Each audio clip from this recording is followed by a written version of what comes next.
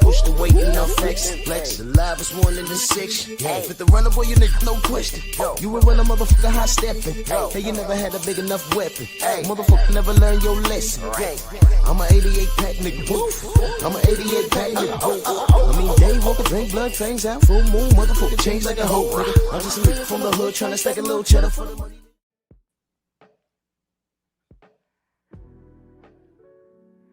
Yeah, buddy. Yeah, buddy. Lightweight. Lightweight, baby. Let's bleed. Drew Titan, Bronx on deck. Shout out to the mighty LDBC. Come on in, smash the like button, like the video, share the video, hype the video. We are our own algorithm. Let's not leave it up to Miguel or his spooning boyfriend dancing in the back over there, Jerome, to do anything for us. We do it for ourselves. We don't deal with these filthy animals.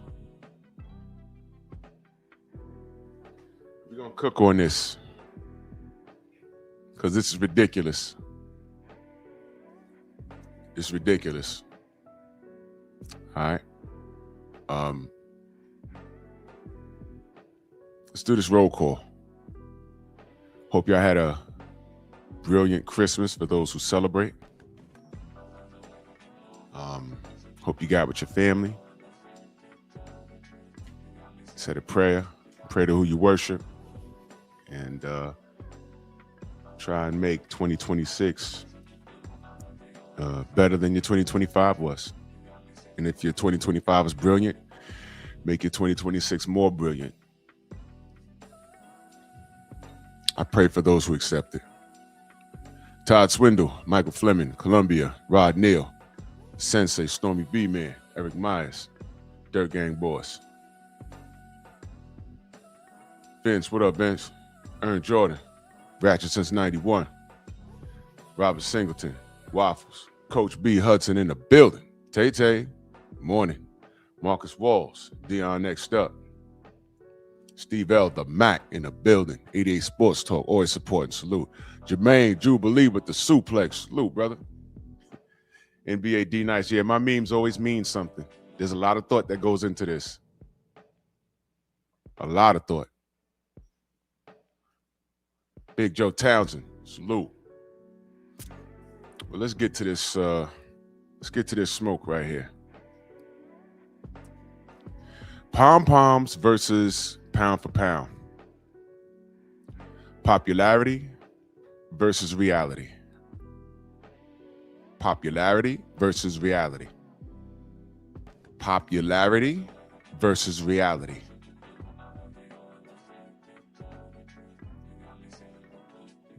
When I say people are waving pom-poms for fighters, you see what those 3 black men are doing? Those are called pom-poms. Those are black male cheerleaders. I just pulled them offline and now I'm making them dance. But those men really exist. They're real dudes. Don't know their names, but I was like, all right. So y'all know this is AI making them dance, but this is what they do for real. They wave pom-poms for whatever team. A condo, my brother, salute, for whatever team they root for. So when I say, you waving pom-poms for these dudes and they haven't done A, B, and C, this is what I mean. This is how I envision y'all. Y'all see Tank Davis in the back right there? Y'all see that? This is how I see you Tank fans. That's y'all. Y'all don't mind wearing spandex and your physique don't matter. Y'all are every bit as wrong as the fat chick wearing yoga pants with no ass, no boobs. She's just all stomach. And she looked like she's built like Danny DeVito when he played the Penguin in a goddamn Batman movie. Gerard Harlem in the building. What up? You all wrong. 4-ounce sniper, salute. You're just wrong. So this pound for pound list came out, presented by Ring. Now, let me be very clear. I never said that Turkey Al-Sheikh is important. He's just footing the bill. But what happens when people have a ton of money and they just want to like foot the bill for something that they love, that don't mean that he's in control of it. He hires people that he trusts, that he knows, what he believes, have an idea on how to run this thing. Oh, you can do it? You do it then. I'll give you the money and you do it. You run it. Oh yeah, you can market this. You can get the fighters you can get the fighters to fight. I'll put the money up and you put together the event. Hey, you're a writer? You're a writer?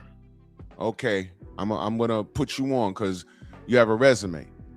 But Turkey, there's a lot of things I can tell he doesn't know. You know, he has people on the payroll that don't know what they're doing. Dana White trying to kill the Muhammad Ali Act. But meanwhile, Turkey Al-Sheikh says boxing isn't as great if there's not a black heavyweight champion. But you put Dana White involved, right? You put him, you trying to put him in charge. Well, you put him in charge of TKO. We all know what he's trying to do. And, you know, the first undisputed heavyweight champion in the 4-belt era is who? A white man. You know, I could tell Turkey wasn't paying attention. He just trusted people to do what he's paying them to do. Jalen Hudson, my brother Iraq, salute. And Turkey's not perfect.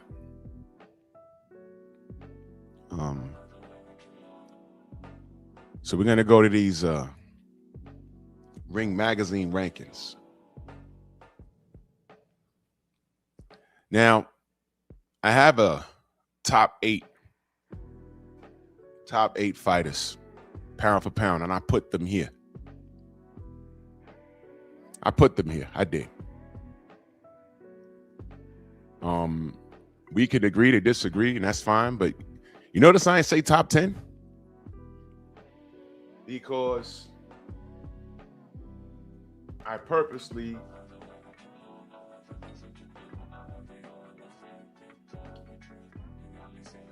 left two people off. My number one pound for pound fighter would have been Terrence Bud Crawford, but he's since retired. He'd have been number one, but he's retired, and I'm not replacing him. Well, I can replace him with Devin Haney. All right. Now, I didn't put these guys in order because I just did it last night. I don't really do a pound for pound thing, but I'll do it before the year's out. But Devin Haney's my number one pound for pound fighter. He's number one because Bud retired, right? And I purposely left Teofimo Lopez off of here because mother suck him. Okay? I left him off.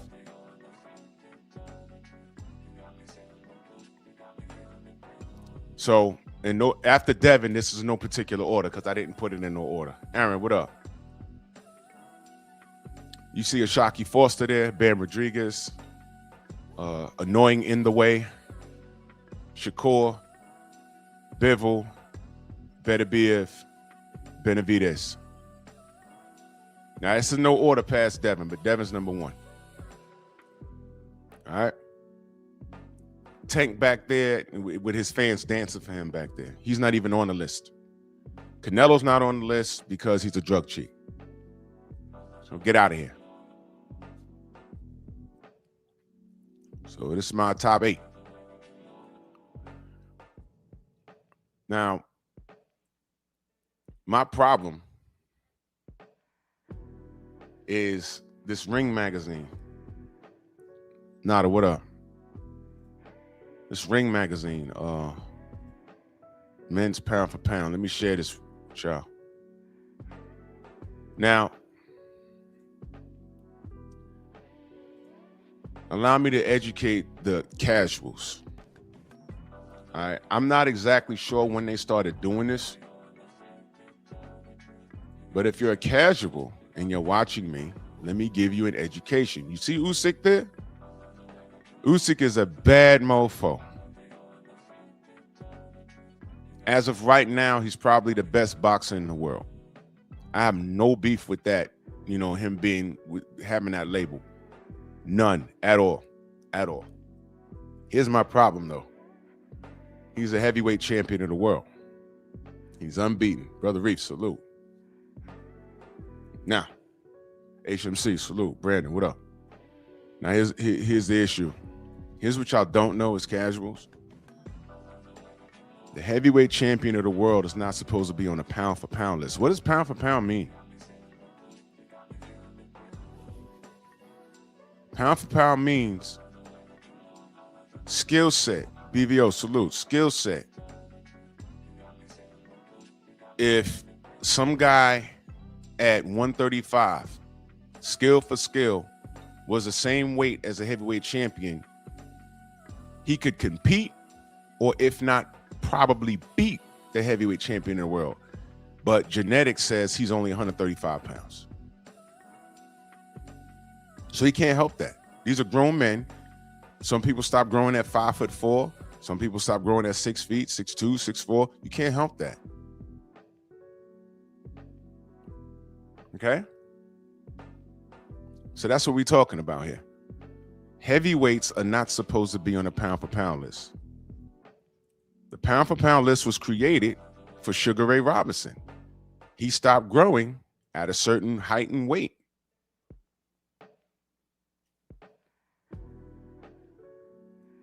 So they had to compare him to the heavyweight champion of the world when he was active.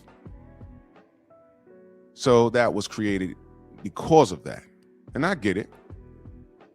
Pound for pound, an ant is stronger than an elephant.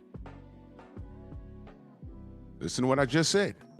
Pound for pound, an ant is stronger than an elephant. I'm not saying an ant could beat an elephant. I'm not saying that. But I think an ant could pull what? 10 times its own body weight? What does that mean? Imagine you being able to squat and bench press and throw 10 times your body weight. If you're 200 pounds, do the math.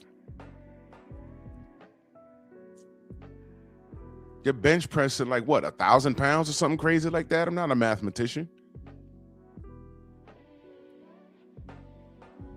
You'd be a superhero.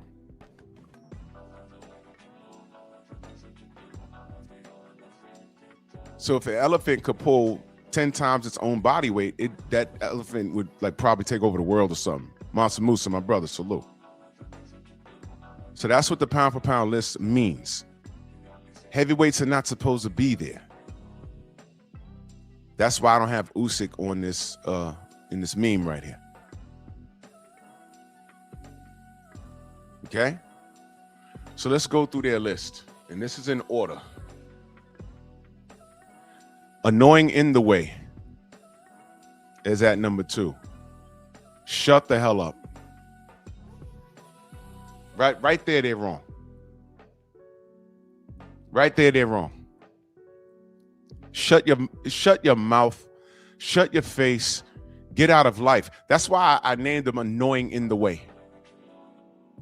Let me be very clear.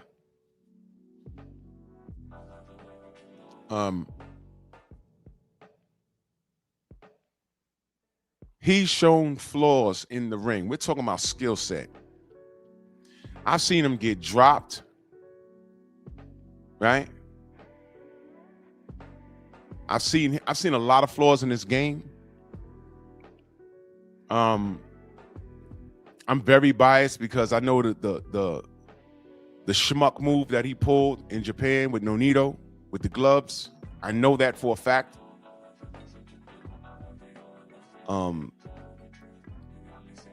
They stack their wraps over there and it's legal.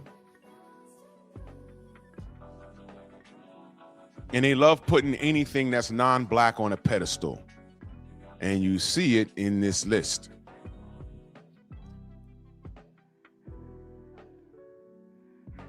That's why I call them annoying in the way. They like rolling out the red carpet for anything that's not black. They sure do.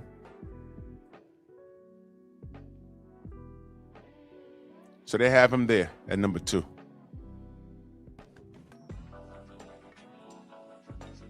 Number 2, right there. So I was looking at this list like, what the fudge? And then I go to number 3. Can I ask y'all a question? And this is no shade. This is no shade to Jesse Bam Rodriguez. This is no shade, but I'm going to ask you a question.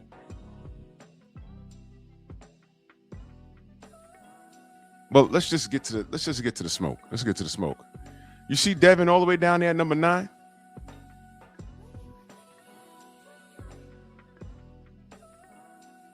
Has Bam, how many fighters on this list has accomplished more than Devin Haney?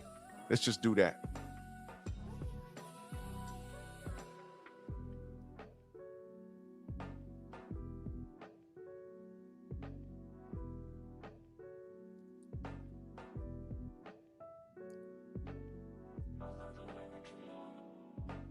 Look at the damn list. How the fuck is Shakur ahead of Devin on this list? A lot of y'all don't even know who Oscar Collazo is. Let's not play. Don't fucking play with me. See, I'm getting annoyed now. Don't play with me.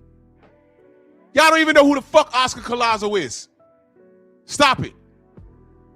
Stop. Stop.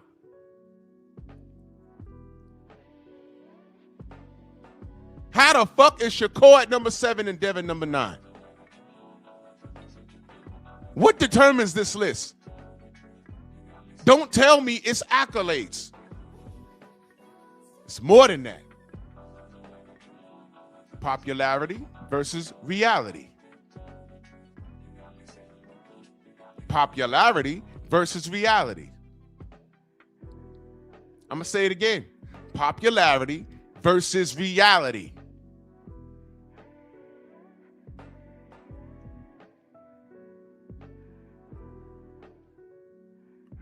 How the fuck is Shakur ahead of Devin? Man, bro, nah. You know what? What's the criteria of a pound for pound list? Because here's what I've come to understand. Everybody has a different definition. There's a Tank fan looking at this right now in their feelings. So what are we including? It's the same thing with the Hall of Fame conversation. I asked, what's the criteria to get in there now? Everything is bugged out.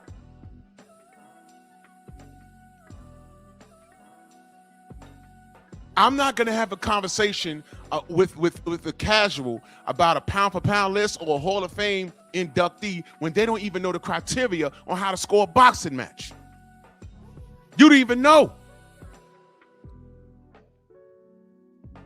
Asaph says accomplishments and performances. Let me ask you a question, Asaph.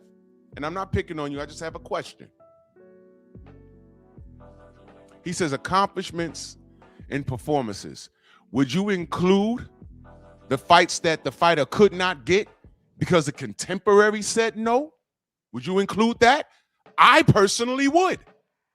Because Devin would have had a deeper resume had his contemporary said yes. Capiche? I mean, am I wrong on that? I include shit like that. I saw a pound for pound list years ago where I'm reading it and it had multiple heavyweights on it. I'm like, oh, this is crazy. But then I'm looking at accomplishments. You know what they included? Revenue generated. And I said, when did this become a criteria to make a list?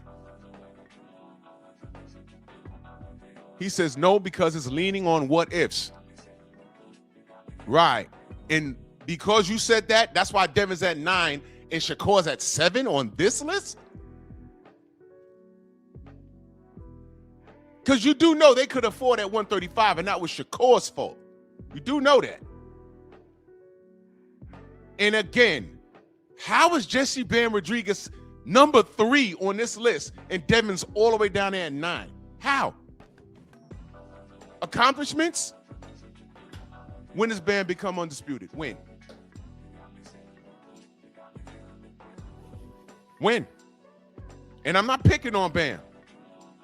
He got a lot in the tank.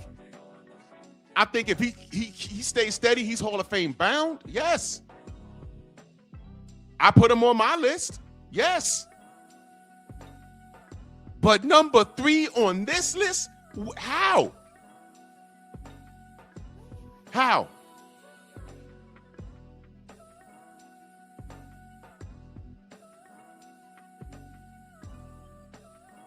Does anybody know who Oscar Collazo is without going to Google? I know who he is, but I'm shocked. How is he on this list? Let me be very clear. I don't put Teofimo Lopez on this list because fuck him.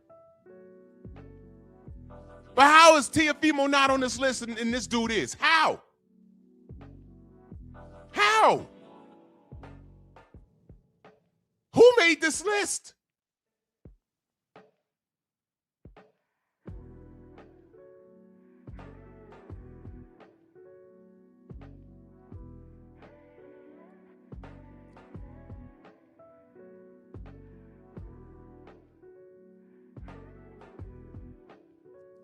Y'all don't want to include the what ifs? And then look at how low David Benavidez is on here. You know what the biggest what if is? Is the man that's not on this list, and that's Canelo Alvarez. Canelo's been ducking David for at least, I'm a lowballer, at least 5 years. I think it's more than that. You want to apply frozen out to somebody in our era, one of the people you apply it to, you can try and apply it to, is David Benavidez. Canelo really tried to freeze him out of opportunity while making hundreds of millions of dollars.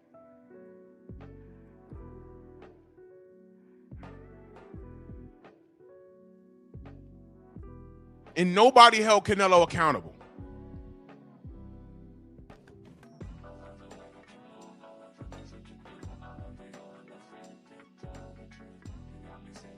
This is why you don't let casuals anywhere near the sport. Once you see them, you laugh at them and you put them to the side. Because the pound for pound list has become a popularity contest. This list makes no goddamn sense. It's all over the place. Are these guys good fighters? Yes.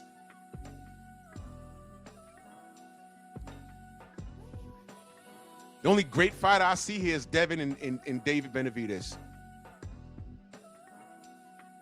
I'll give Dmitry Bivol and Artur Beterbiev, I'll put them on the same level because they split 1-1, but they should have fought 5 years ago. So they're their main contemporaries and they're fighting each other. So I give them all the props in the world. At 175, between the both of them, they cleaned everything out. So I salute them. I salute them.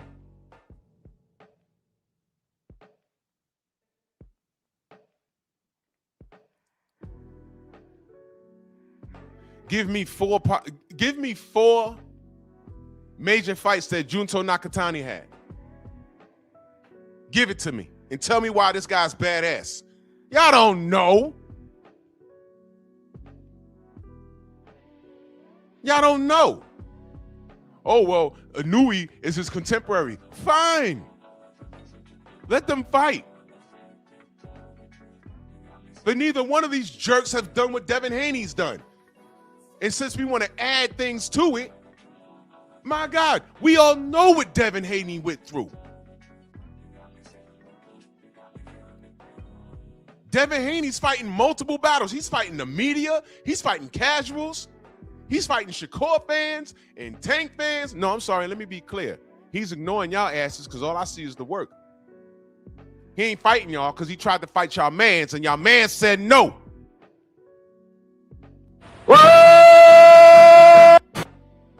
What? He ain't fighting y'all. He's trying to fight y'all. He's trying to fight y'all mans and y'all man said no.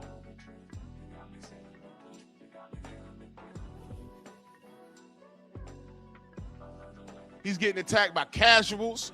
He's getting attacked by the media. He's getting attacked by Bernie the boxer. Y'all saw that shit? Hey, all right, that's a whole nother live stream, bro. That's crazy. That's crazy. But whatever. Whatever. So if you want to add things to a pound for pound list, you see, the more y'all add to it, the more you weaken your argument.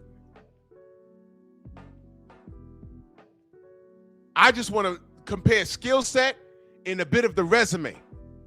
Okay, you can never go heavyweight, but you was fighting at 147. So who'd you fight over there? Oh, this guy was your mandatory. Oh, you went and took this belt. Oh, you did that. Oh, okay. So if you was in the ring with Usyk and size wasn't an issue, you could compete.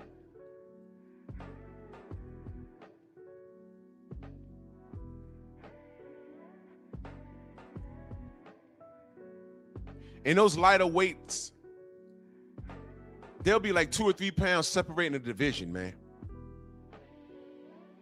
What is it? 112 to 115? What's after that? 118 or something?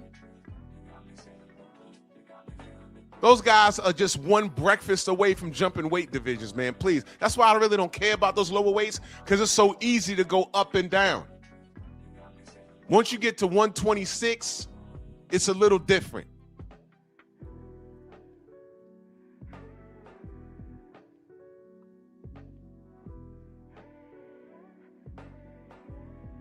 I'm looking at everybody.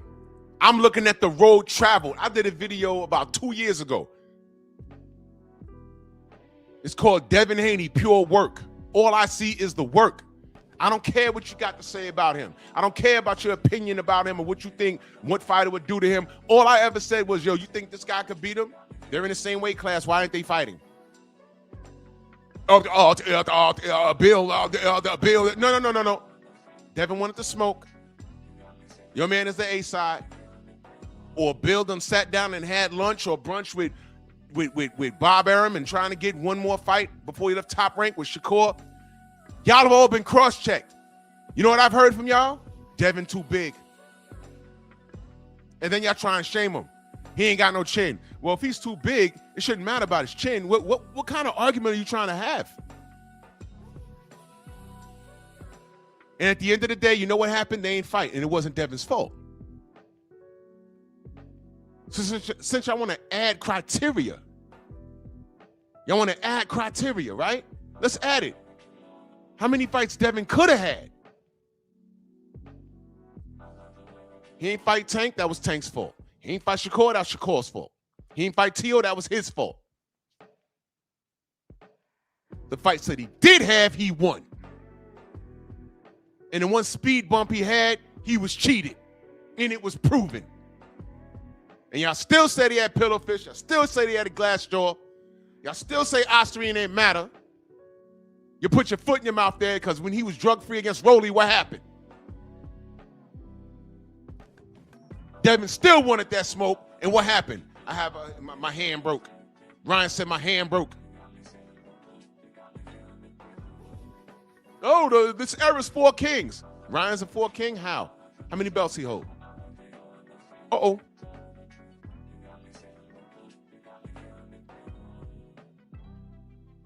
Y'all don't even know who the fuck the 4 kings were. And if y'all do know, y'all don't even know why they were called the 4 kings. Let me help you out. The 4 kings fought each other. All of them.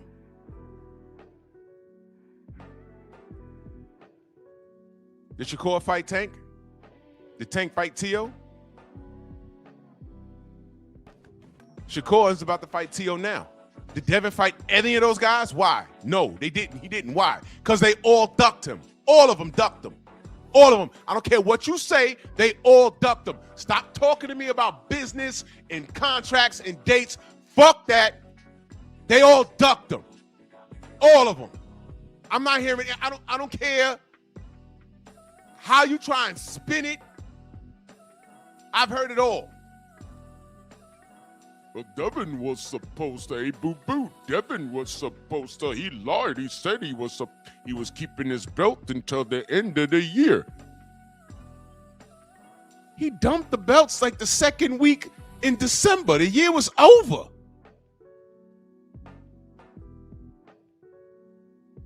Superdale Matias ducked Devin. All these guys ducked. That's another thing. You idiots, y'all don't even know what proper lingo is. Duck defined. Your contemporary wants to smoke, and for whatever reason, you said no. That's a duck. It makes it worse when the duck doesn't make any sense. But a duck is a duck. I don't care if you don't like the lingo. It is what it is.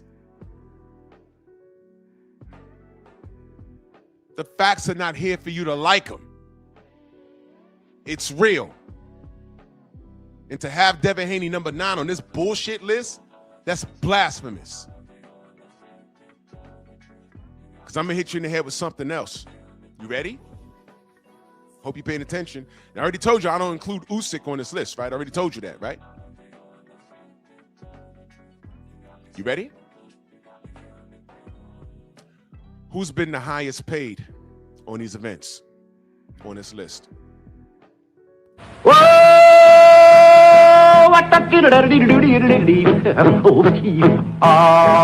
Go! All right. Now listen, I could be wrong. I don't know how much Better Be Even Bibble made. But since y'all like to factor in people's pockets and shit, Eric Jordan, salute. Y'all like to talk about pockets. I'm going to go with Devin. Now, it's a possibility that between Bivol and Better Be If, they might have, when they got together, listen to what I'm saying. When they got together, they might have made a decent piece of change. But here's what I know. Here's what I know. Pay attention. If Arthur Better Be If and Bivol fight anyone else but each other, are they making as much as Devin Haney? It's a question. It's just a question. Oh, our sniper, salute to you in that super chat. Much love and appreciation. Thank you. Thank you, brother.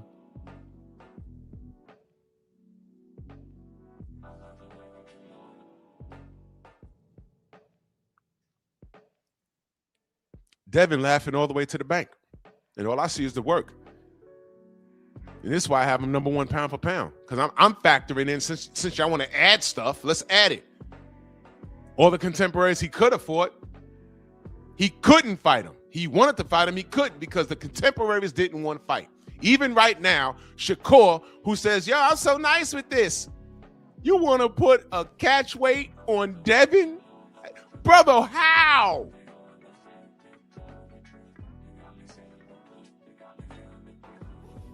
How? Delano says, so Bivol lost and Tank tied and Tank not on the list? What do you mean Tank tied? Oh, the draw? Yeah, well, you already know it's fuck Tank. And Bivoil, I'm only reading how you spell it. Bivol lost, but you know what? You know what, Delano? Bivol lost to who?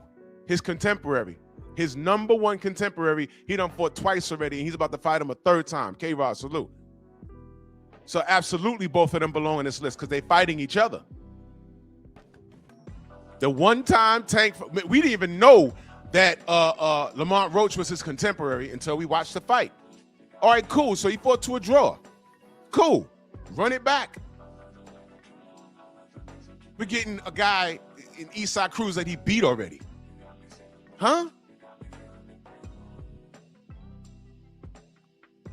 Man, get him the fuck up out of here, man. Tank is nowhere on this list. If they put Oscar Collazo on here, come on, bro. This list is dead serious. I'm still waiting. Look, they're creating a contemporary for Inoue, a fellow countryman who has a pretty good record. What is his record? 31 wins, 24 knockouts, no losses, no draws. Give me 3 of Junto's opponents that made you say, yo, man, this guy's for real. This guy's for real. Give me 3. Now I'm gonna stop. It's a joke. You don't know anybody on his resume, so it don't matter.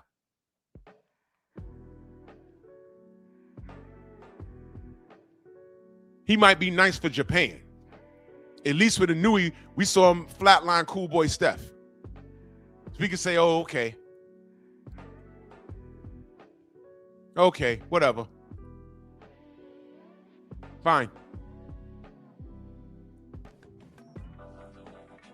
So they're building this fight up. But y'all, over here, y'all don't even know if this dude Nakatani's nice or not. Y'all don't know. And Oscar Collazo down there with that damn hat. 13 wins, 10 KOs. 13 wins. And somebody will get in here and argue for him. And I'm looking at Devin, 33 wins, 15 knockouts, no losses, no draws. David Benavidez, 31 wins, 25 KOs, no losses, no draws.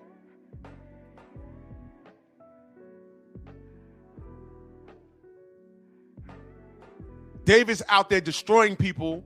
He beat up everybody in 68. Canelo ducked him. That's an accolade. I don't care. Canelo ducked him out loud. He ducked him out loud. I'm going to say it one more time. He ducked him out loud. That's a dub for me. Canelo ducked David Benavidez out loud. Somehow they got Shakur ahead of him.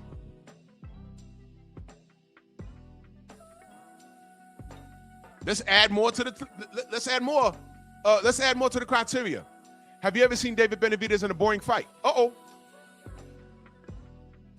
Let's talk about it.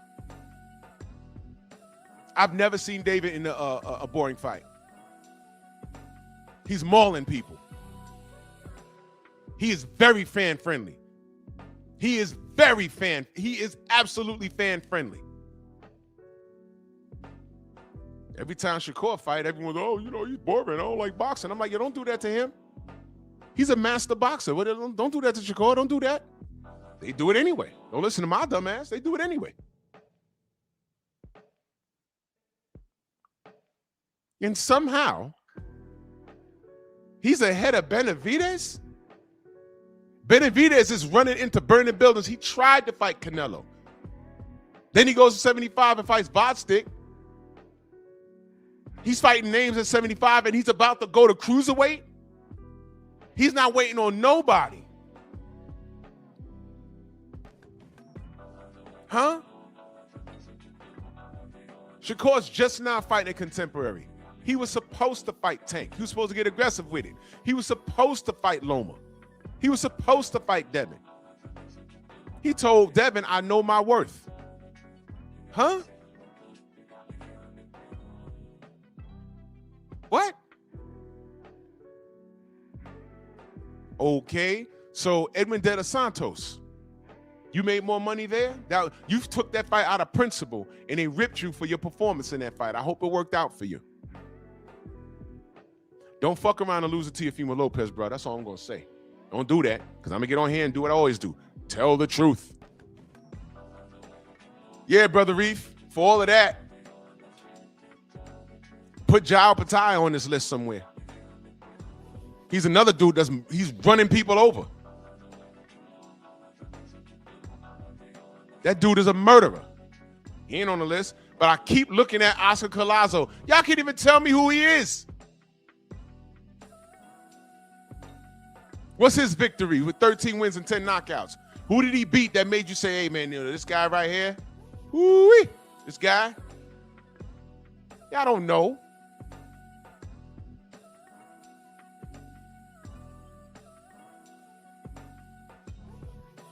Who's had a better route to greatness, Devin Haney or Junto Nakatani? That's frustrating the hell out of me.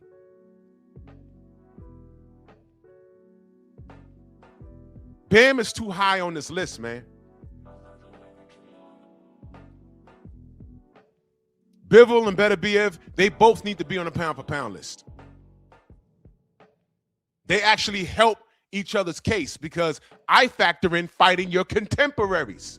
Like I told you before, You ain't got to win all your fights to go to the Hall of Fame. But if I could look at your resume and say, okay, well, when you was a champion, you fought your mandatory here, and this guy, y'all was in the same sentence, and y'all fought twice, or you had 3 guys around you and you fought all those guys, okay. You lost 2, you won 3, okay, I'll give it to you.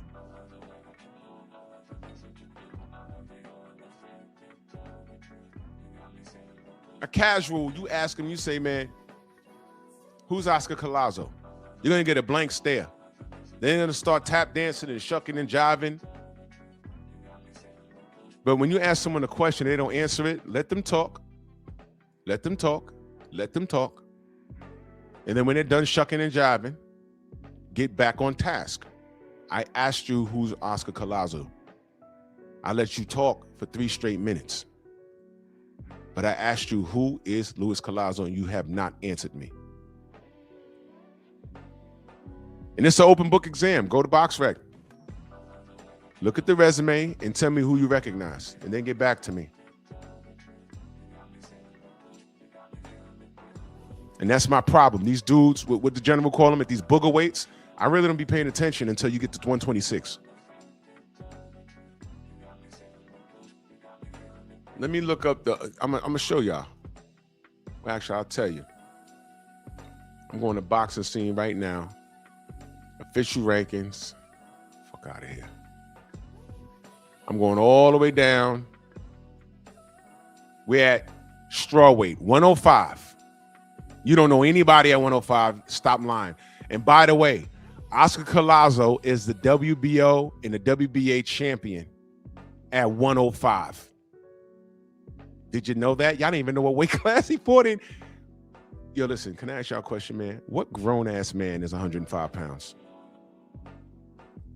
What is this? Is he the DEI of boxing? You got to include someone from down there? Now, look, he could be nice. He could be nice. But you got to include somebody from, look, man, I ain't make the rules. God made him that small. 105 pounds. He's a strawweight. He's unified. You got to be kidding. All right, man, whatever. 105 to 108. So basically, a guy like Collazo can go up 3 pounds and get in be in multiple divisions. Now, the other day, I talked about how Hank Armstrong was a champion in 3 weight classes, and he didn't get rid of those belts. He defended them. So a junior flyweight at 108 pounds, he couldn't go back down 3 pounds to 105 and get a belt and defend. He can't defend the 105 pounds and the 108 pound belt. So you got 105, 108, strawweight, the junior flyweight. Then we got flyweight at 112. You see what I mean? If you're 105 pounds, all you gotta do is eat fucking breakfast and get on the scales, and you'll weigh 120. You'll weigh 112. In about 4 hours, you take a dump, and you're back in the game. 105, 108, 112, 115. Are you kidding me, man?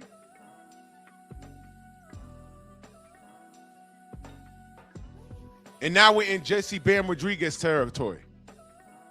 He's unified. Well, he's the interim at WBA. Then you're at 118. You see this? You could be 105, and after Thanksgiving, you'll be 120 pounds. Yo, stop this. Stop this madness. Stop this madness. After 18 is 122, and that's when Anui is undisputed. And then we get to 26. This is where I start paying attention.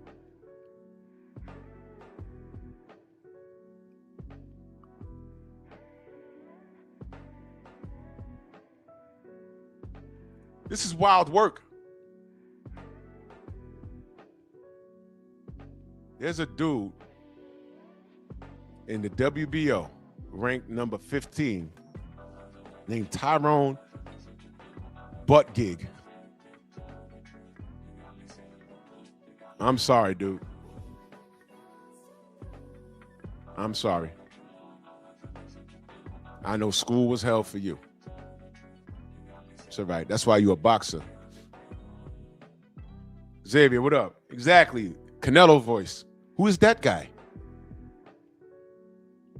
Secret Consciousness, salute. Who's that guy? But salute, Oscar Collazo, you made the list. And nobody knows who the F you are.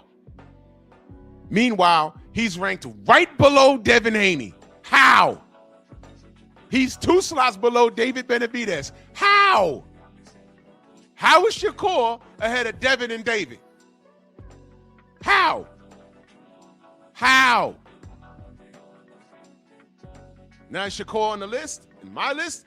Yes. He is. Oscar Valdez, solid win. I'll give him that. He smoked him. It wasn't even close. Knocked him down and all that. I respect his skill set. I'm not the one running around here saying he's boring. Is Jesse on my list? Yes. Yes. T.O.'s not on my list because fuck him.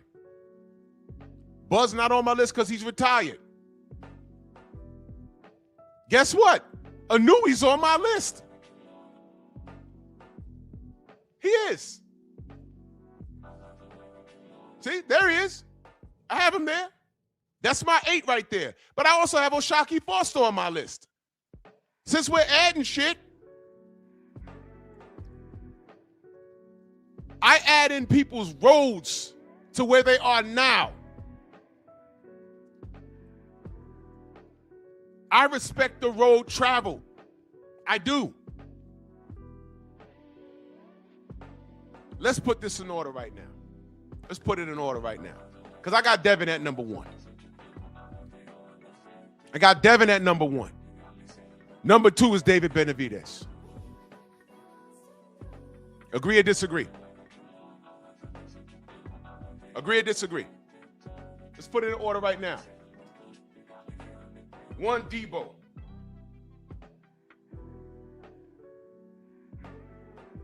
Agree or disagree? 2, Benavidez.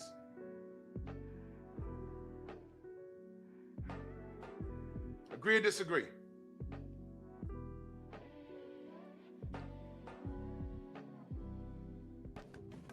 Okay. I'm going slow for y'all. All right, number 3. Who we putting there?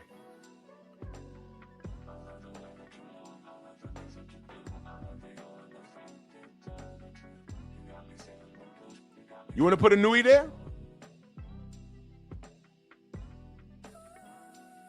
I'm just not, because I'm going to be a douche about it. I'm just not. How about that? Fuck that. Number 3, I'm going to put Better Biv. You're right, 88.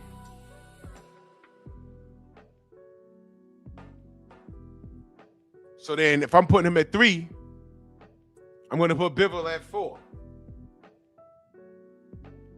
You know why? They're major contemporaries. They're major contemporaries, and they're fighting each other. And they're going on the 4th fight. I respect it. They're getting it done. They didn't complain. They were showing the money, and they did it. Twice. Okay? So after Bivol, who we got? I'll put Bam there. I'll put Bam there. No disrespect. I'll put Bam.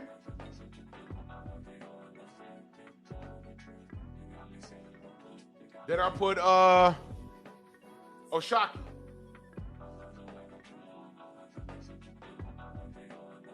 Okay, Shock at number 6.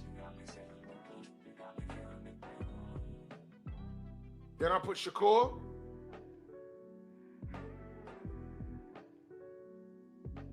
Then at number 8, I put Inui.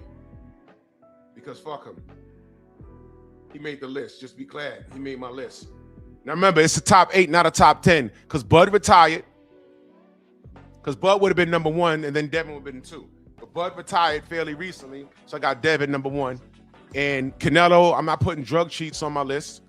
Drug cheats who use the PED, because I know y'all coming with it. Oh, well, cocaine with Benavidez. It's not a ped. He was partying, and he fucked up. And he admitted it, by the way. He was partying, and he admitted it. Canelo never admitted it. He blamed cows. That's what he did. So Inui, with all the accolades, I'm just not putting him there because they rolled out the red carpet for him, and I don't appreciate that.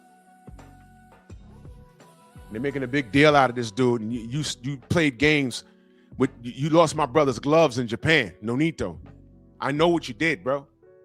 And then you stack your raps and all that. We saw it on ESPN. I said, what the fuck? What? Now, get Inui the fuck up out of here. But I'll put him there just for y'all. I got Shakur at number 7. Why he so low? Well, do y'all know he ducked Oshaki? That's why I got Shaq above him. Y'all know he ducked him, right? Y'all know he ducked him, right? Okay. So that's a that's a demerit. You ducked Oshaki, bro. That went right under the radar, right? I saw you when you did it. But I put this dude on the list. 88 Sports talking in Super Chat. He said, hey, Drew, you forgot Collazo. Yeah, Luis Collazo. Shout out to Brooklyn. Hell no. I know just what I was doing. 105 pounds. Man, don't nobody know what's good. That's the Nat weight. Don't nobody know what's going on down there. And I say that respectfully. But to have him on the list, that's the DEI boxing list right there. That's the everybody gets a house. That's the bubble. Y'all remember that? Years ago, everybody gets a home. And what happened when the bubble burst? You're making $25,000 a year. You got a $300,000 mortgage. It don't match. You wasn't supposed to get approved. Shout out to George Bush.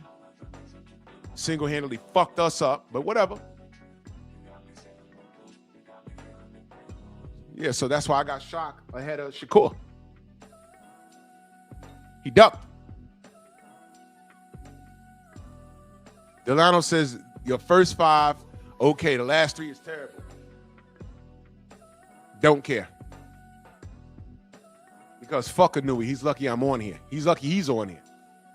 And Shakur ducked Devin. Shakur didn't smash the gas on Tank hard enough. Shakur wants to fight Devin at a catch weight right now. You see, you gotta understand, Delano, we're including other things. Because if you just leave it on boxing and skill set, how would this list look?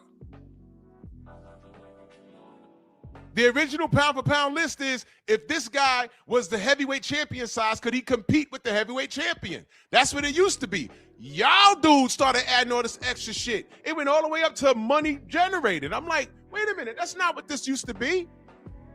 Y'all did this. I'm just playing the game that y'all playing. Let's play the game. If Devin was 220 pounds, he could compete with Usyk.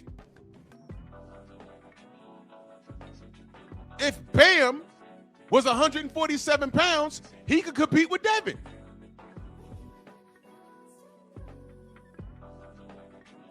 That's how it's supposed to go. Now watch this. If David Benavidez goes to cruiserweight, he starts beating niggas up like he's been doing since 168, what's to stop him from going up to like 210 pounds? Can he compete with Usyk? Probably. That's why he's on this list. That's a bad man. If Devin and David were the same size, that'd be a hell of a fight.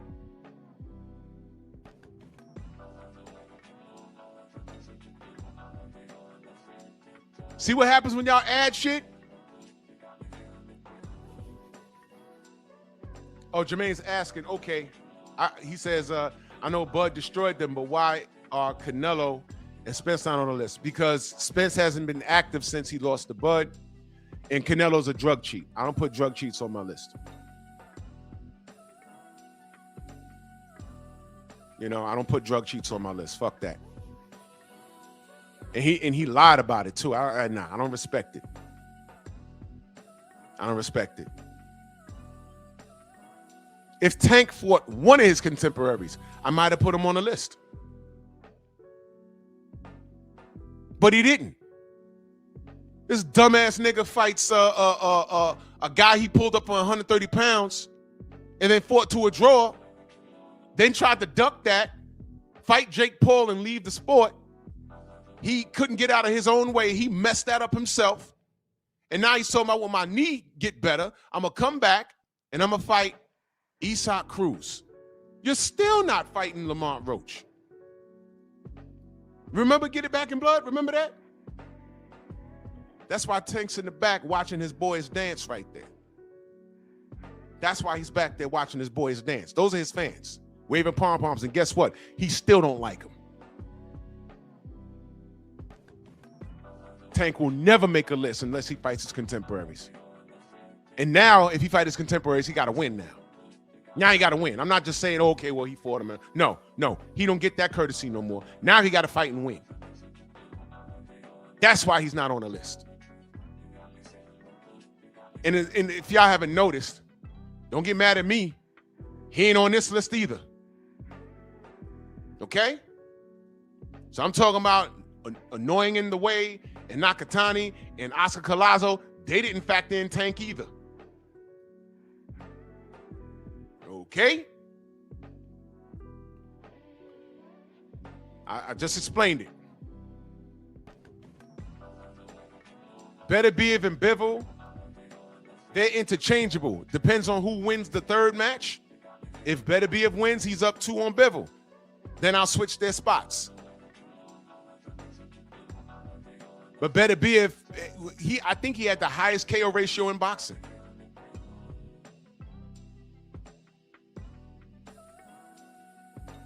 But Beterbiev and Bivol, they joint at the hip. They fought each other. They fought each other. And the reason why I got Devin number 1, not only because of the resume, but all of the near misses. He tried to fight his contemporaries. They all said no. I just spoke to T.O. a couple of weeks ago. Y'all saw it. He's a living, walking contradiction. I asked him, I said, so was this a part of your plan? To fight Shakur and spin the block and then come back and fight Devin? He said, it has motion now, right? And I'm trying to set him up. I said, does it? I asked him like 3 times, does it? Does it? You tell me. No, you tell me. Because my follow-up question was about to be, it had more motion when you had 3 belts at Undisputed, at Unified, and he had the WBC strap. But right when I started walking up on him, all the security surrounded everybody. Oh, we good? We good? We good? No, they know I was about to get his ass. I said, man, fuck this. Oh, they go Eddie Hearn. Let me talk to him. And then he start lying to me. Then they put the cameras back up in front of T.O. Ran back over there. Oh, I paid for that super belt that I had. Oh, you mean the franchise? Okay, so by those rules, were you really undisputed? He's like, thank you. No, I wasn't asking you a question.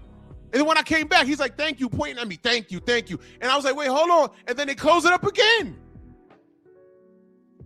They close it up again.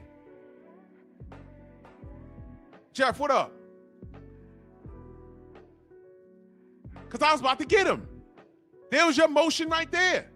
You could have took care of the Devin Haney work at 35 right there. I'm not making it up. When Punch Drunk said, yo, man, if I can't keep it real with the people I love, what am I doing here? It's a duck. He said that, and he was there.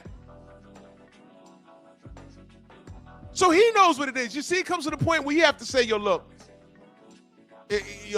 do I have my own credibility to worry about, or am I just going to stand in the pocket for this dude, even though I know he's doing wrong by way of tribalism. You got to make a decision. You got to keep it honest. Do y'all know that BFTB told Bill, don't put me in a position where I'm going to have to, I forgot the exact words, but he basically told Bill, don't put me in a position where I'm going to have to, go in on you. In other words, you're doing great now. But, if you start acting fugazi and ducking fights, I'm going to say what's going on. Integrity is everything, and that's fair. We over here, we keep people accountable. We actually keep fighters accountable. The ones that pay attention to us. Once they start doing their own thing, they stop fucking with us. Did y'all know that 78 had a good relationship with Keith Thurman back when he was one time? Y'all know that? Go back in his archives about almost a decade ago. He used to be on the show and everything. Then he stopped answering his phone. What happened? You know what happened? Motherfucker got all Hollywood. And he started moving funny. Now you got to make a choice. Move funny, make your money, but move funny, boss. But you can't come back to any of us because we're going to ask you, man, why'd you do that? And we're just going to let you talk. Hey, man, you could have did this, this, and this, but you chose to do that. Why'd you do that? Hey, man, Errol Spence was there,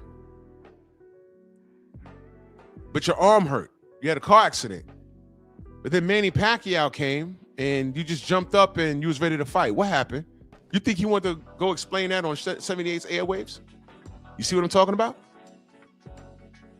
So once they make a decision to go Hollywood, they stop coming around. You see what I mean? I'm not lying. Look it up. I'm not lying. And we haven't seen Keith since.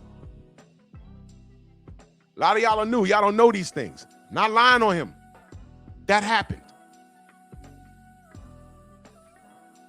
Right, John? When he wanted all the smoke.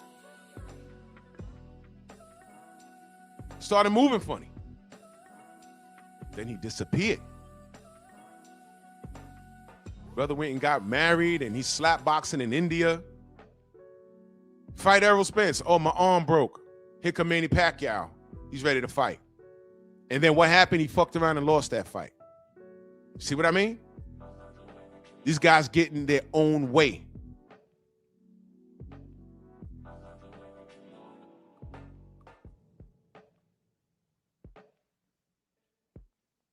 So that's my list. It's my top 8. It's not top 10. It's top 8.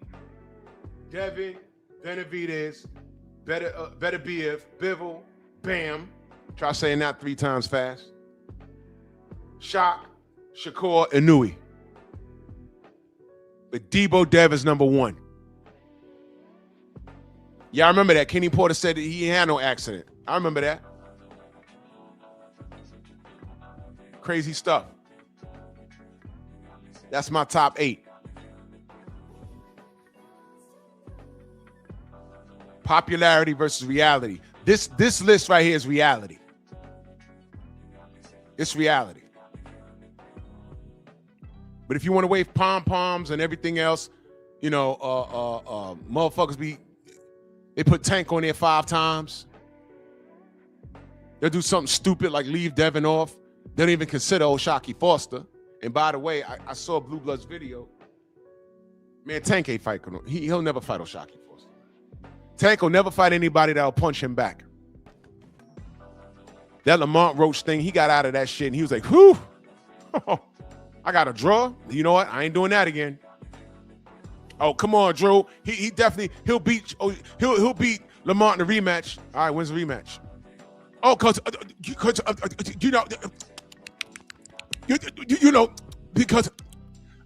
Cruz, there's more money in it.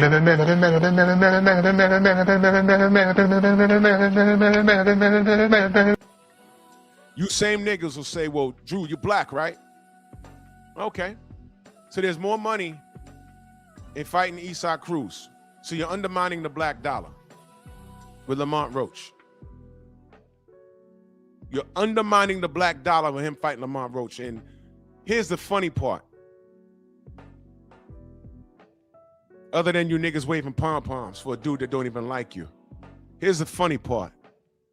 You asked me if I'm black, but you undermine the black dollar. When he decided to fight Lamont Roach, we went crazy out here. We went crazy.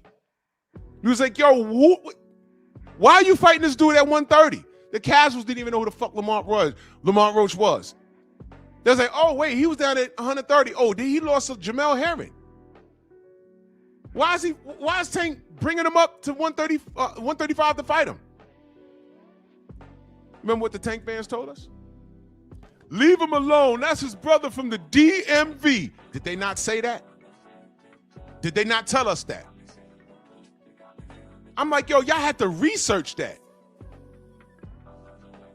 And remember they were supposed to go to Houston at the Toyota Center? Remember they were supposed to go over there? Remember that? And we were like, wait, they ain't no money? Or what's going on? I thought they were going to Houston. I ain't even going to get into all of that. So then they come to my city, then they go to Brooklyn. The goddamn press conference was sponsored by Temu. It was bad. We're like, yo, what's going on with the PBC? We didn't ask for Lamont Roach. She thought she was going to Houston. I'm like, wait, hold on. What is going on here? What's going on? We just asking questions. They getting mad at us while waving the pom-poms, dancing like that. We going to Texas. We going to Texas. Oh, we're not going to Texas. We going to Brooklyn. We going to Brooklyn.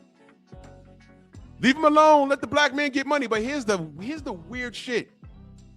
You say that Eastside Cruz is the money fight over Quiet Storm, salute my brother.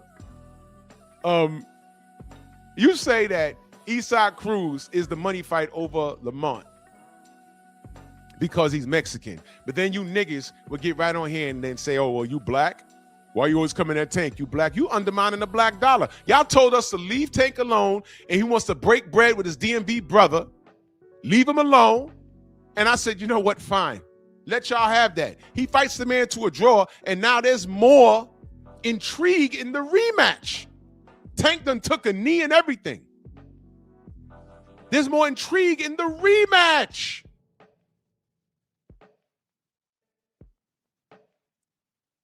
In between Lamont Roach and Eastside Cruz, they not only did they fight to a draw, but did I read that only did 66,000 views or something like that? Well, I don't know what high views are anymore because it's changed in the last 5 years, so I don't know. But they released that number. I don't know. Were they trying to say that was pretty low for a Mexican fighter? Was it because he didn't have a proper dance partner in Lamont Roach? No, Lamont Roach is the guy that fought Tank to a draw. And Isak is the dude that fought Tank with one hand, and Tank beat him. So there's no score to settle on Tank's end. There's a score to settle on the Lamont Roach end. And furthermore, you Tank fans are living contradictions because you're undermining the black dollar because you're black, aren't you? Y'all told us to leave him alone and let him fight his DMV brother, right?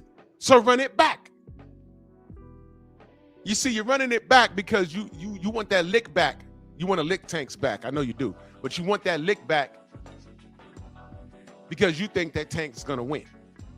Fine.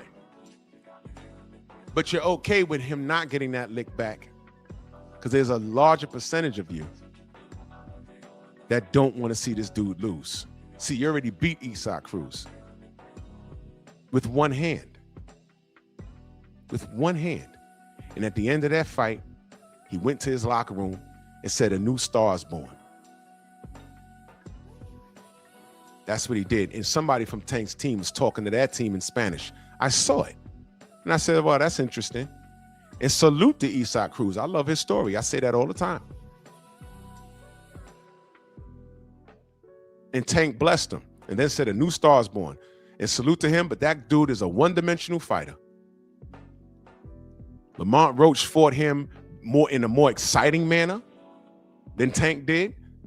He wasn't boxing him. Oh, y'all call it running, though. But I watched Tank box Eastside Cruz. Y'all call it running, though. Oh, I'm sorry. It's boxing when Tank does it. Get your mind out the gutter. It's boxing when Tank does it, right? So I watched Tank box. I watched Lamont Roach fight Isak in the pocket, eat punches, give it back. Got knocked down in that fight. And I thought Lamont Roach was in complete control of the fight. They made it a draw. Whatever. So 2 fights in a row, he has a draw. He fought Tank Davis to a draw. He fought Isak to a draw.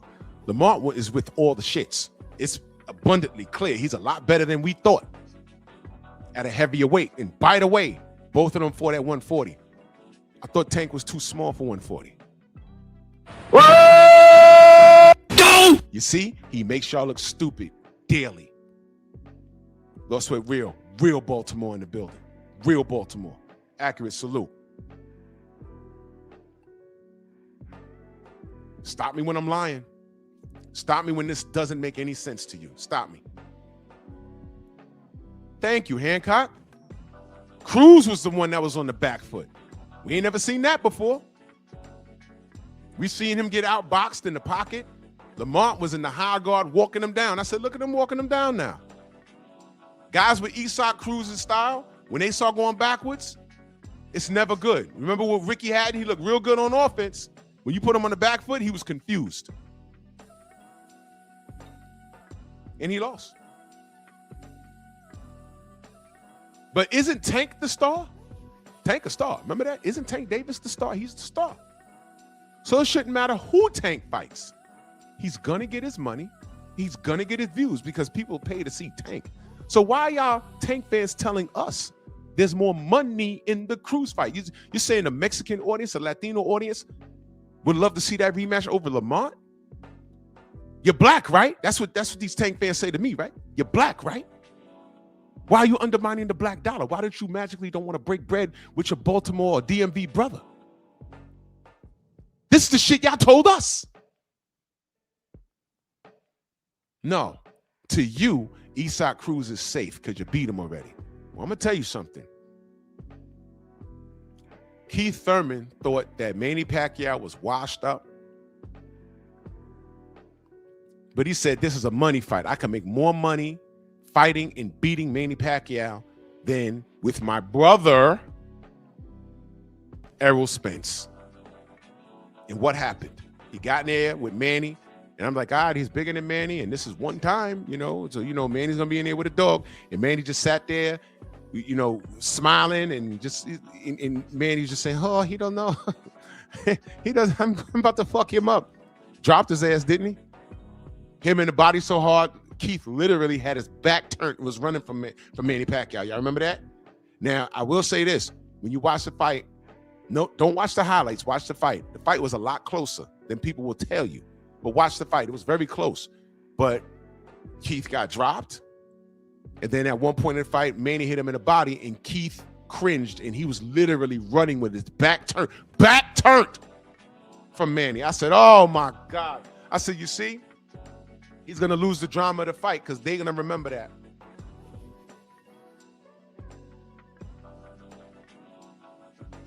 So I love how you Tank fans question my blackness. And y'all are cool with this little nigga rematching a guy that he fought and beat already with one hand. And what happened to you breaking bread? What happened to you breaking bread with your black brother? Because Tank is the star. He's going to sell regardless, right? I love Tank fans. They're the epitome of retardation. You niggas are dumb as hell. You niggas, you knuckle dragging, bumpy knuckle, big lip. You guys, oh my God, I gotta hit it one time for the one time.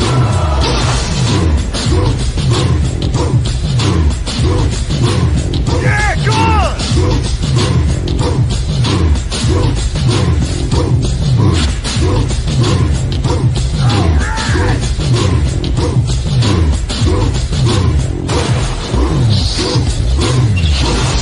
Yeah, man, come on!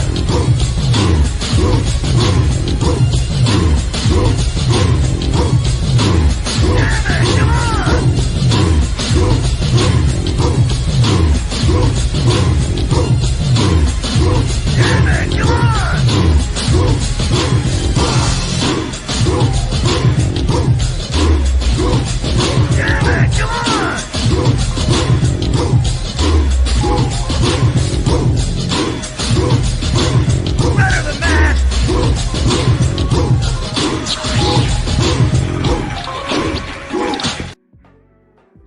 Dion, you right. That slipped my mind. There was no testing in that Thurman fight too, and Manny came in there looking like it was 2007. But you know, what do I know? What do I know? He was so thirsty. Manny came in there looking like it was 2007. I was like, yo, okay. But you know what, Keith? You ain't gonna say nothing. I ain't gonna say nothing. Because I get on here and I say enough. I done talked about Manny. I talked about all these niggas, man. Talk about all these cheaters. But Manny's never been caught. All right, really, man? The knockout stop when Floyd was insisting on OSDT. When Nonito was running around saying, nope, I volunteer. I'm doing this. This is a fucked off sport. All of a sudden the KO stopped, right? No drug testing leading up to him versus Thurman, and Thurman on the floor.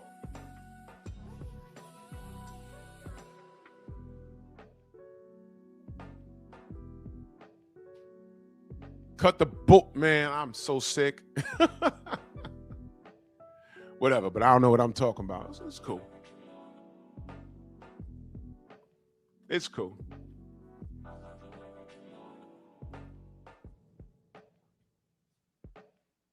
Gooder says I had a 6-6, but Manny dropped him. That knockdown was a deciding factor. And you can make the case that when he hit him with that body shot and Keith literally turned his back. And let me see if I can find that.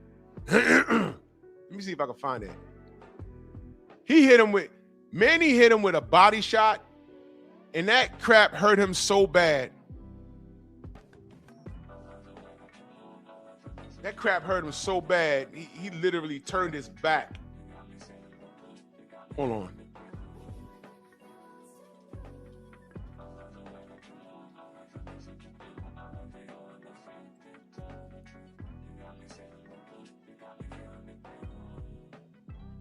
Let me see. All right, that's the first knockdown. There was a part where he hit him in the body. The fight was close, but Manny looked like it was 2007 fighting him. I was like, yo, Keith, what happened? There it is. All right, this is the part where I had to be very careful. I gotta be very careful because goddamn. I gotta be very careful. All right, fair use. Not doing no sound. All right, let's bring it back.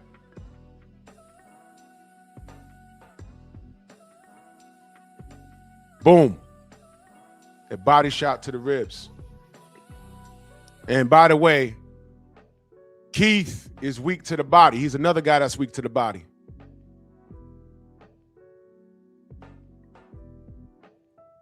He ate that.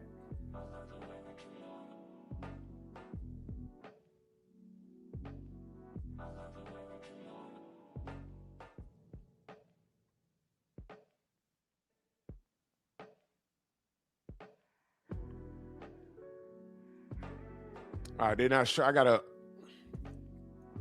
not showing me on here. I ain't gonna. I'm not gonna do too much because big stations like Top Rank and PBC, they don't like you airing any of this shit. They don't like you airing any of this shit, man. So you know, but y'all know what I'm talking about. There was a part where Manny hit him in the body, and this motherfucker turned his back and started running, like ran away from him. I was like, oh. Anthony, what up, man? Salute. Give power to my nigger sword!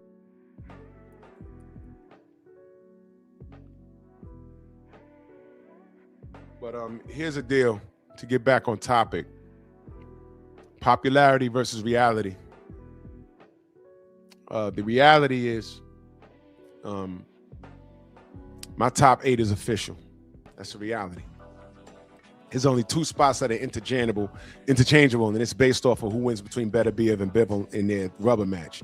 The fact that they're there speaks volumes because they're their major contemporaries and they're fighting each other. Benavidez is number 2 because he's just running through shit. And I rate what these guys tried to do and didn't do it because their contemporaries said no.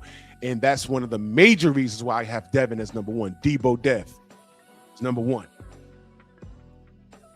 Debo Dev is number 1. Pound for pound. Bud is retired. That's why he's not on the list, because he's retired. But Debo Dev is number 1. All right. I got Shaq over Shakur because fuck Shakur. It'd have been okay had he had fought Devin at 135. He could have won that fight. Devin was drained. That's what he said, right? But he didn't do it. And then he was when Devin left, he was sitting there looking at Tank for months. Remember, I did videos on it. I was thinking, why are they looking at each other? They need to fight. That's a unification right there. And then when he does start talking, I don't think he was aggressive enough. Until like fairly recently. You posturing for bigger paydays. You posturing for money. Devin didn't do all of that. He said, man, let me go get these belts. While y'all posturing for money, Devin was stacking his legacy. Going to different countries. Winning undisputed, defending undisputed. What are we talking about here?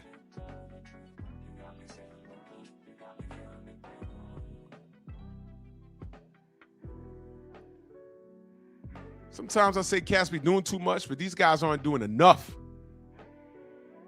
Shakur's ass is lucky he's on this list too. You don't meet my criteria in certain cases. Are you brilliant in that ring? Cool, yeah, you are. But what happened to you versus O'Shaquie Foster? What happened to that? Keyshawn Davis is not your blood brother. What's this? I'm not fighting my brother. Y'all niggas ain't related. What? What?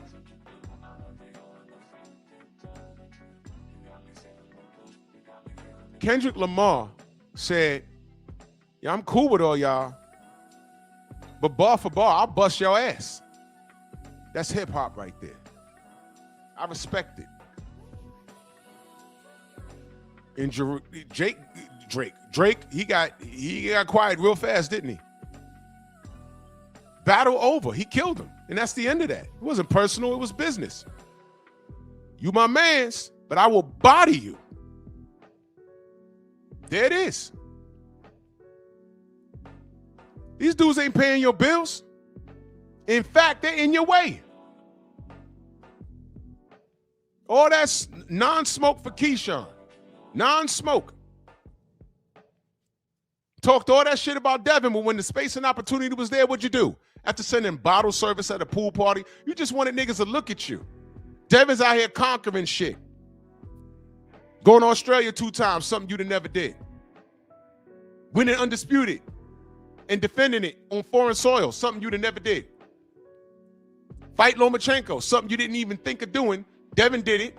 And then you talk shit about Devin and then come to the pool party and tell him about sign a contract. So you're a liar.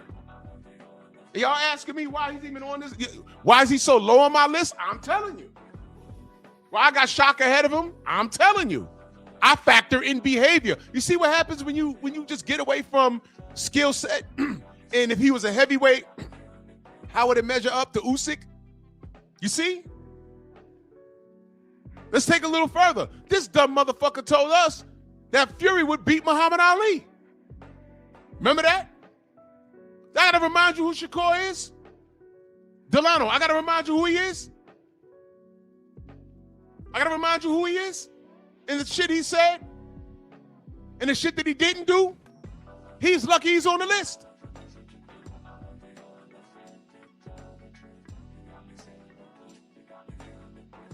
He's lucky.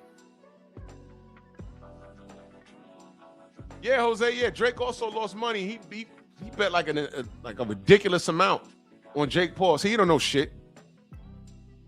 Stick to music. You know what I'm saying? He don't know.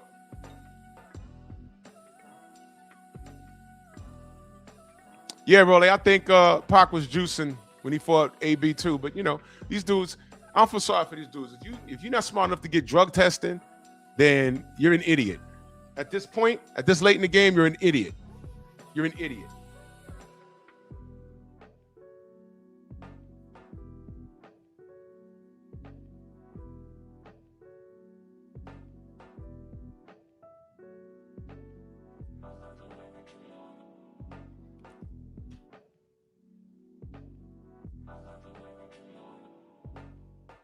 Where's the lie, man? Am I lying on these dudes or what?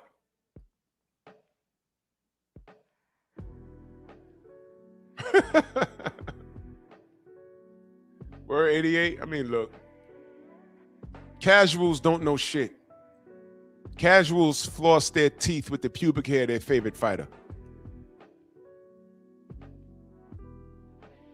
Yeah, G. McCall, didn't he say Sugar Ray Robinson was trash? So, I mean, really think about who should could. Y'all forgot why we call him, Jamal, what up? Y'all forgot why we call him Shitty Cuz? He's a fucking hater. He's a hater. He got a chip on his shoulder because everybody that they're celebrating around him, he thinks he's better than them. And all I ever said with all of these little YNs is prove it. That's all I ever said. You could be right. Prove it. And that's the problem. You tell these fools, hey, prove it. You know what they do? They call you a hater. Wait a minute. Let me get this straight. Shitty Cuz beats everybody, outbox everybody. I said, you know what? You might not be wrong. But let's see what happens when he fights Devin. Oh, he knows his worth and the money wasn't right. Wait a minute. The money wasn't right when Devin was fighting on the zone. The money wasn't right when Devin took a 2-fight deal to go fight in Australia versus George Kambosos.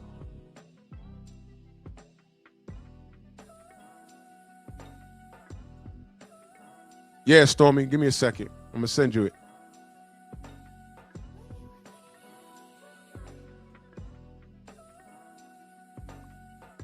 I didn't even know you was home today, bro. Yeah. All right, I sent it, Stormy.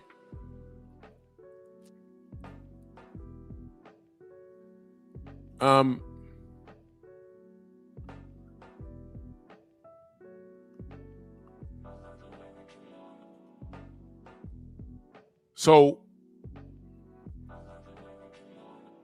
y'all forgot why we call him Shitty Cuz?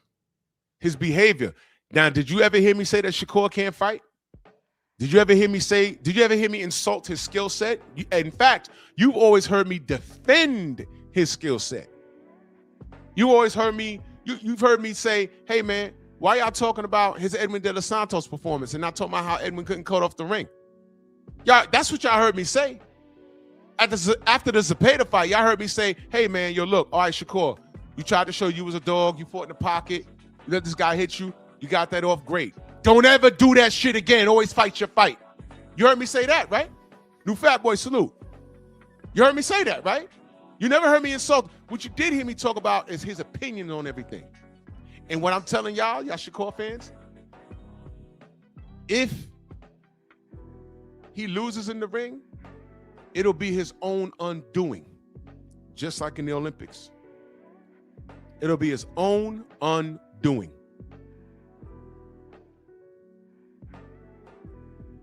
Because he's looking at everyone around him like his contemporaries, like Devin.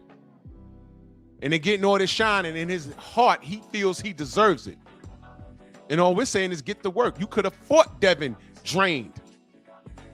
You didn't fight him because you said the money wasn't right. Dude, that comes later.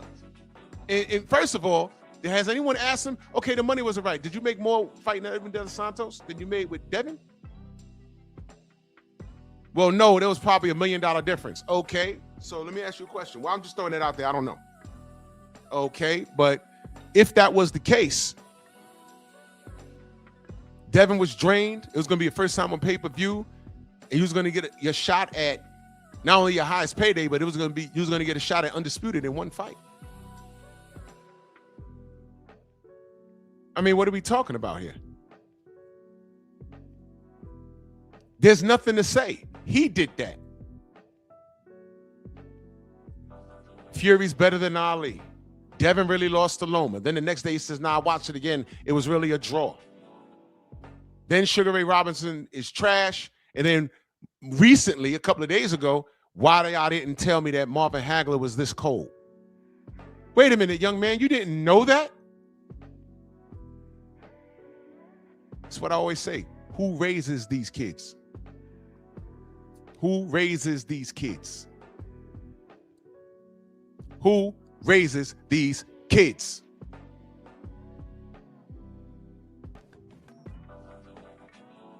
This is disgusting.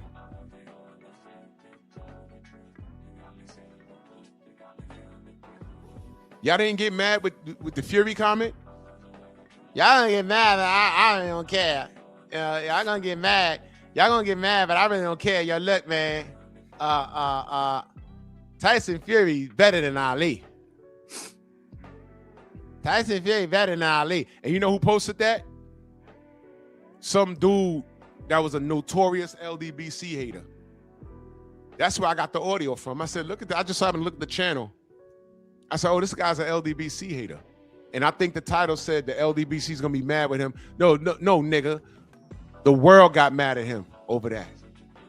The fact that you're not and you're still worried about what we do over here, that speaks volumes about you, clown. That speaks volumes about you. But the truth is, I'm looking at Shakur. I've been peeped his style. He's a jealous motherfucker. And he has all the skill in the world. But if this kid loses in the ring, it's going to be his own undoing. Just like in the Olympics. He had no business losing that last fight. He put the carriage before the horse because he saw Floyd there. He saw Top Rank there. You know what I mean? Andre Ward was there. Everybody was giving this kid praise, and he fucked around and lost the goddamn gold medal match. And he's been on this period ever since. Stormy, salute. Yo, what's good, man? What's good, bro? How's your holiday? Holiday was good. It was okay. I'm blessed, fortunate to be able to experience it, to have people around, to enjoy, I do think about less fortunate people at this time of the year, whether it's their living circumstances, family circumstances, employment, everything. Because, I'm not trying to take anything down or anything, but it's like I don't think we have enough of that thing in our society anymore, the compassion, to be considerate of others. We're really in a selfish place as a society as a whole right now, and there are people who could use a help, assistance, and I don't that's not lost on me at this time of the year. But everything's good. Salute to the chat. Hope everybody is well, in their right frame of mind. That's more important, being in your right frame of mind, because you can get things done positively in that manner. But but thank you for allowing me up, because I've been listening the whole time, but I thought I would just ask, if I could join. It's your pound for pound list is quite interesting, because I had a chance to modify my Thunderous top 10, and I was gonna, produce it this evening on the Friday night chop session. But it was very interesting also that 78 did his live talking about the fact of what Ring has done once again. I understand that Turkey owns that now and everything, but where are the people to get in his ear to speak on? Because he doesn't know everything, but where are the people to draw his attention to this? Because it's obvious that he listens and has conversation along with meetings with folks, because he was just photographed, and this goes to our other show with Zack Snyder a few days ago. So somebody needs to step up who has access and sound the alarm, because I don't know that he, and let's just put it this way, if he is aware, if it has been done, but I don't believe it has because there's been no noise on it, but if he is aware, then it's time to step back away from him. Right. You understand? Right. But quiet mouths don't get fed. Damn right. Damn right. And again, I always say this. This is why what we do here is very important. Because if we leave it up to media, everything goes awry. And it makes you wonder, back in the day when I used to buy Ring Magazine and KO Magazine, and there was another one called Boxing, if I'm not mistaken. By the time we saw the information, it was already about 3 months late. But in this information society, this society where we're in a now society, you can get updates on a fighter in real time. The fighter can actually go live. And some of these fighters don't have the best of integrity. You know, Tyson Fury told us we was getting him versus AJ in Saudi. He told us that years ago, and that was a lie. When you have people that are fake media, YouTubers, because a lot of them are fake. They can bend and twist the narratives and push their opinion off as actual fact just because they sound articulate. They are more interested in their bottom line, meaning their finances, and because their narrative nets them dividends, but they also appeal to the people that are mindless. But Drew, you're a YouTuber. I am, but I'm also media. That's why I got you the Eddie Hearn interview, idiots. I'm also media, stupid. And I didn't lead the witness. I just asked questions, and Eddie Hearn lied to me for at least 8 minutes. Tiafimo lied to y'all. I have it on video. He lied to y'all. I let these guys talk. You ask a question, you let them talk. So I am media. I'm as honest as it gets. My opinions are based off of the facts. And that's why I always ask you, numbskulls. My opinion on Tank and Shakur or any Tyson Fury, I always ask y'all, when have I lied on these guys? But you don't hold these guys accountable. And how they're moving along in this sport of boxing is just fine to you. And in the same breath, you say, oh, I'm a casual. You really have no argument. You shouldn't even be talking to me at this point. You're beneath me. You're really beneath me. You just like the guy for whatever your reasons are. You could be gay, or you could, you just like, you just identify with his upbringing, so you think, or whatever your feminine reasons are, it is what it is. Because I'm talking about the sport, and y'all always talking about something else. I'm talking about the sport, you're talking about something else. And that's what frustrates the hell out of me. You can't be a casual and engage in an actual conversation. I already told y'all, I don't have a top 10 list. I have a top 8. Because there's 2 people you could put on here, but one is retired and the other one I just don't care about. Because he's a racist. Need to debut what I was going to bring this evening on your show this morning. Go ahead. If you'd like, because it's kind of it might even surprise you, because when you have what you've placed up on your meme there, this is very interesting. But I can always, articulate my thoughts of why I do what I do. Let's see here. I want to find out if I could share it. Let's see. Give me a second, because I might have to change the way the file is. Okay. But go ahead and talk while I do this. Yeah. I mean, anything I speak on, I can back it up with actual facts.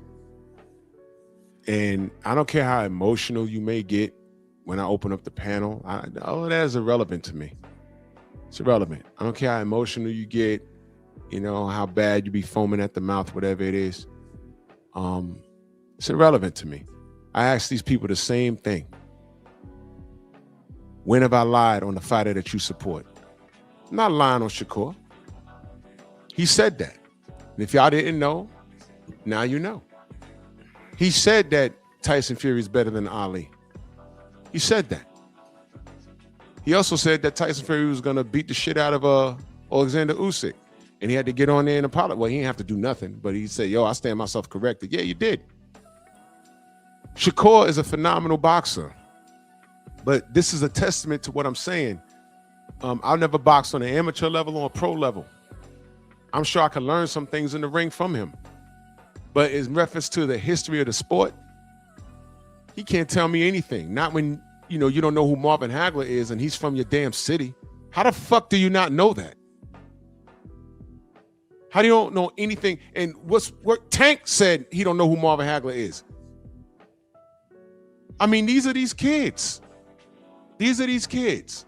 They're not even students of the game. They don't respect it. Whenever you're dealing with a youthful person and you're not rude to them, just saying, look, man, it's not that, it's this, and you should do this. And their response to you is, oh, you old niggas. Oh, you old niggas. Motherfucker, you trying to get to my age, motherfucker. I'm telling you this because I don't want to see you fail. I'm telling you this because where you're going and your mentality right now, I've seen people dead in jail. Let's not even go there. Let's talk about sports. I've seen people fuck off their sports career with that mentality. If their response is, oh, you old niggas, if that's their first response, don't even waste your time. All right, this is your top 10. Okay. And Stormy, I was hard pressed to put Opataya on there. But you know why I didn't put him on there? I'm going to tell you why. Because the cruiserweight division is right up there with the booger weights. These cats don't pay attention. They don't pay attention. But we've said Jai Opataya several times. He's a killer. But I didn't put him on my list because I didn't want to confuse anybody. They're already confused. Collazo is on this dumbass Ring Magazine list, right? He's on the Ring Magazine list. And he fights at 105 pounds. And he's on there in the picture with 2 belts on and a Monkey D. Luffy hat on his head. Shout out to my nerds. And no one knows who he is. They don't know why he's popular or who he beat for those belts and how tough his opponents was. They don't know.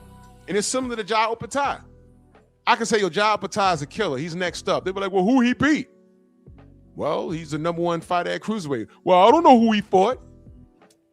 All right, fine. So I didn't put him on there. I didn't want to confuse people. You got Anui at number 3.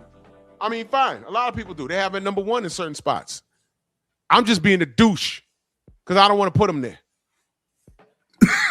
I don't want to put him there. I just don't because they rolled out the red carpet for this guy.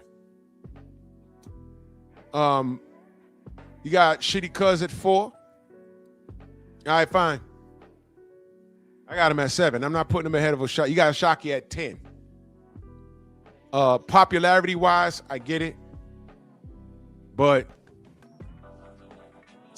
my point is, since we add things to top 10, pound for pound lists and stuff like that, let's add everything. I factor in fights that could have happened. I factor in, people that were trying to make shit happen like Devin, and their contemporaries ducked them. What Devin went through with the Ryan Garcia situation, how he's dragged in the media. I factor all of that in. So shitty cuz. I factor in everything that he said, like I was talking about. What he said about Ali and Fury, how you don't know who Marvin Hagler is, how you ducked Devin, you ducked O'Shaquie. And see, that is the with him being on this list, because he ended up moving up on my list by default because Bud retired. I removed Usyk because Usyk is now a proven heavyweight, Right. But when he was newly at the division, having moved up from cruiserweight and defeating the likes of, Dubois, and then of course he got Chisora and even AJ, those, first two times where he got the title. I'm like, okay, now you're a full-fledged heavyweight. So he got Dubois a second time, then he got Fury twice. You're a heavyweight now. So I took him off the list. So that made two openings on my list. And Devin Haney, who was much lower on the previous list here, but was higher before the Ryan situation went down, where I saw him in his return fight against Ramirez, and then, of course, his fight against Norman Jr., what I was able to see was two different things that people do not give him credit for. And, I'm always able to articulate why I arrived where I arrived. Now, having Bud Crawford say what he had to say about Devin, and even speaking of him in the sense of passing a baton to him, Yes, sir. you see, because that's an acknowledgement from one man who went through this whole Mizmaru, and understands how they work it from externally. And he's recognizing and acknowledging Devin from the inside of what they do as a profession. You see, because Bud can look at Devin and tell, just like me, when I was trying to go after certain guys, they were blocking me. They were not letting the fights happen. They were coming up with all types of excuses. They came up with different sides of the street and everything, creating blockages that you cannot grasp the glory that is due you.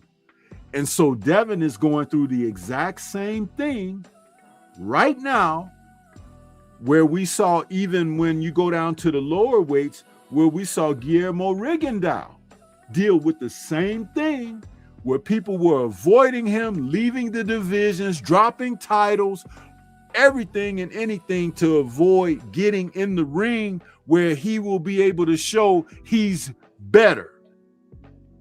So Right. Devin shoots to the top of this because of everything that they said that Brian Norman Jr. was going to do to him. That's right. And it got done to Brian Norman Jr. And the only thing that they had to say coming out of that was, well, I think he should have knocked him out. No, you didn't even think he was going to win. He sunned him. If it were the other way around, you would be talking about how someone was washed. These are the terms that you guys use of today. Mm-hmm. So he washed straight to the top because he's the only one outside of another man on this list, David Benavidez, who is seeking out all opportunity. And they continue to block, but they'll talk a great game of how he's not this and he can't do that and he don't punch and this and that, whatever. But they won't get in the ring with him because just like Norman Jr. got shown the lesson, the man fights with the initiation of bringing the ideology. If I get in there, I'm going to show the world. It's amazing that you don't have a lot of people like that now, because it's just a few, and you got a couple of them on this list. Devin is one, David is another, Jayo Pataya is another, and Oshaki Foster is becoming that guy. Because as far as back as when Shakur and he were down there at the same lightweight divisions of what was that?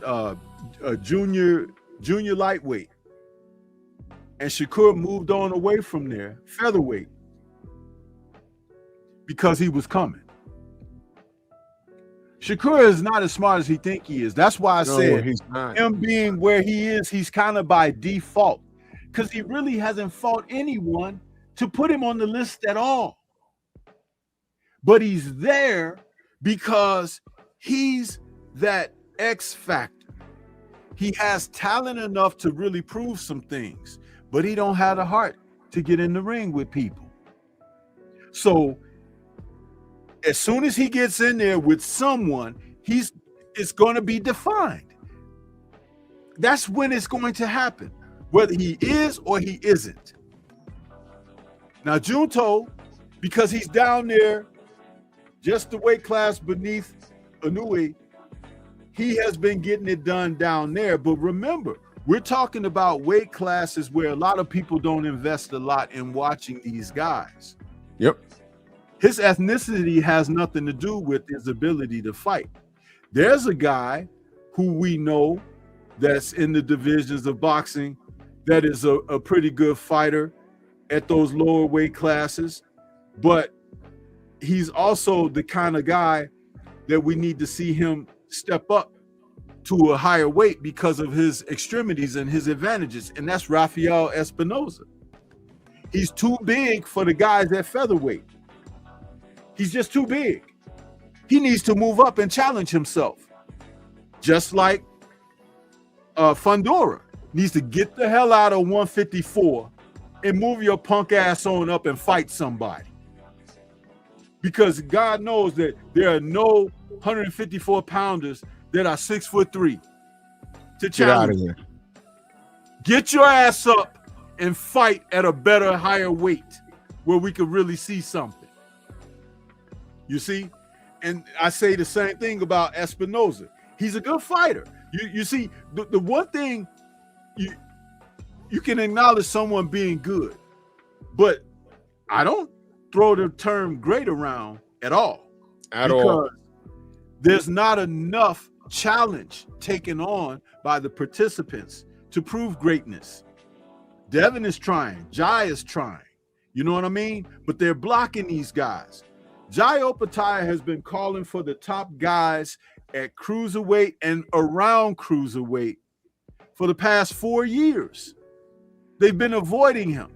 And so he's fighting softer opposition, men who are risking their damn lives to get in the ring with him that don't even belong in the ring with him, but they're like, I'll take the payday. Like the guy in his last fight.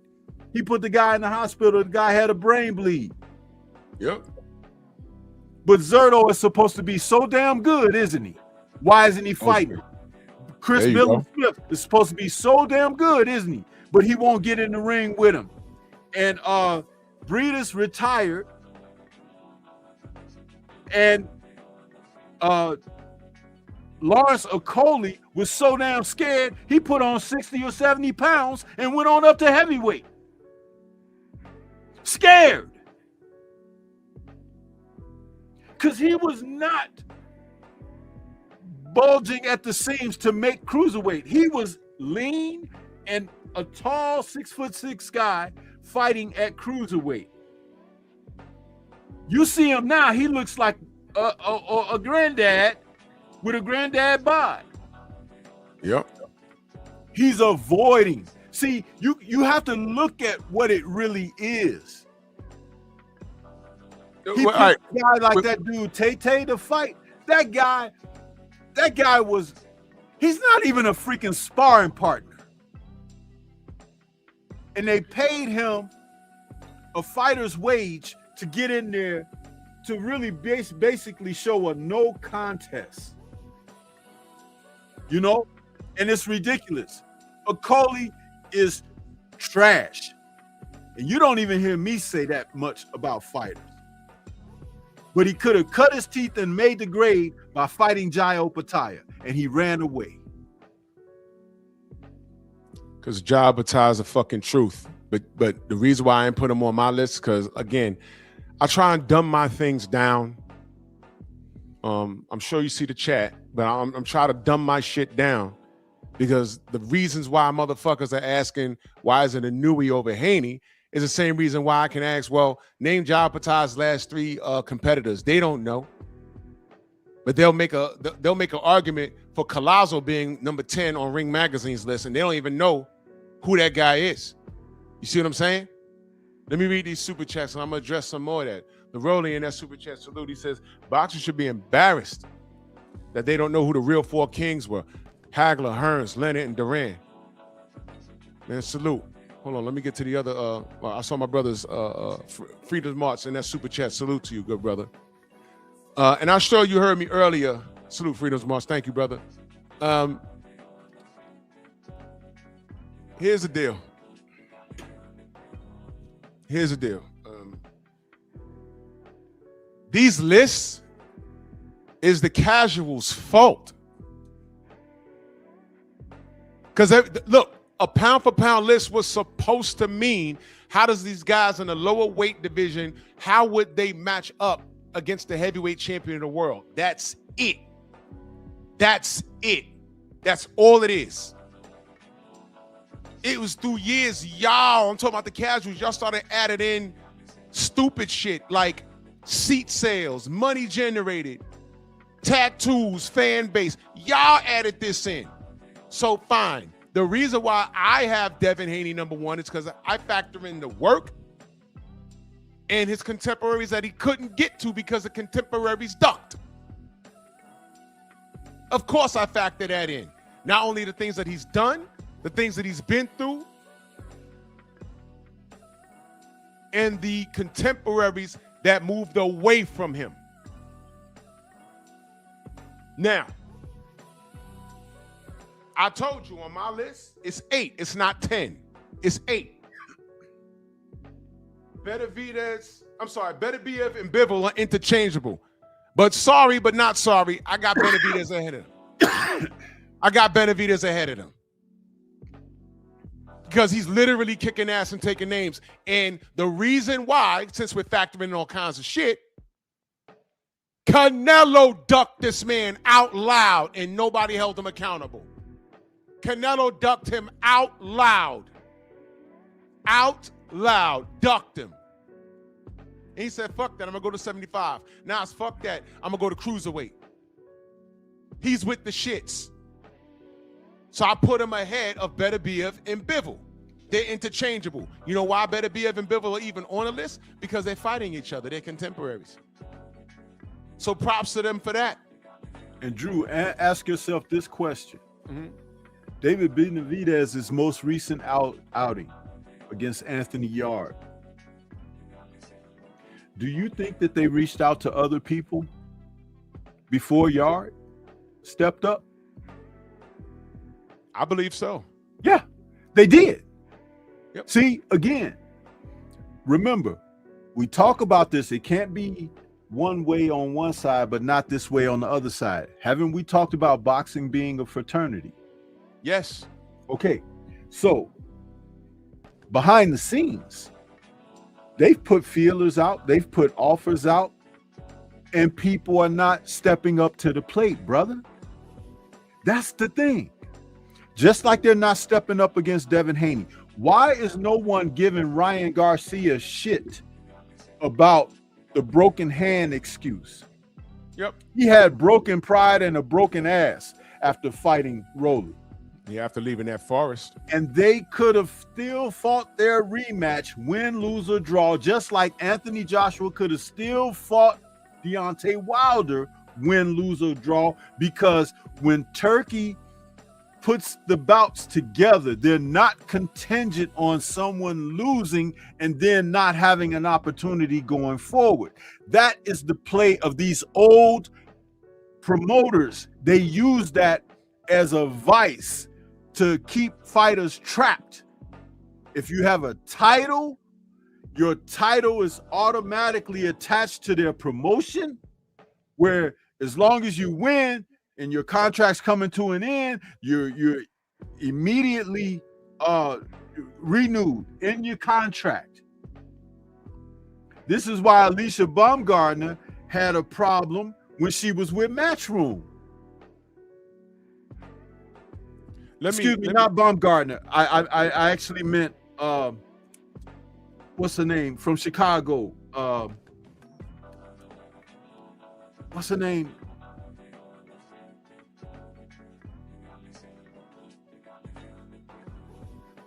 The welterweight champ, former undisputed.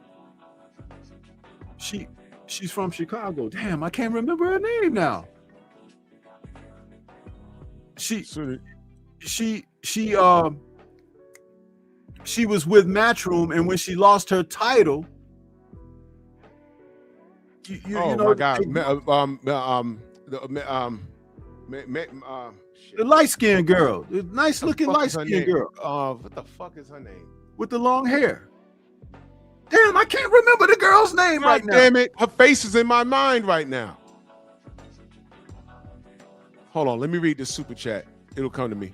Jason Bourne, salute to you in that super chat. He says, Devin is the equivalent to Charlie Burley as much as fighters avoid him. Thank you, K-Rod. Damn. Jessica McCaskill, yeah. Damn, I couldn't remember her damn name, bro. Yeah.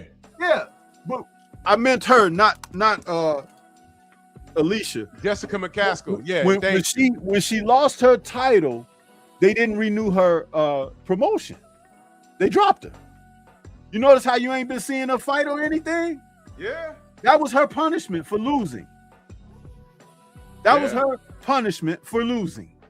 So this is why fighters work like they do. If you listen to a lot of the rhetoric that comes out of their mouths, we're talking specifically about Shakur now, they will reiterate what the promoters say. But when it's coming from the fighter, it kind of sounds like, well, if you know what you're listening to, it sounds like BS, but it sounds like double talk, or like you like to say word salad, because they speak with a forked tongue. Shakur will fight Conor Ben at 147, but he won't fight Devin without a rehydration clause. The rehydration clause stipulation out of his mouth just means that the fight won't take place. They're not paying attention, Stormy. Because these guys, I appreciate you. It's prize fighting. What's the greater prize? Fighting a nobody for a vacated title, or fighting a reigning champion for a risk-taking circumstance? You see, when you take the risk, the reward is greater, isn't it? Not to them. Not to these kids. Well, see, that's, you know, I don't worry about the not to them. You know why? Do you remember during Trump's first administration, he had that press secretary who would come out there and talk about alternative facts? Yeah. Do you guys know what the hell alternative facts are? Alternative facts. I will never get over that. Yeah. But see, this is how dumbed down the country has become. So when you talk about alternative facts, you're talking about something that is not truthful. So we're watching alternative factual movement in the sport of boxing with these idiots that are out there selling you nothing. Hey, I got a bag of air here, man. Just $100, it could be yours. Your response? Oh man, get out of here. Who's gonna buy a bag of air? Aren't you buying the bullshit that they talking? Uh-oh. Oh, it's just packaged different. See what I did just there? Yep. Let's go here. Because I see y'all in the chat. You guys drink a lot of Kool-Aid. A whole lot. And y'all pull up late and y'all really don't understand the premise of the show. Read the fucking title of the show before you start talking to me. Especially when you show up to class late. Pom-poms versus popularity. I'm sorry, pom-poms versus pound for pound. Popularity versus reality. And Bibble's not number one. You know why? He has an L. How about that? He has an L fighting his contemporary. But he makes the list. Now, I see the names you put up there, and I'm not trying to disrespect Bivell, but it is what it is. John Pascal was washed. Please stop. Please stop. David Benavidez is running through shit. But before you pulled up, who's Oscar Collazo? Just answer that, because I went through this already. Y'all, and I see you, Timmy. I don't know who you are, but whatever. Keep talking. See, Prez, you're late to class. You come in here talking shit like you normally do, but you're late. You're late. You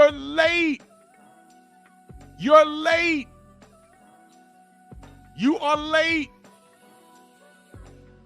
I'll quote Qui-Gon Jinn from Attack of the Clones, Star Wars, when he addressed Jar Jar Binks. Jar Jar Binks says, I speak. He says the ability to speak does not make one intelligent. There you go. Because you speak does not make one intelligent. So who is Oscar Collazo Prez? Because you're late. You're late. Now go ahead and Google it. You're good for that. And when you give me the answer, you still don't know who he is. You still don't know. No one knows. But he's on that goddamn list, that Ring Magazine list at number 10. He's on that Ring Magazine list. Test the knowledge on this, Drew. Why do you think that I put O'Shaquie Foster in at number 10? Why do I think? Yeah. To be quite frank, it's probably the same reason why I have him high on my list ahead of Shakur. Because I count effort and things that were done to them, since we're adding things to the criteria. Yep. See, these cats in the chat, this is all emotion, and they try and going into the resume and shit, but you conveniently leave things out. Y'all leave things out. And I told y'all before Prez pulled up, before Timmy pulled up, I factor in things like that. Since we're adding things, let me be very clear. A pound for pound list was supposed to be, if you're not at heavyweight, how would you match up if you was the same size as the heavyweight champion of the world? It was supposed to be based off of skill set. That's it. That's it. Throughout the last 80 years, the criteria has changed. Even getting into the goddamn Hall of Fame, the criteria has changed. So since we want to add in things for your favorite fighter, let's add in everything. That's why I have Devin at number 1, because of everything that was done to him, that they tried to do to him, the media assassination, and his contemporaries ducking him. Check this out.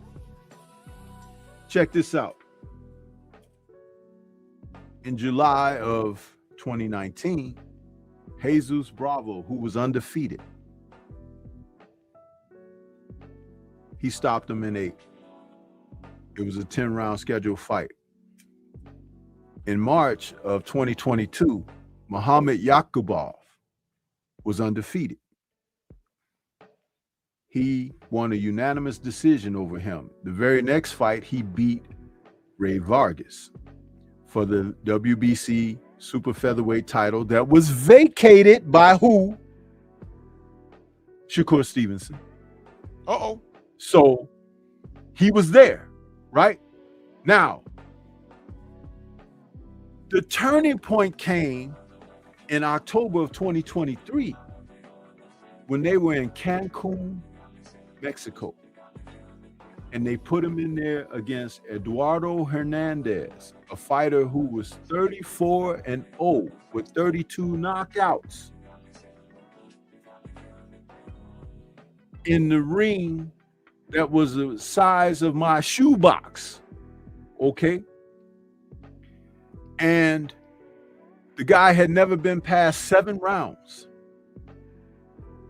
This is also defending the WBC super featherweight title. He stopped him in the 12th round, taking a robbery out of the judge's hands. That's right. Because the scorecards were reading, check this out, 106 to 103 at the time of the stoppage, 106 to 103 for Oshaki, 99 to 110 and 102 to 107 for Hernandez. Now, what were they about to do to Oshaki? They were about to rob him. There you go. And his fight after that, Abraham Nova, my man with his own mascot. The first time I ever seen anything like that in boxing. And I still think Abraham is cool in my book for coming up with that. That's a great thing there he's got going with his own mascot that looks exactly like him, by the way. And he defeated Abraham Nova in another fight that was close. They gave him a split decision in that, but you know he was a better boxer than Abraham Nova. And so they finally robbed him with Roberson Consequao after that in New Jersey. Split decision loss, giving Consequao a victory over Oshaki when they should have given him the victory over Valdez. A makeup decision. Yep. It was ridiculous. They got him either way. They got him. They got him either way. Pressing for it. And this is the got him. WBC. It's the WBC. And he comes back and he defeats him in the rematch. But this was the main one here. His last fight this month when he took on Stephen Fulton. Now, a lot of people were talking about Cool Boy, huh? They were talking about Scooter, huh? They were talking about how he can box and all of this. The same shit y'all say about Shakur, by the way. He's supposed to be all of that in a bag of chips and dip.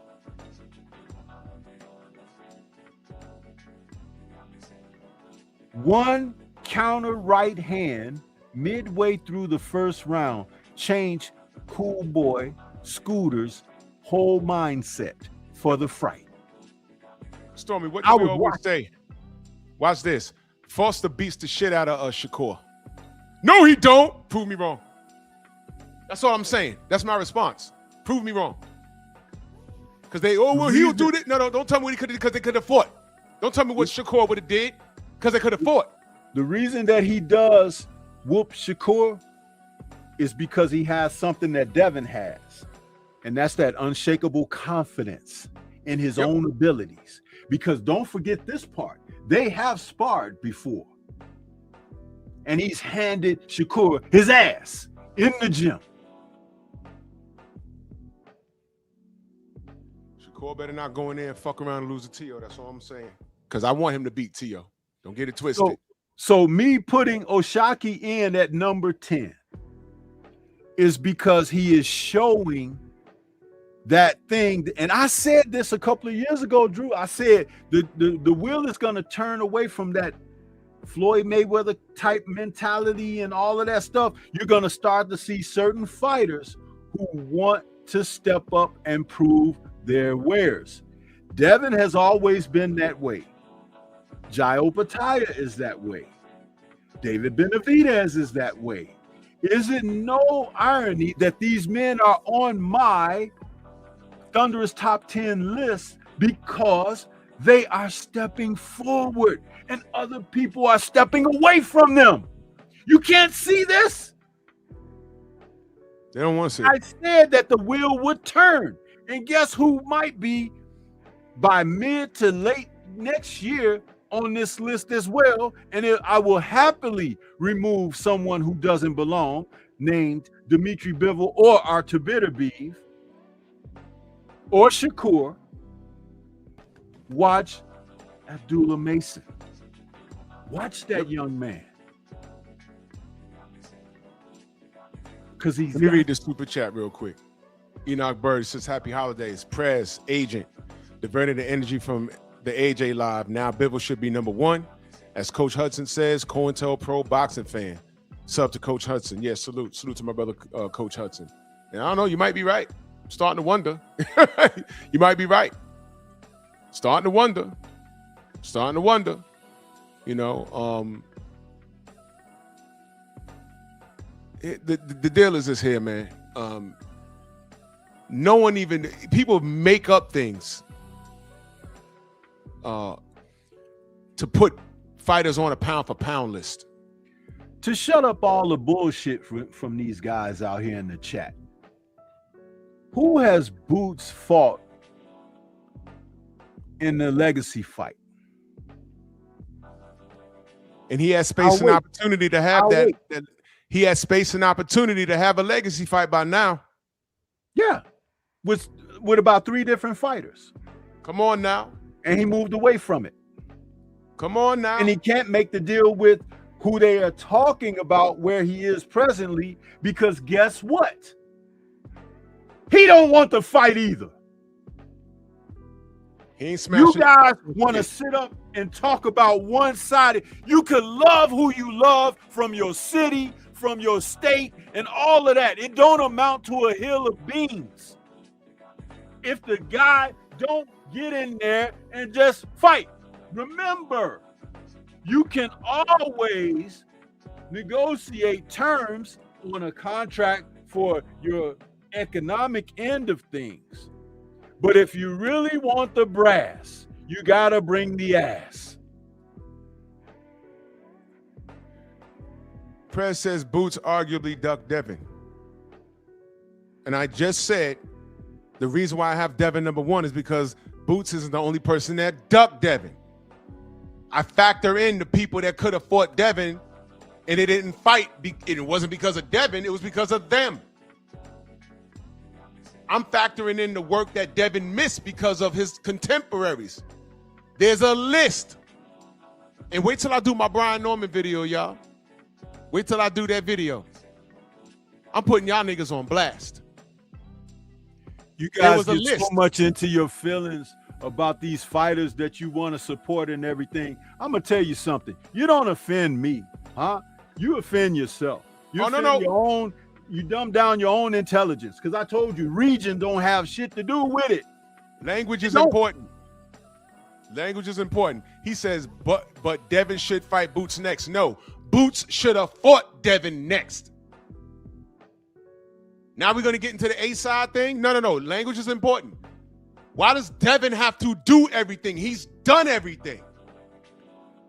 Boots and he's Devin top tier. No longer in the same division. In fact, he's been from 135, 140, now he's at 147, fighting one of the most dangerous punchers in the world, and he made it look relatively, it was competitive, but he made it look easy. And easier than y'all thought it was going to be. Fight at 147. So he's supposed to just jump around and fight different people. He got to do everything because you don't like him. Because you would like to see him in a challenger where he could possibly get beat under certain circumstances. But guess what? Fighting under the lay of the law. And guess what? There's another thing that nobody wants to talk about. If you get in the ring with Devin Haney, you got to do drug testing, baby. That's right. You got to do drug testing. And now let's see how many of them want to get in there with him because they don't want to do drug testing. How about that?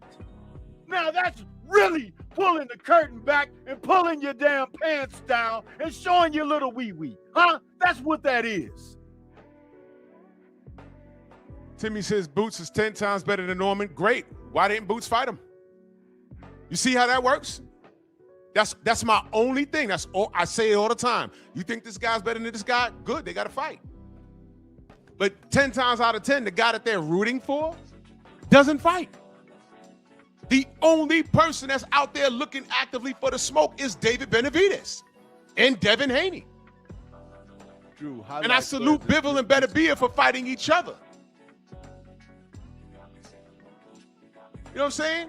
Shout out to Bam Rodriguez. He's on my list. He's on my list. But I told y'all before y'all pulled up. Drew, highlight Prez's last remark. Which one? His last one, just above True Boxing. This one? Yeah. How do we know? How do you know, Prez, that he's not on drugs if he ain't enrolled in 24/7, 365? Uh-oh. How do you know? He's not on drugs? Huh? PGH, how do you know if he's not enrolled? How do you know?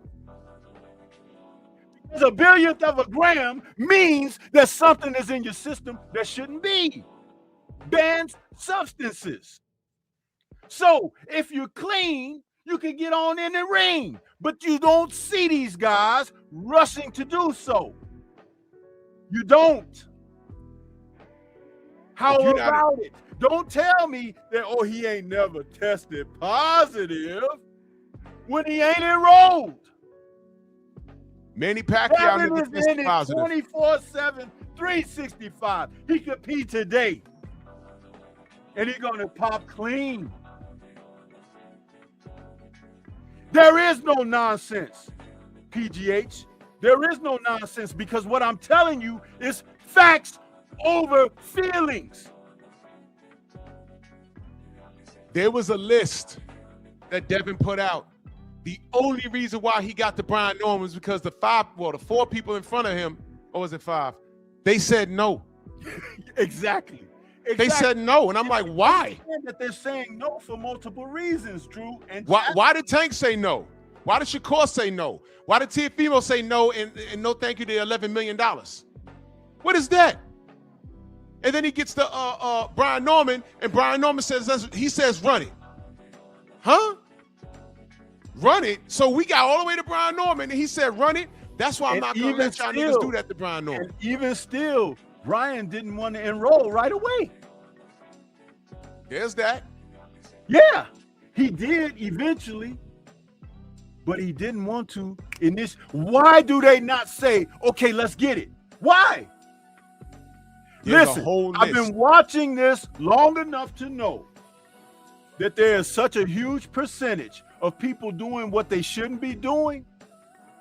But when someone is ready, like Nonito or Devin, or even my brother Deontay Wilder, these men are ready to take it at any given time. Why can't anybody else? Because it's suspect. Just like your judgment is suspect because you're not looking at what's factual. Now look, let me ask y'all a question in the chat. Devin now at this current junction is the A side in all directions. He's not even fighting in the main events, but he's making the most money on the cards. So why the fuck does Devin have to do all this moving around and kowtowing to motherfuckers that don't deserve it? Why?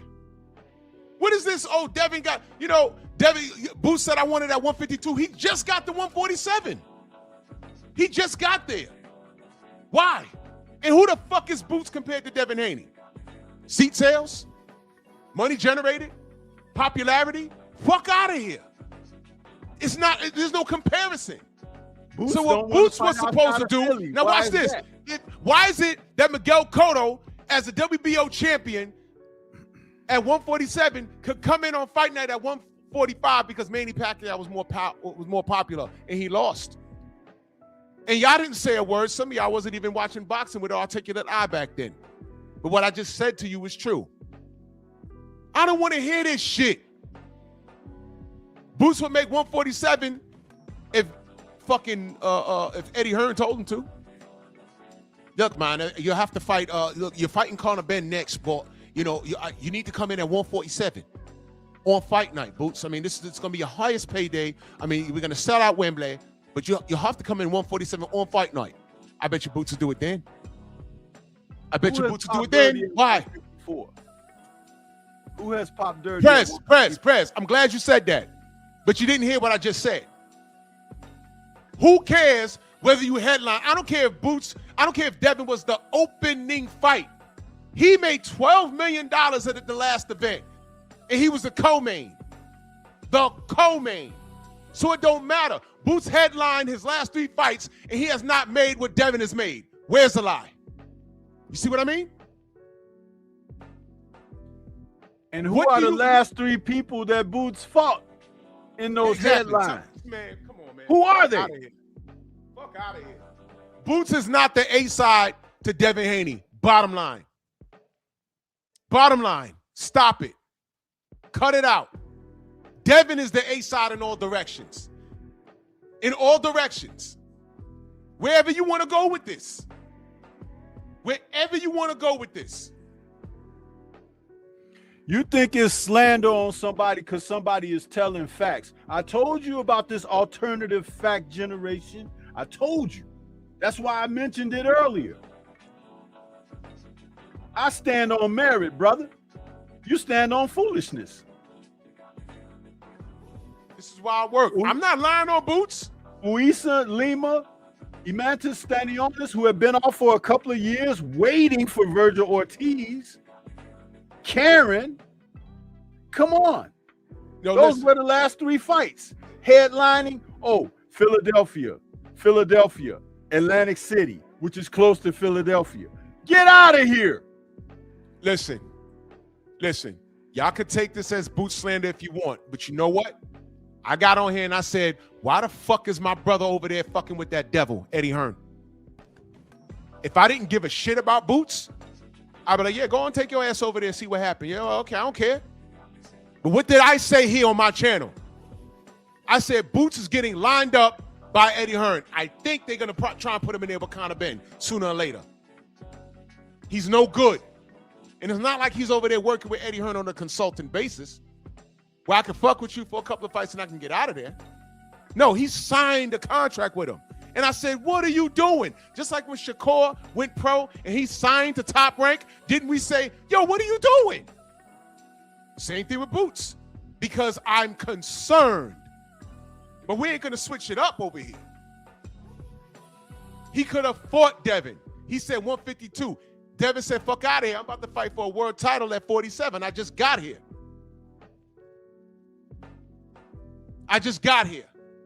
But I'm willing to bet that if Eddie Hearn said, no, you got to fight this guy at 47, I bet you Boots is going to do it. And that's the problem. That's the problem. If Boots versus Devin a good fight? Yes. But make no mistake about it. It was because of Boots that didn't happen. Why the fuck Devin got to go and do everything after everything he's been through? What is wrong with y'all? He just got to 47. Now he got to go to 52. For what? For what? Why? Why? Get the fuck out of here. Prez, you don't know what the fuck. Yeah, the people on Dev's list got to fight him. Why does Devin, watch this. If you was in Devin's shoes, would you bend and twist and give anybody an edge after what happened with Ryan Garcia and how the people treated you? How the media treated you? How these YouTube niggas treat you? Would you budge an inch on that? No, you wouldn't. You would not. He's doing it his way. You signed to fight Devin, you automatically are enrolled. The fact that he had to get to Brian Norman, that raised an antenna. Now, if you want to say Boots is not on drugs, cool. Let's roll with that. But he tried to get him off his weight that he just got there. What about everybody else? What, are they scared? They're scared Devin will beat their ass? They're scared of what the drug test is going to say? All talk and no action. How the fuck did we get to Brian Norman? Think about it, because he wasn't first. Tio, Shakur, Tank, and then I think we got the Bryant. Get out of here, man. Devin's on top of the world making all the money. Y'all insulted his pocket. Y'all can't do that no more. Y'all can't. Y'all talking about, oh, he's not a main event, but he's making more money on those cars that he's on. So you can't throw that out. Now he's in his third weight class. Now he's a world champion. He's trying to clean shit up. And Eddie Hearn is erecting, like we thought. Crocker wants to fight, and now Eddie Hearn is doing some bullshit. This kid has done everything. And y'all still want him to do more. And y'all don't hold anybody around him to the same standards. Y'all don't hold anybody around him. Prez says Boots is killing himself at 47. Fine, nigga. Then go to 154. That's where you're at. But don't talk about, yo, come up. Devin just got there. He just got there and won a world title. Now, when he go to 54 and start kicking ass, then it's going to be something else. There's always something with y'all. Y'all are ridiculous. All of this is a testament as to why Devin is number one. This is why. Because of the shit that he has to put up with. All the red tape he got to cut through. They literally tried to kill him in the ring on some bullshit. And a lot of y'all niggas were still waving pom-poms. Other athletes in that. And shout out to Bud, who was number one until he retired. All that shit y'all talk about Devin, look at where he is now. Don't take my word for it. Take Bud's word for it now. Now what you got to say? Now what you got to say? Take Bud's word for it. Kez videos in that super chat salute. He says, duck, duck, goose. That's what we got. No, hold on 1 second. Y'all saw me take over. I got to take this call. Yes, sir. Listen, man, at the end of the day, what you guys need to look at is this. There are promoters who have certain fighters signed to their promotional companies. And if the fighter has an undefeated record or a fighter has a solid record where it's only a minor loss, they're going to operate within a certain framework to keep that fighter going, because what they want to do is build on the story of that fighter being marketed in a certain way. However, what happens is, as that fighter approaches the opportunity to have legacy defining moments, the promoters will get in the way, and they will prevent certain matchups, especially if they cannot have future rights to or options on the fighter that will be challenging their guy. That's how the old school manner of doing business, even going back to Bob and Don King and others, main events, this is what these guys would do, and they would want to market fights based on that. It was up to the fighter to step out on great faith of their own ability to say, I want that guy. Oscar De La Hoya and Felix Trinidad, one more modern top tier welterweight matchup, was still a little bit delayed. It wasn't delayed like Floyd and Manny or anything, but it was still a little bit delayed because both promoters did not want to sacrifice a fighter in their graces having a loss. But the two fighters were ready to go at it. You will see this, and it's something that, again, it would require a fighter to step forward. Now, when you look at a guy like Devin Haney and DHP, what they have done is they have made themselves independent. However, they will work with whomever they need to work with so that they can move around and make the legacy fights that they seek out. Most fighters are they're not looking in that direction. They're looking for bags. They're looking to see how much percentage I could get. And then when these promoters tantalize them with their word salad, talking about back end money and this and that, you get caught up in that. And what happens is the game passes you by. And people that know better, they become alienated toward a fighter like that, because when fighters become that way and take on that mindset, the people really realize that, oh, he's not really in it for the sport. He's in it to see what he can get out of it. This is why Jaron Ennis went with Ed Hearn. Yep. Anybody who knows Ed Hearn knows that, first of all, he is not a good promoter at all. The only reason that Hearn isn't the whipping boy of boxing as far as a promoter these days is because of young Ben Shalom, who has taken that mantle, and he's the whipping boy now. He's where Hearn was 10 years ago, you see. But Hearn, Bob Arum, and the other top promoters, Frank Warren, they were kicking Hearn in his behind. Hearn has never taken his dad's lead. His dad was a good businessman, but Hearn is out here. Remember, he thought he could just come over here and flash dollars and get guys to sign to his promotional company. Can I ask you a question? This is something I even think about.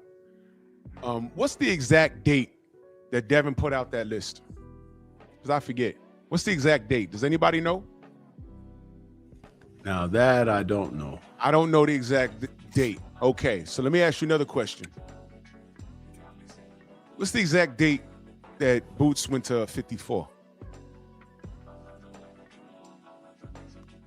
The exact date where he had his last fight at 47, say, you know, screw this, I can't do it anymore. What's the exact date? I'm asking because I don't know. That's number one. But I'm asking because there's a discrepancy now. If Devin put out that list before he went to 54, then that's why he's on the list. That's why he's on the list. All right? If it's after, his ass is still there. These people do all kinds of things. They play games with weight to make fights.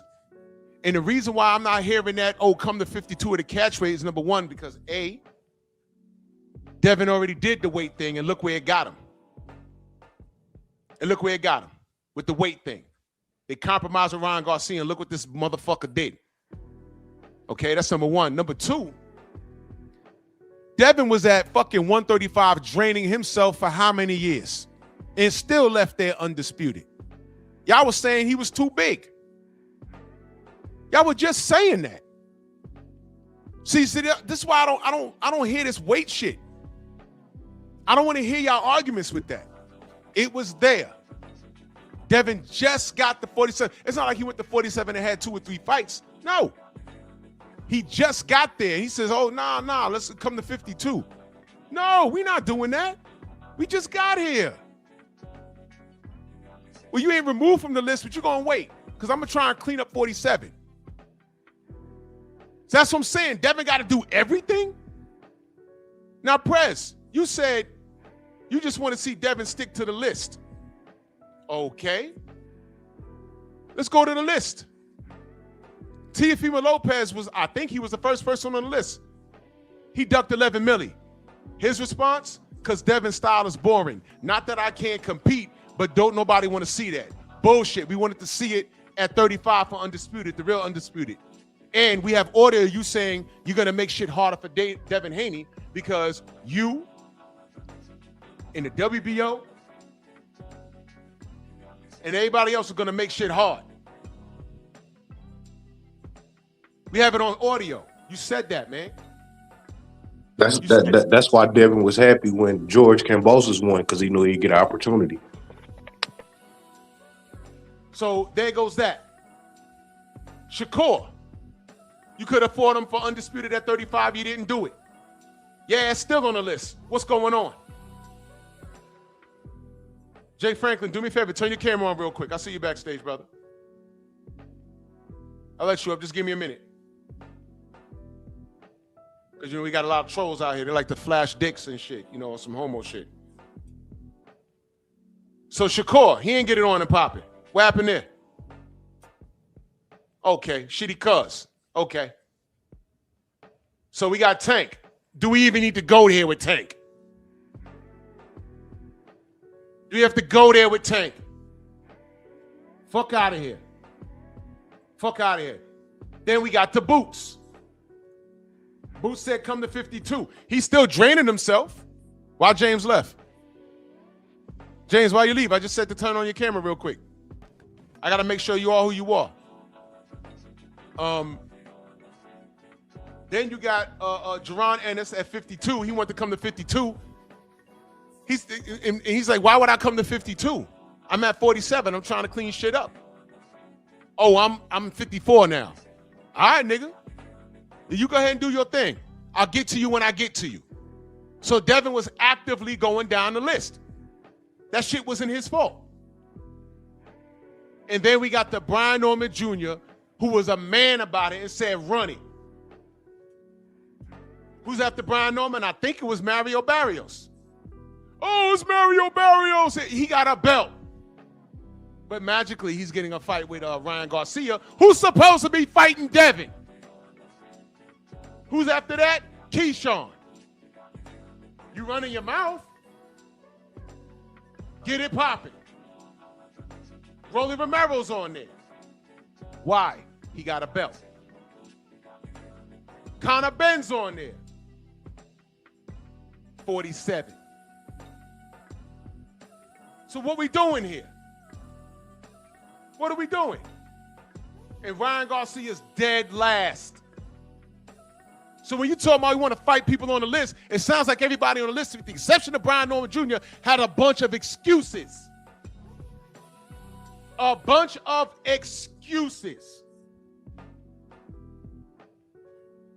Am I calling Boots a drug addict? No. I'm saying what happened. He was on the list. He said no. I don't want Devin budging on weight anymore. Don't give these people anything, especially when you're in the A side and you don't need to. Tank don't do it. Tank is bringing people up from 130. That's not a lie. He's bringing people up from 130.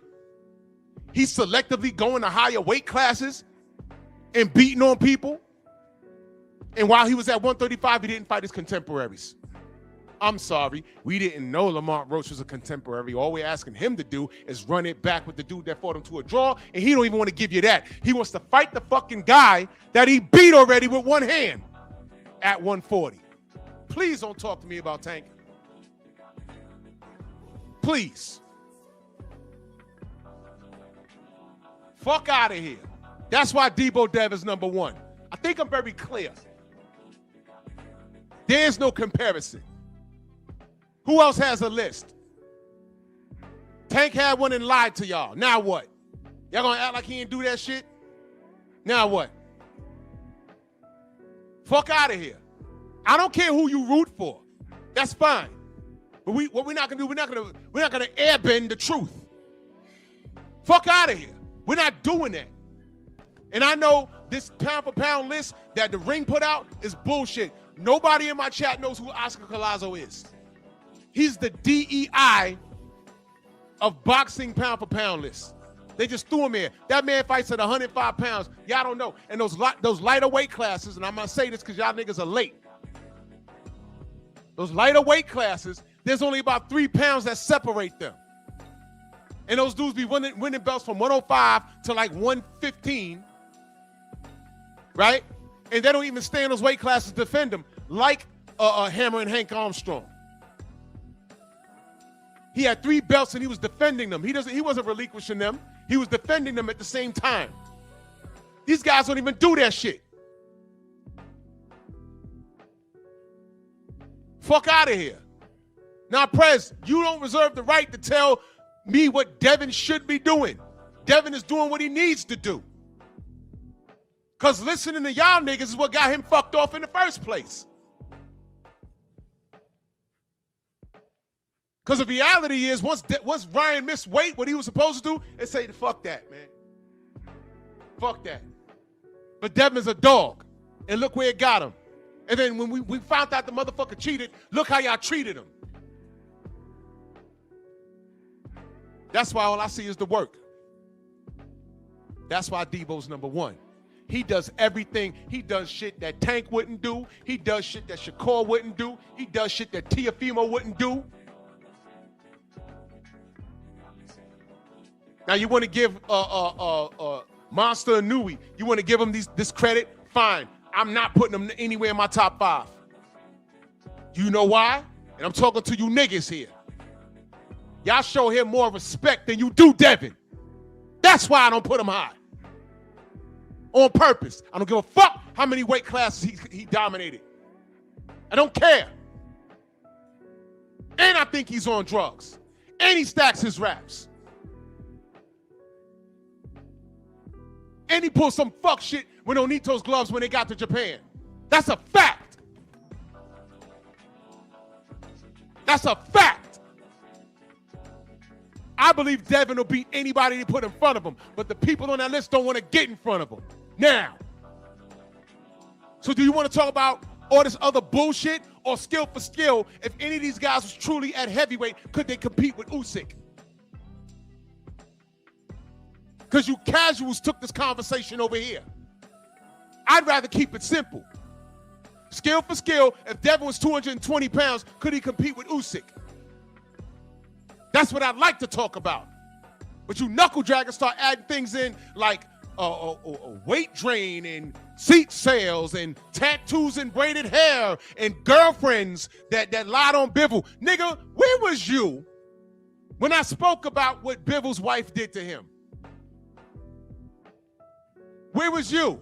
Because I spoke on that. You niggas ain't been around. Like when I did 2 live streams screaming about how Tank almost got killed by this lying-ass whore that he impregnated. Y'all weren't here for that. But I spoke up for Tank. You wasn't here.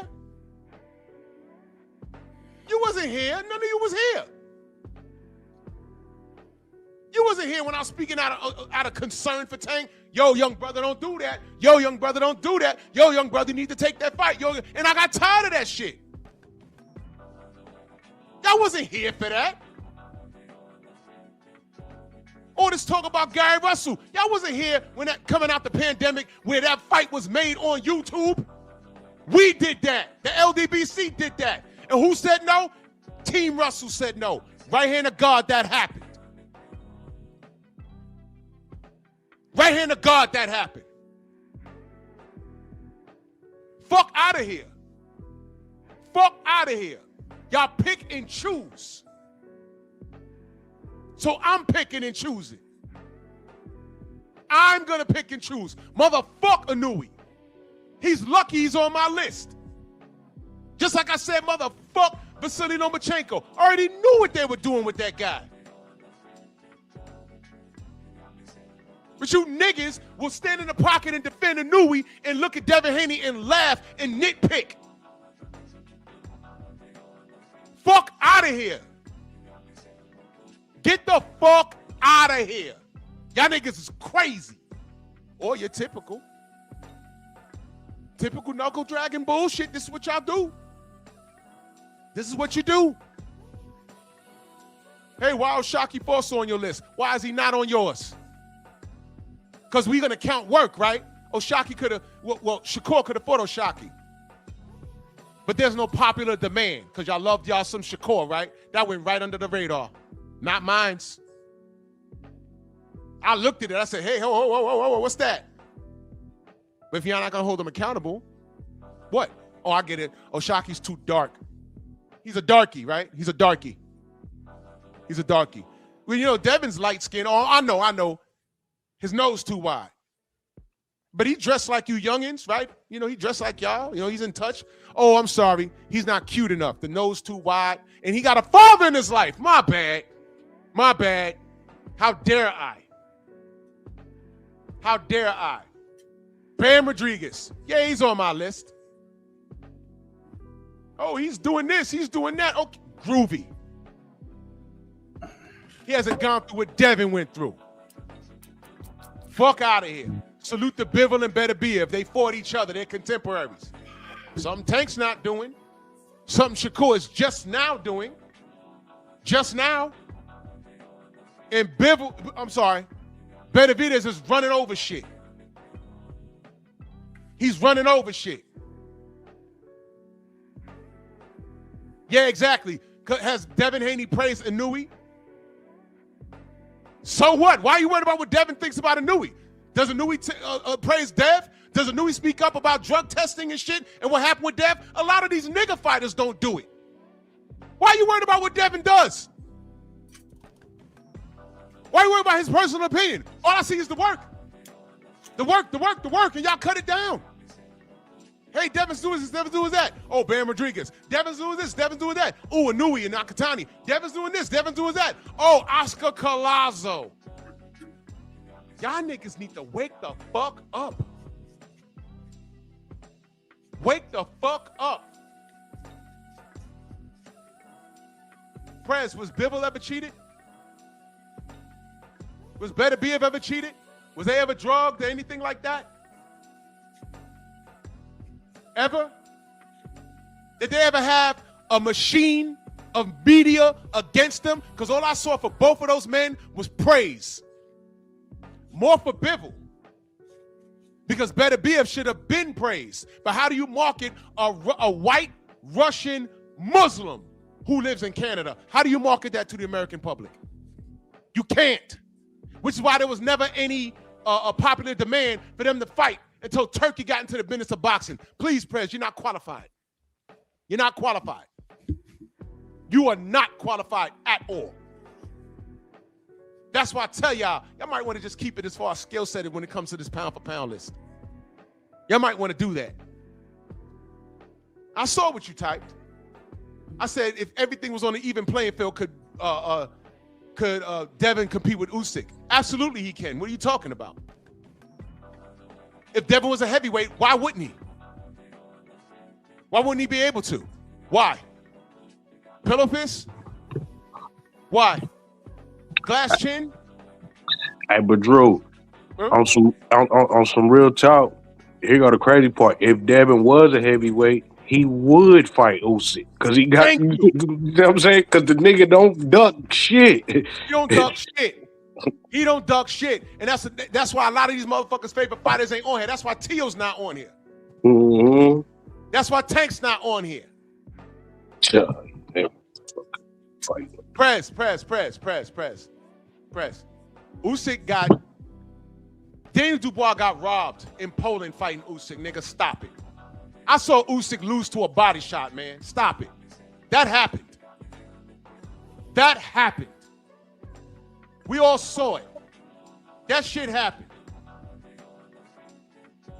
Skill for skill, Devin can compete.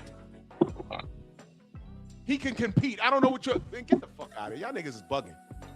Y'all niggas is bugging the fuck out. And all of this shit that y'all talking, it's a contradiction to what Devin is actually accomplishing. That's why I have him at number one. Because of y'all niggas. Because of y'all niggas. All I see is the work. Y'all will sit here and be on a live stream for 8 hours cutting Devin down, and then if a person's coming in and saying, wait a minute, I'm looking at his resume. Okay, that wasn't no contest. Oh, wait, it was that kid. Okay, that kid came in overweight. And then Papa Osman, okay, he did this, that. He was undisputed at 35, then beat a hard puncher at 40. Then he went to 47, and another hard puncher beat. Wait a minute. What are y'all talking about? He's trash. What are you talking about? Rolly Romero voice. Fuck you talking about? Fuck you talking about? What do you mean? What do you mean? What are y'all talking about? But you niggas are so quick to jump on the nuts of Bam Rodriguez and Inouye and Bivol and Beterbiev. And y'all got Devin right here, instant classic. And y'all don't see nothing. You know what it is? You see it. You see it. You just don't want to admit it. Because Devin is anti what you want to root for. He's anti whatever you motherfuckers want to root for. You want to root for Tank so bad, but you can't. Yeah, I was finna say, he's the opposite of everybody. Of most people's favorite fighter. So it's like, If a lot of people favorite fighter move like Devin, niggas would be getting praised all the way to heaven. You see what I'm saying? Like niggas would be, oh my God, he the best in the world, but they don't. So the fact that Devin do it, they look at him like, man, Devin Haney is he moving ain't shit. and shaking. Devin Haney is moving and shaking like how these motherfuckers' favorite fighters that they want them to move and shake, and they just are not. I swear to God. If you a Shakur fan, you're mad right now. If you're a Tank fan, you're pissed right now. And if you're a Boots fan, you're worried because Boots don't have no losses. And I'm telling y'all, and I hope not, I am concerned about this Eddie Hearn shit. I told y'all that. I don't like it. I don't like this shit. It's annoying. That Eddie Hearn shit, y'all better hope that don't come back to bite Boots. Why the fuck is he over there, man? Watch this, y'all. Why didn't Boots go over to Bill and work with him? Y'all ever thought about that? I be thinking about that a lot. I thought the same thing with Brian Norman. I thought he maybe shouldn't have fucked that relationship up because now that he off top, now he lost his belt, Top Rank finna do him dirty. And he could have got business with Bill to be like, hey, Bill, throw me on some undercards, show me the rope, show me the game or something. But you know why? Because Bill got nappy hair like them. Yeah. That's what it is. So these motherfuckers will go fuck with Frank Warren and Bob Arum and all these other colonizers and colonizer mentality pale sun dodgers before they go fuck with Bill.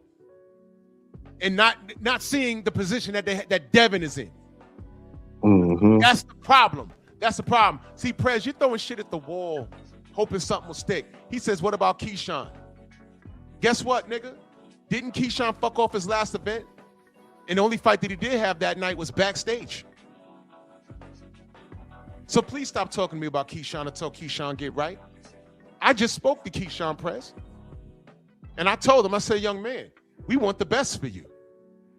And he said to me, yo, I'm doing better. And I asked him, Prez, where were you, Prez? When I asked him, I said, hey, man, what happened with you in Africa? He said, I don't even be online like that, to tell you the truth. I don't know nothing about that. Africa showed up to the garden. I said, oh, there go Africa right there. And Africa mentioned Devin Haney's name. I said, oh, shit. Funny, when Bill went to press you, and then you went on, and then at the end, when you demolished George Kambosos, you said, fuck that, nigga, let's fight. And then you got on the Boxing Voice the next day and said, oh, I was just fucking around. What happened, Africa? But never mind that. Africa pulls up, and then Keyshawn and Africa start jaw-jacking with each other. And then Eddie Hearn said, yeah, this fight was supposed to be on the undercard on January 31st. I said, I just asked this nigga about this. So Prez, do I need to play the video when I spoke to Africa? When I spoke to Keyshawn? Never mind, I'll do it anyway. And now Prez is asking, who has DHP promoted what fighters? Only Devin, because nobody wants to go over to Bill and ask him about game. Because his hair's nappy. But hold on, Drew. You just heard the best fighter in the fucking world say, Bill directed me to this fight. Not only that, Jermaine Ortiz, Alicia Baumgardner, David Benavidez. There's plenty of fighters that has said Bill has helped them get fights. Anthony Yard. Like, don't do that, bro. Rich. I can't stand those who don't know what the fuck they be talking about, though. Rich. Who told Bud that he could beat Canelo? Bill. Thank you. Just like he said to David Benavidez. Press, what are you talking about? You said Bill said the David Benavidez Anthony Yard fight up. He didn't got Alicia Baumgardner fights, Jermaine Ortiz fights.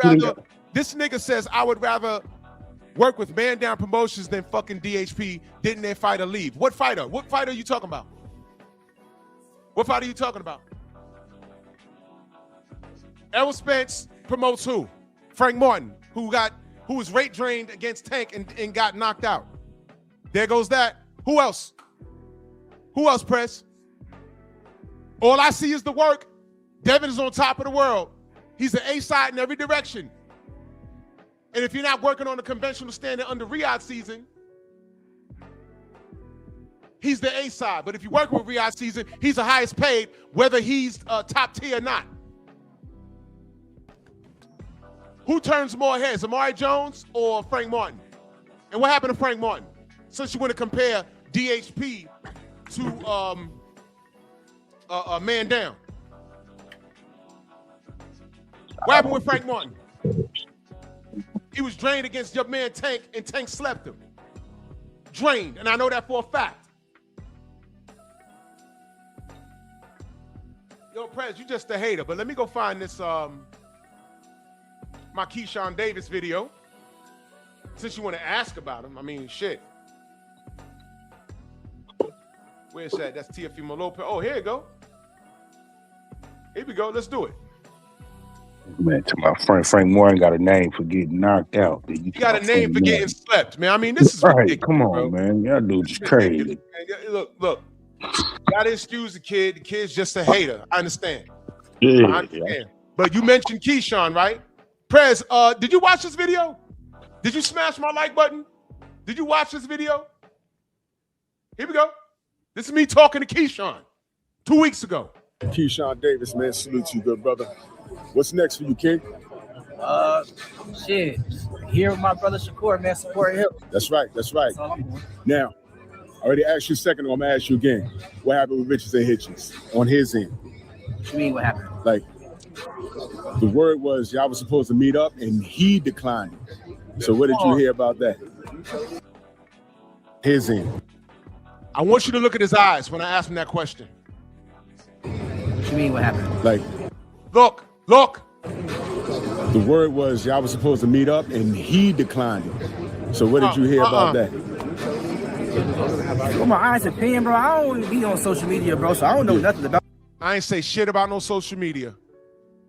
that, honestly. So if that's the case, then shit, that's the case. Yeah, because that's what the word was. They were trying to make that fight to put you on the undercard here. Yeah, Well, He tried to get away. But watch this. such is life, man. Salute to you. yes, sir. Thank you. All right, no doubt. Yeah, come on, let's do it. Niggas follow me. I ain't Prez, you paying attention? Oh, y'all chill. Uh-oh. We're gonna make the big fight. We hype That's what I was talking about. This is what we need. This is what we need, right? There were talks about this fight for January 31st. Wow, look at that. He didn't know what I was talking about. This is a big. That's what I was talking big about. Money fight that can stand on its own. But you know, Hitchens is looking a bit big. He looks, Yeah, okay.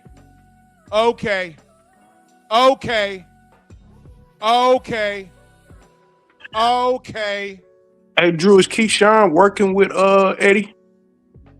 I have no fucking clue. But Hey, there's no way that the boxing world knew about that and he didn't. There's no fucking way. Did the man just lie to me? Yes or no? Hey, Prez, is Keyshawn Davis a liar? Yes or no? I just want yes or no. Yes or no. I just played it for you. Come on, man. Come on. That was literally 10 minutes apart. I was talking with him. I said, oh, he don't know about no Africa and fight. I said, okay. So I left him alone because I ran over there to go, when he was walking, because he wanted me to follow him. He went to go greet Pat Poose and Clarissa Shields just showed up. So I left and I said, oh, they talking to Teofimo Lopez again. So I went over there. And then I looked, when I put Teofimo in the blender, I looked, I said, oh, they go Africa. So I went back over there. Yeah, Prez, he said he left DHP and signed with guess who, Golden Boy. You can't make this up. How's Amari Jones doing now? Tell me. Is he main eventing? Hey, people in the chat, who's Amari Jones? Quickly. Who's Amari Jones? Uh-oh. Quickly. I want his stats. I want his box rec. Who is he? Name his last two opponents.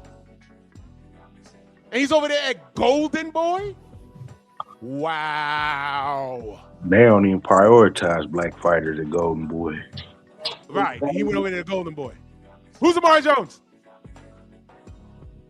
But anyway, Prez, I asked you a question. Did Keyshawn Davis just lie to me? All of that happened in the course of 10 minutes. Did he just lie to me, man?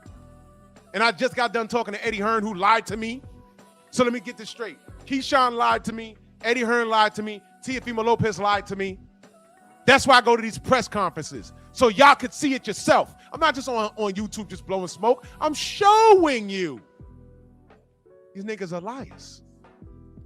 They're liars.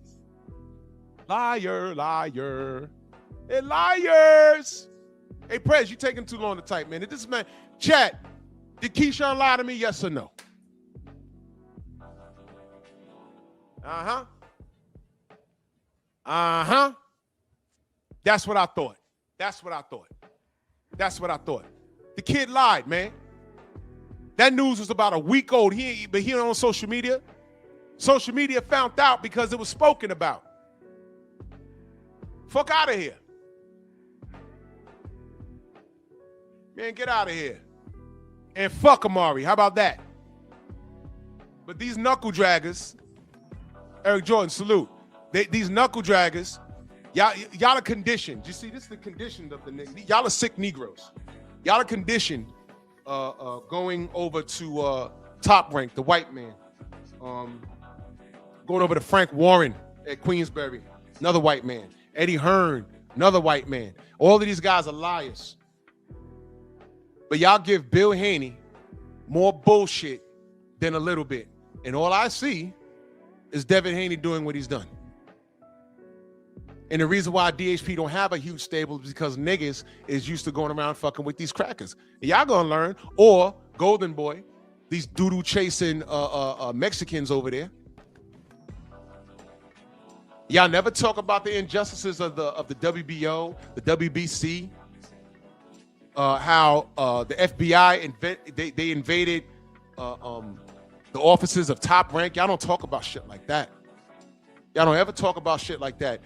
Barry Hearn saying we used to be slave drivers. Y'all don't talk about anything like that. Y'all don't talk about that. Y'all always talk about Bill. And all I watched was Bill and Devin become successful. James, cut on your camera, brother. I was trying to make sure that was you. Hey, they don't talk about how Bob went to court and lost for lying.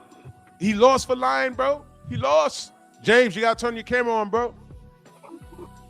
There's a lot of ops out here. Wait a minute.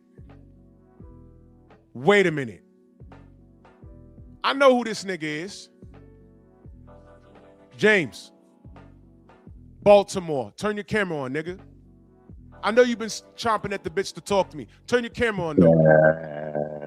Yeah, he's one of those. I know you are. Why don't you turn on your camera? James, I'm not going to let you up here to talk shit. We're going to have a conversation. He come to defend his man. Yeah, he's coming. Whoever his man, I know who his man is. He's from Baltimore. Just take a guess. But right. James, stand on your square. Turn your camera on. Be a man. And I'll let you up here and we'll have an adult conversation. Rick, I know that. He's on the shelf. He left DHP and went to Golden Boy to do what? James, turn your camera on, bro. I just figured out who this dude is. Now you see me being respectful, right?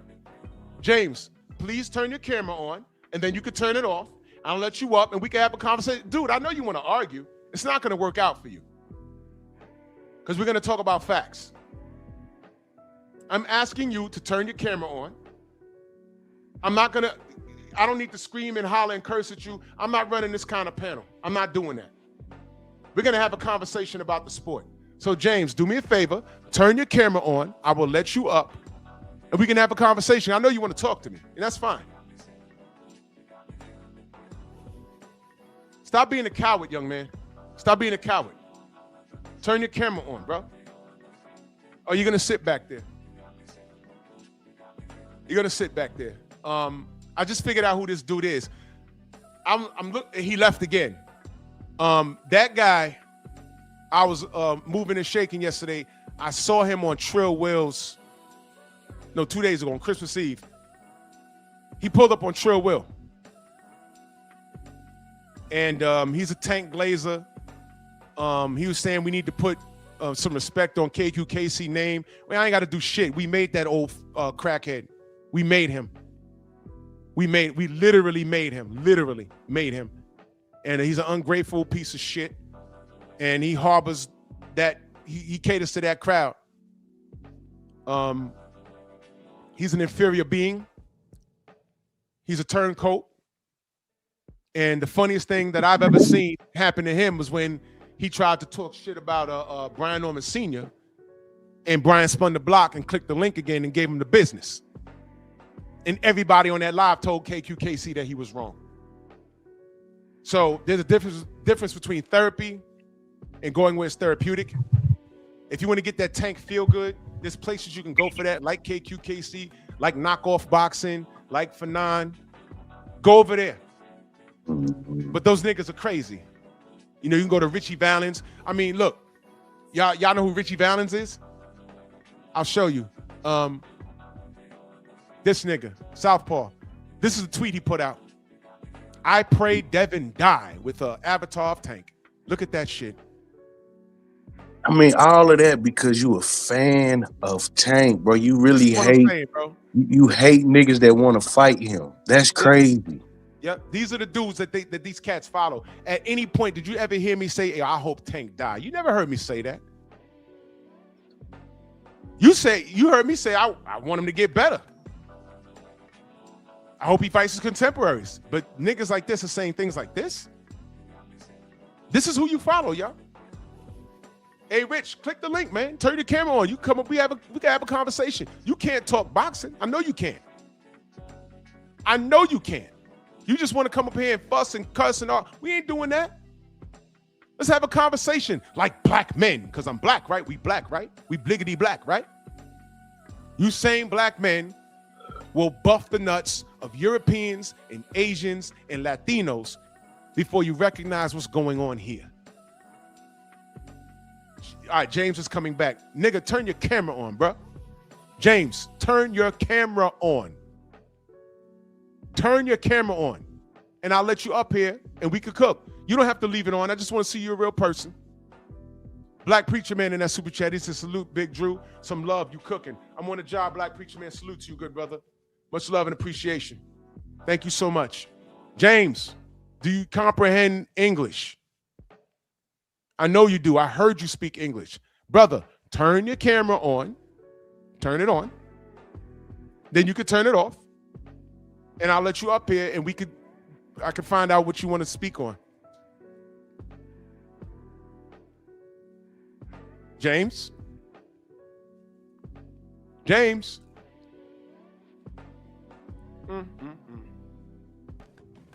James? Bro, I know Baltimore ain't this silly. I know Baltimore ain't this silly. I know it. I'm not putting this on the whole city. It's these dudes. It's these dudes. I'm telling this fool to turn his camera on so we can have an adult conversation. Because I put people on here and they flash their penises and all kinds of ridiculous stuff, man. And he's sitting backstage, just sitting there. And he's one of those, man. He's one of those. Eric Jordan in that super chat. He said, Miguel got his monkey stuttering. James.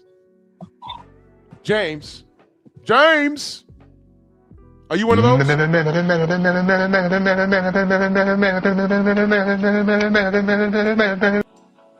And he left again.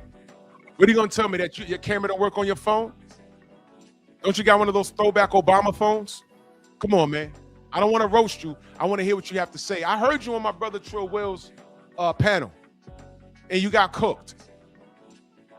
I'm willing to have a conversation with you. I want to know what's to you. I don't even want to talk about other content creators. I just know where you frequent. You could come up here and let's talk some boxing. Let's do that. Let's talk about your pound for pound list. Let's talk about your opinion about why you think mine is wrong. Let's talk about it. Can you articulate why the Ring has Oscar Collazo at number 10 on their pound for pound list? I mean, I'm trying to figure it out. Can you do that, James? Does the camera work on your phone? See, this is what I'm saying about these cowards, man. These dudes is cowards. These dudes is cowards. And you can't come up here and have an articulate conversation about boxing. You see Stormy here, you see Rich here. You can't talk boxing. You buff the nuts of one fighter. And I heard you say it. I heard you say it on Christmas Eve. Heard you say it. I heard you say it. Put some respect on KQKC name. I heard you say that. I said, what the fuck? What? And you said it's all about Tank this way. I said, okay. Okay. There's no talking to you. But you want to come on my panel to do what exactly? And I heard you already say, you didn't even know I was in the chat, but I heard you say my name. Yeah, fuck the LDBC, fuck Drew Titan. Yeah. You said all that, but you here though. You're here. You're watching now, but you won't cut your camera on. Do you have a birth defect? Are you one of those hills have eyes looking niggas? Come on, man. Do you look how you sound looking ass nigga? What's going on with you? You can't talk boxing. Hell, you can't even talk Tank. As a matter of fact, Tank don't even like you. I love doing that because that's not a lie. Tank don't like you. Come on, Tank, come out, man. The game is lame without you. Fuck you. That's what he said. That's what he said. That's what he said. And I noticed that a lot of you Tank fans, and I'm not kidding, a lot of you niggas sound alike. A lot of y'all sound, I'm not kidding. Chat, am I lying? Y'all all talk the same, and I'm not talking about just the Baltimore accent. I'm talking like y'all sound like y'all accomplish the same level of of education, which isn't much. Y'all all sound alike. There's problem with y'all speech. Y'all have no boxing knowledge, and the big brains on YouTube take advantage of you because for some reason y'all are in abundance. Liar. Now James, incidentally, I got about another 20 minutes. I do want the smoke, but I'm willing to let you up here to talk your shit as long as you turn your camera on and let me know you're a real person. Nothing? Just like I thought. Like most Tank fans, they're cowards. See, get it? Tank don't want to fight. It's not only Devin. Tank don't want to fight his contemporaries, right? Just like his fans don't want to have a real boxing conversation. They're cowards. I mean, they limited. They limited on what they can say. They can't pop their shit about no fighter because him. He ain't shit. He not doing shit. He ain't shit. He ain't doing shit. He ain't about shit. Poms versus pound for pound. Popularity versus reality. Now this dumb nigga, he's probably blocked in my chat, which is why he's not typing. But he damn sure said my name, and I'm looking at the name. I said, "Oh, I know who this nigga is." What you thought I was gonna let you up just for you to just start cussing and take the show sideways? You could never do that. You're not smart enough. Once I figured out who you was, you're not turning on your camera because you can't comprehend directions. You don't know how to work the smart device that you have in your hand, and you're fucking retarded. Delano says, "Come on, not all of us, bro." Delano, you be saying some bullshit, and you sound funny, and I say that respectfully. I'm not making it up. I tell you, it's all y'all niggas. Hey, Delano be just trying to troll you though, Drew. Cause dude just dude is crazy. Trolls are witty. Delano's not witty. He means what he says. It's not trolling. He's dead serious, which is funny to me. You see, a troll is the number one troll on the internet is the most wealthiest one, and that's Jake Paul. He's a troll. He's monetized being a troll. But you know what Jake Paul did? He got in there with a heavyweight and got his shit knocked out. But he's a troll. Remember, got your hat? He snatched it off Floyd's head and ran. Got your hat. Remember that? That was funny as fuck. He's a troll. But these Tank fans, they're not witty enough to troll. They mean what they say. That is creepy as fuck. They wave pom-poms for this dude. James, I know you wanted to come up here. That's why you're listening to me. I know you want to come up here. See, he's back. James, turn your camera on. You're in the dark. Fuck it. I'm going to let you up. Turn your camera off so I can put you up. Turn it off. You don't have to leave it on. He muted himself.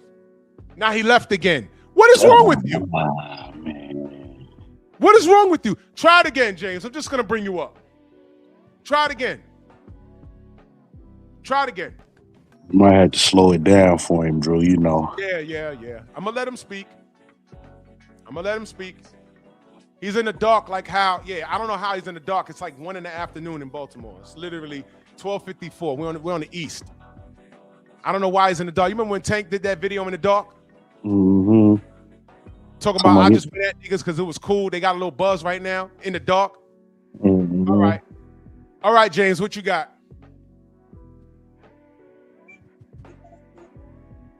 Drew motherfucking Titan. What you got?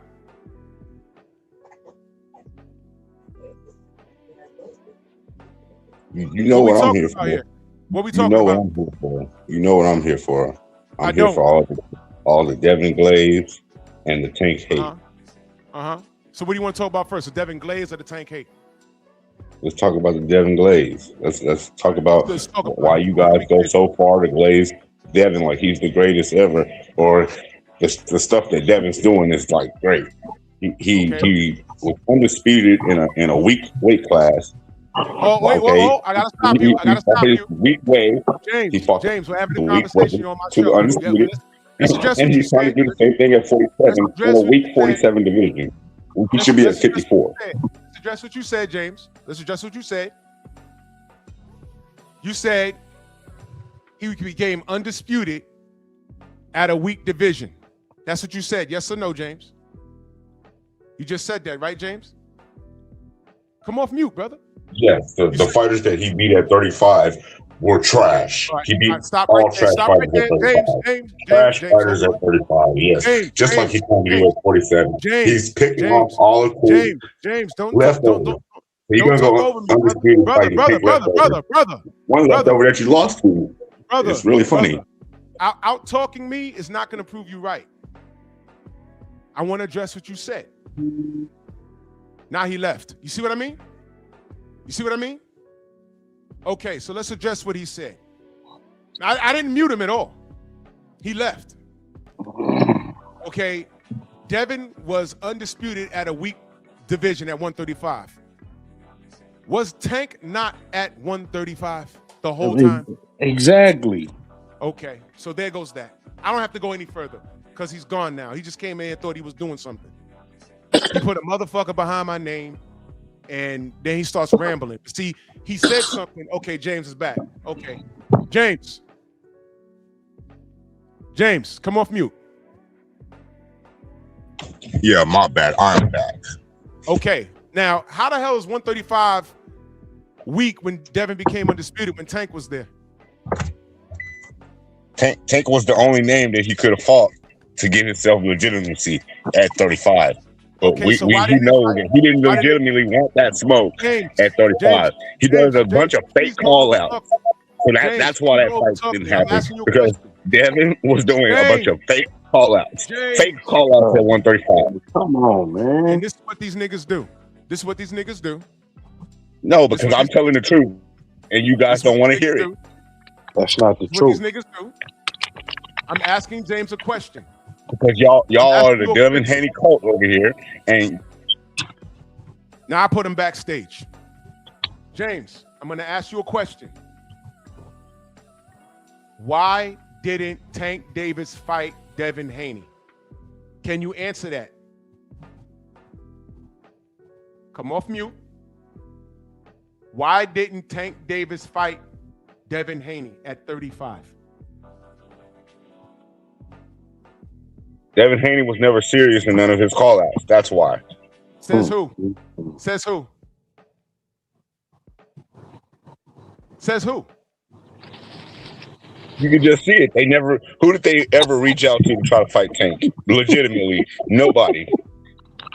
I know you guys can pull up some bullshit videos on YouTube, but that doesn't mean nothing. Our videos are bullshit. You really know what went down behind the scenes. Oh my God. Oh, Lord have mercy. Lord have mercy. Lord have mercy. You know what else I'm going to point out about this dude? No, I'm just telling the truth. You guys can't handle the truth. You're actually not. You're actually not. This is an argument we've debunked all day, every day. But you know what I did hear you say on my brother You Trill's can't debunk the truth, sir. You can't debunk the truth. You can't debunk the truth. If the truth is the truth, you can't debunk it, guys. You know what's amazing? I also heard you celebrate Ryan Garcia. Did you not do that? I mean, we see Ryan Garcia put him down, drugs or not? Which those drugs had nothing to do with power. Those drugs don't give you power.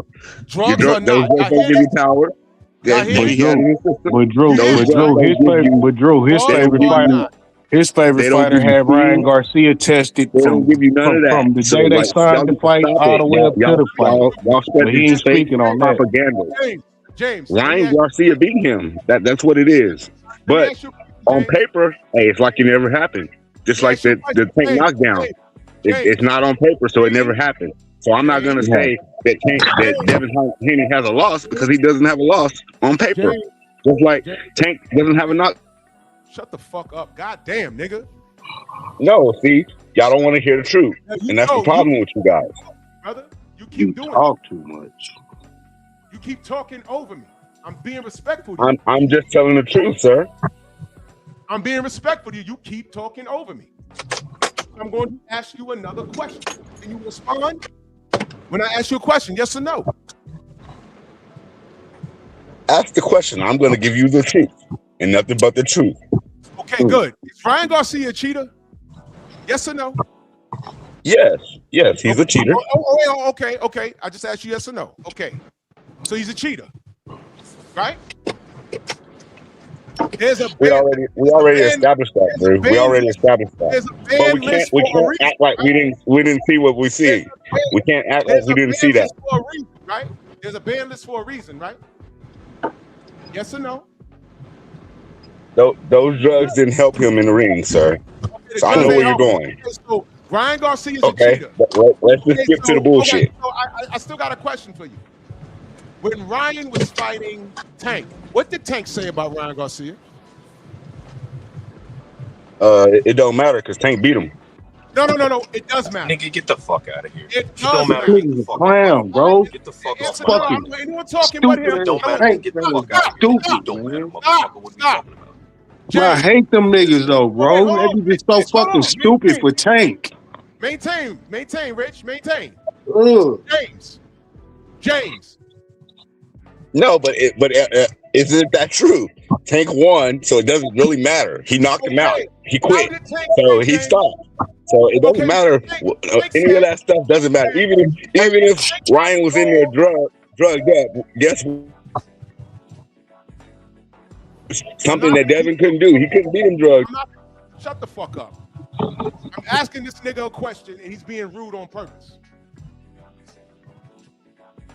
Now, Rich, I'm going to ask you again because I know you can hear me. Did Tank Davis not call Ryan Garcia a drug chief? Yes or no? Yes or no? Yes, he did, but why does it matter? Did Ryan Garcia not have moles in his camp courtesy of Tank Davis? Yes or no? Yes or no? Yes, I don't know where you.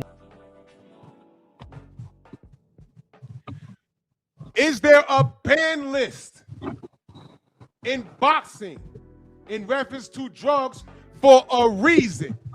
Yes or no?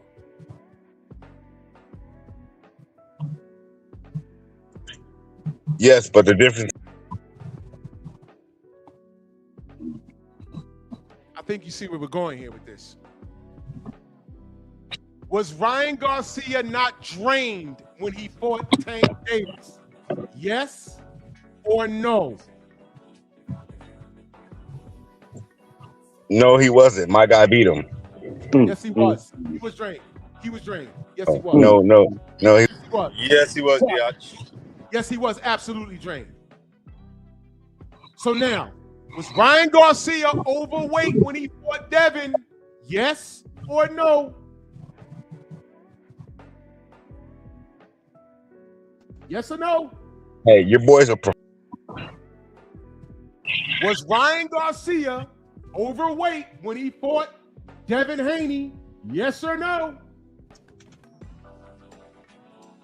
Devin took. Was Ryan? Damn, I feel like BFTB.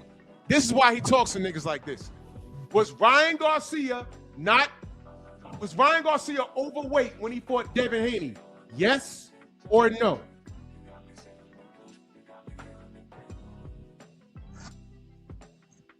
Hello? Yes or no? Look, it doesn't matter. And this the problem. This is why niggas that are usually Tank Davis fans, they have criminal records. So let's dumb it down for me. James, do you have a criminal record? James, you have a criminal record? Yes or no? Where are you going? Where are you going with this? Like you're trying to take this off somewhere else because you're getting your butt spanked. James, do you have a criminal record? Were you ever arrested, tried, and convicted? Yes or no? If it's no, just say no. Yes or Y'all no? take me down because y'all can't. Oh shit! Now you know what? If someone asks me that, I'm gonna say no. I just say no. If somebody asks me, "Hey man, are you a homosexual?" I'm gonna say no. So let's try this again, James. Hey Drew, James, ask me that question. Hey, Black Martial Arts Society, do you have a criminal record? No. Okay, James Franklin from Baltimore. Do you have a criminal record? Yes or no? Drew, that does not matter. So that's a yes.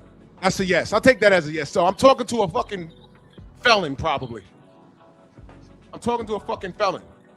He can't answer questions. He can't answer questions for shit. Nah. Okay.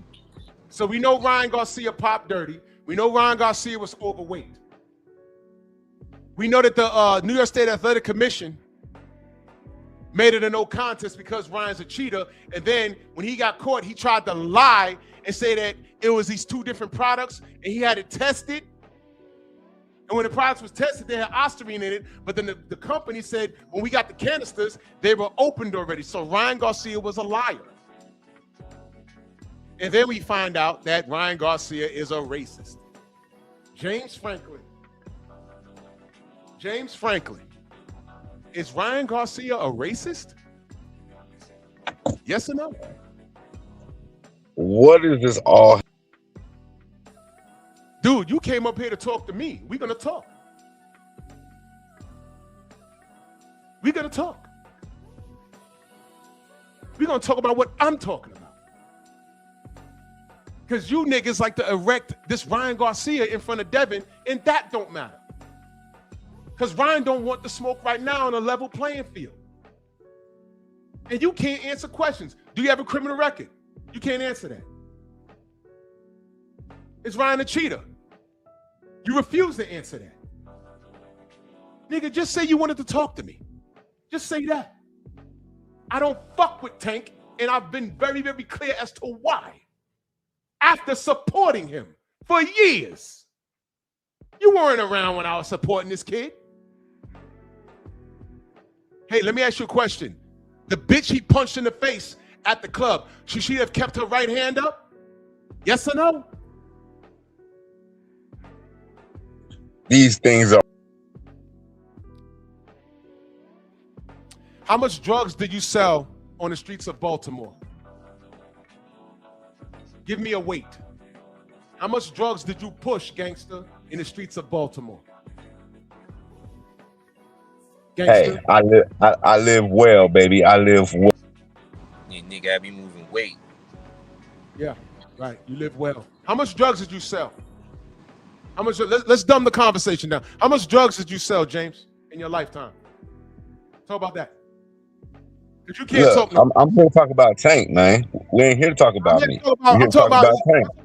How much drugs? You scared of that conversation. That's why you're trying to take it somewhere else, and you keep dropping me down. Shut the fuck up. You can't talk about boxing. You here to talk about Tank. You can't even do that. Hey, Drew, it's a known, like, every Tank fan just a liar. Like the shit that y'all be lying, like fake call outs and he didn't really want to smoke and this and that. Like, y'all don't hold that nigga accountable. Y'all lie. Y'all make up dumb shit and try to push it out here on the internet like it's true. And try to come to us with talking points, and they're not smart. Ryan Garcia, the greatest thing since sliced bread to these niggas, and they reversed that call. All right. Hey, Tank I'm curious. Tank said that Ryan was not a cheater versus Has Tank Dev. ever given you a fight that you wanted to see that you asked for? No, because he can't. No, see, he gave him a fight that he wanted to see because they just like watching Tank because these niggas is closet homosexuals. Remember, pound versus pound for pound, and not even Ring put Tank on that pound for pound. They put a nigga like Oscar Collazo on it before Tank. Right. Now this dumb nigga just said, because he's proven himself to be a dumb nigga. This dumb nigga just said that 135 wasn't popping when Devin went through there. As if Devin didn't try to fight everybody at 35. And 35 was loaded. He's saying, oh, well, it wasn't a real call out. What are you talking about? But Drew, 35 was loaded at that time. You had Lopez, Loma, Shakur just got there, Tank, Devin. Hey, James, why didn't Tank fight Shakur at 35 for unification? Right. Because Shakur had just came up there. He had to prove himself at 35 before trying to get a fight with Tank. He had a belt. Like, what do you mean? Like, but I he fight 130 pounders, James. What did the 130 pounders do to prove themselves? Because y'all get bodied. I body you guys, and then y'all take me down. Okay, James. If Shakur had to prove himself at 135, what did Roach, Hector Garcia, or any of them 130 pounders do at 135 to prove themselves? Please explain that. Those guys were already champions at their respective divisions. So Hector Garcia was not a champ. Hector Garcia wasn't a champ. Hector Garcia wasn't a champ. Hector Garcia wasn't a champ. Pimp. Hector Garcia was a WBA regular champion. He became a champ. No, he became a champ. And then that's when Roach fought him and got the belt. That was after Tank. He held the belt at 130 when he fought Tank. He held the belt at 130. So what belt did Roach beat him for then? What belt did Roach beat him for? After Tank. He held the belt when Tank beat him. Don't be mad. Don't be mad. Tank beats champions. Hold on. Champions, actual good fighters. Your guy gets so Hector Garcia and Roach is better than Shakur? Hold on. So Hector Garcia and Roach is better than Shakur? Yes, at the time, yes. They had done more in boxing than those guys. Get the fuck. All right, bro. I swear to God, Tank walk on water, bro. I'm done. That is the truth. No, it's not. That's the truth. Those guys had done more in the sport of boxing than any of these guys that you guys are clamoring for. He gave your guys, you guys were crying, talking about he don't fight no black fighters. You're not gonna out-talk me. What happened to Lamont Roach when he fought Jamel Herring? Answer. That is irrelevant because. All right, James, you're now on retard zone. You're in the retard zone. It does matter. We just said this nigga brought up 130 pounders. We just said that. You said that Tank Davis, you said that Shakur was improving at 35 when he had a belt. He's proven because he has a belt. So why wasn't there any unification? Why are we getting Hector Garcia and Lamont Roach from 130? What are we talking about? So I'm going to ask you again. Why did he face Shakur in a unification when it was there available? Okay, so look, I'll tell you this.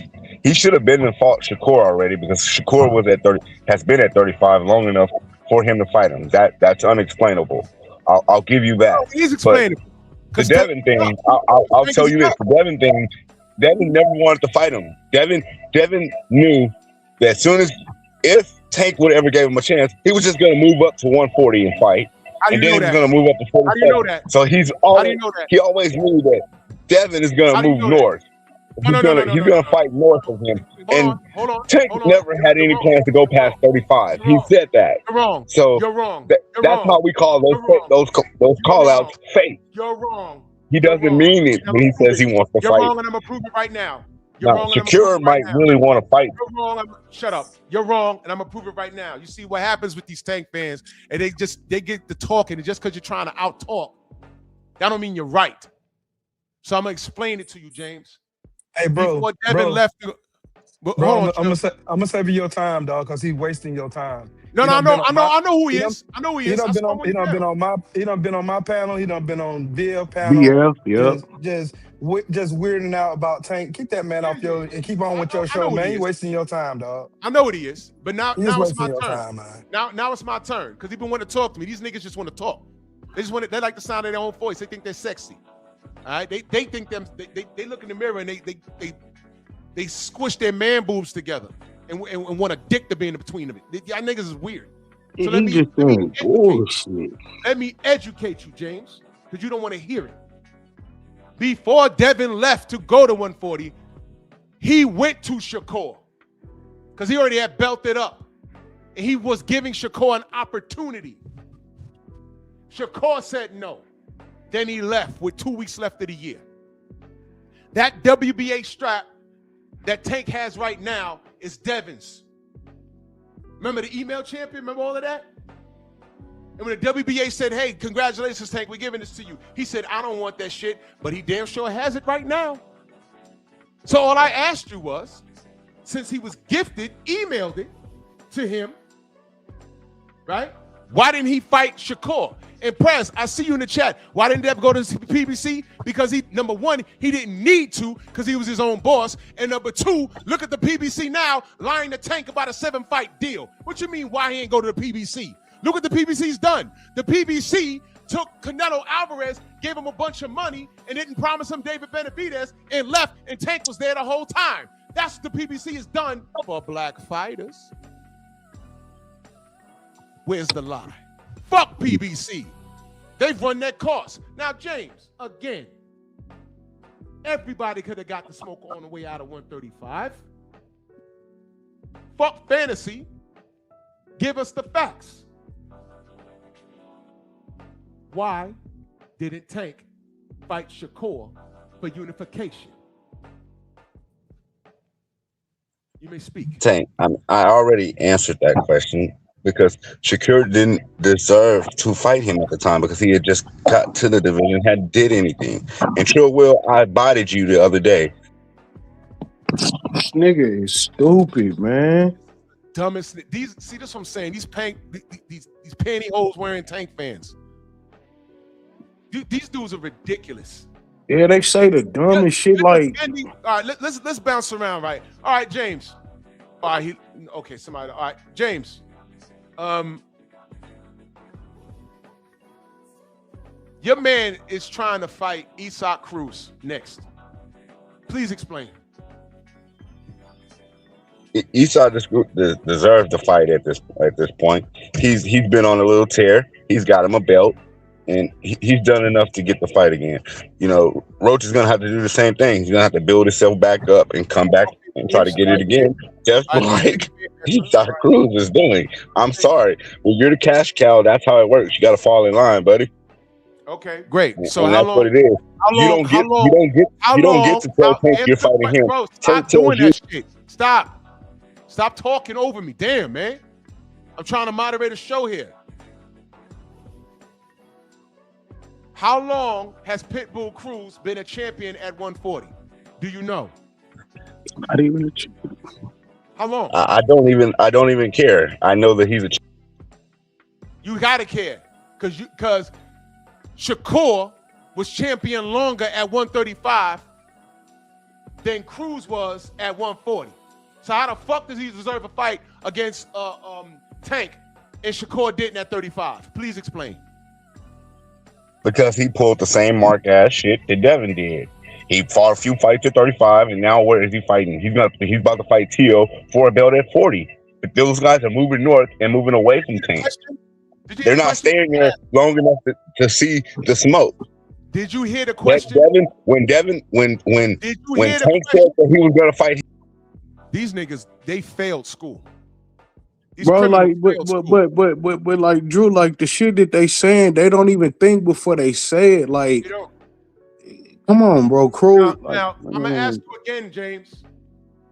If Shakur was a champion at 135 longer than Cruz was a champion at 140, how does Cruz deserve a fight against Tank over Shakur when Shakur was at 135? Can you answer that? Yes, let me explain it and don't play the bullshit games. Don't tell me what to do.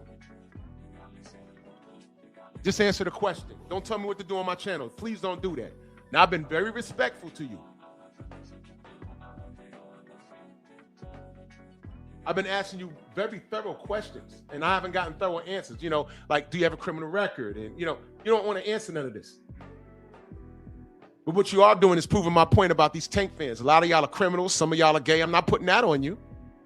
But most of y'all are uneducated.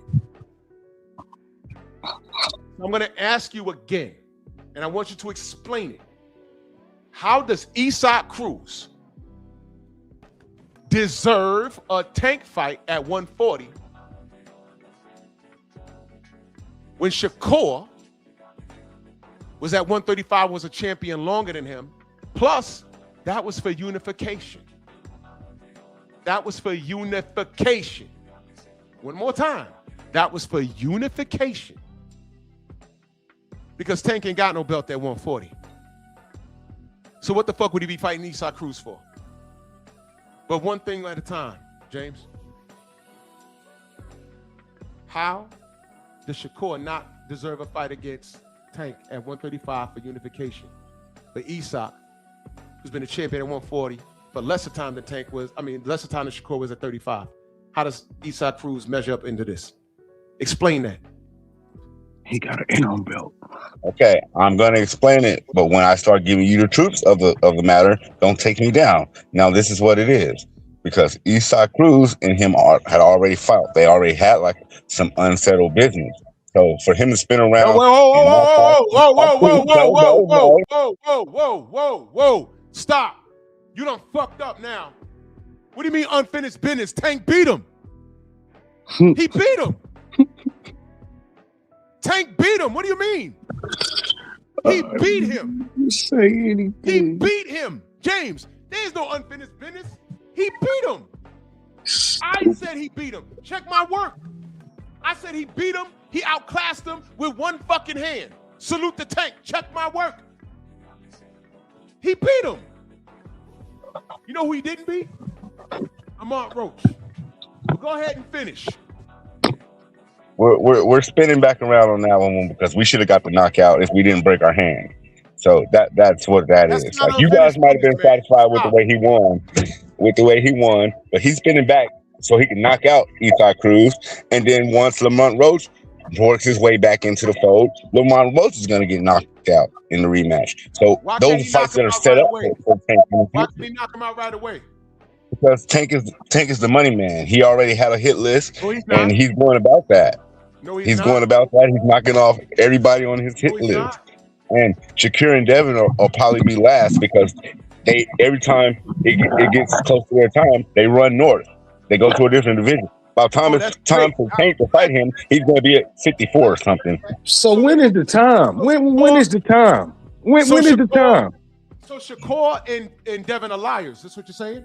So if Tank said he would fight Devin right now, would your guy come back down to 35 to fight him? Why would he have to come back down? Why can't Tank go up? He knocks out. We're fighting at 35 right now at the moment.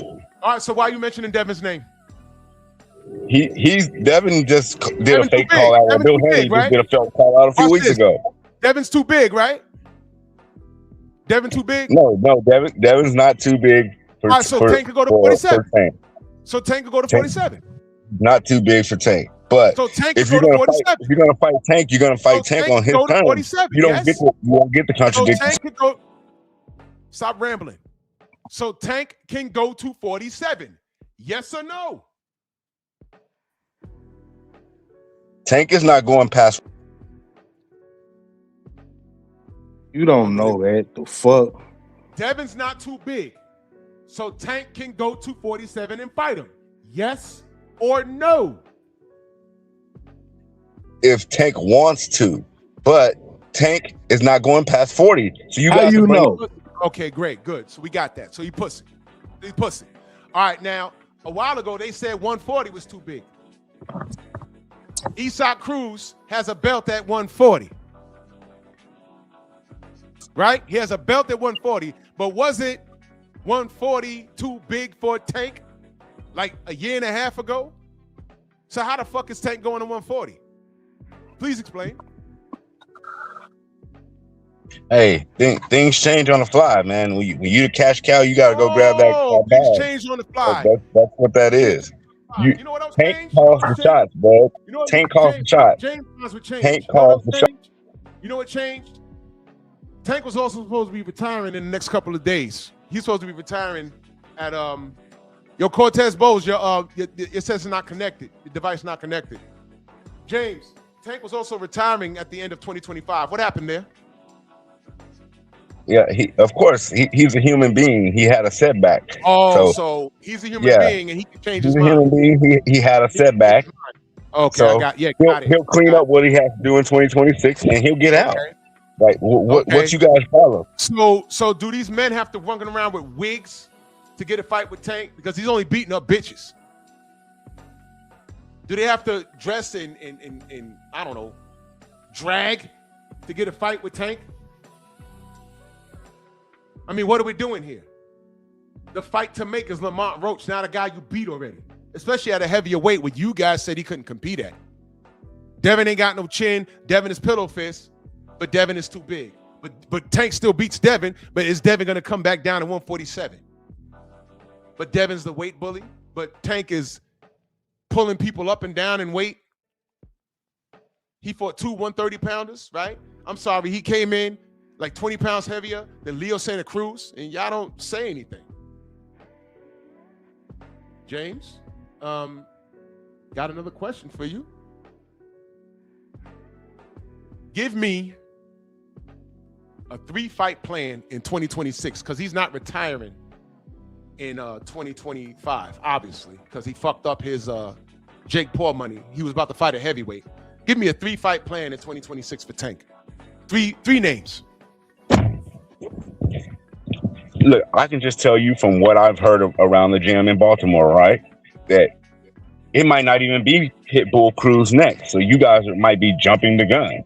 You know? No, we're going off what he said. What do you mean jumping the gun? Look, I'm just telling you what I heard in the gym. No. We're not jumping the gun. He's got his choice. Who said Cruz? Us or Tank? What do you mean we're jumping the gun? Did we make it up or did Tank say it? And we're like, yo, what the fuck?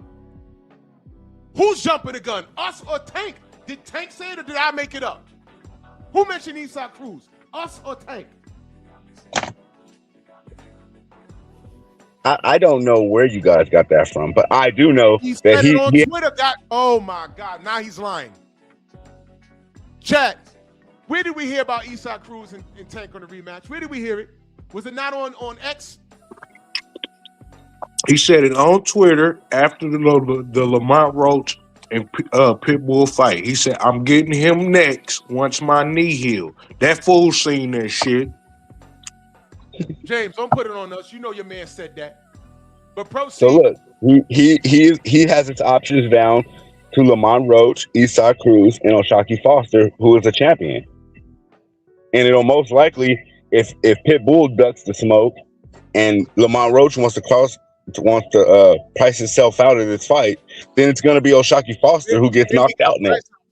Where are we getting a price out from Lamont Roach? Where would you get that from? Hey, this is the business. You guys don't know about what goes on behind doors. Behind doors, you guys can get on the internet and talk.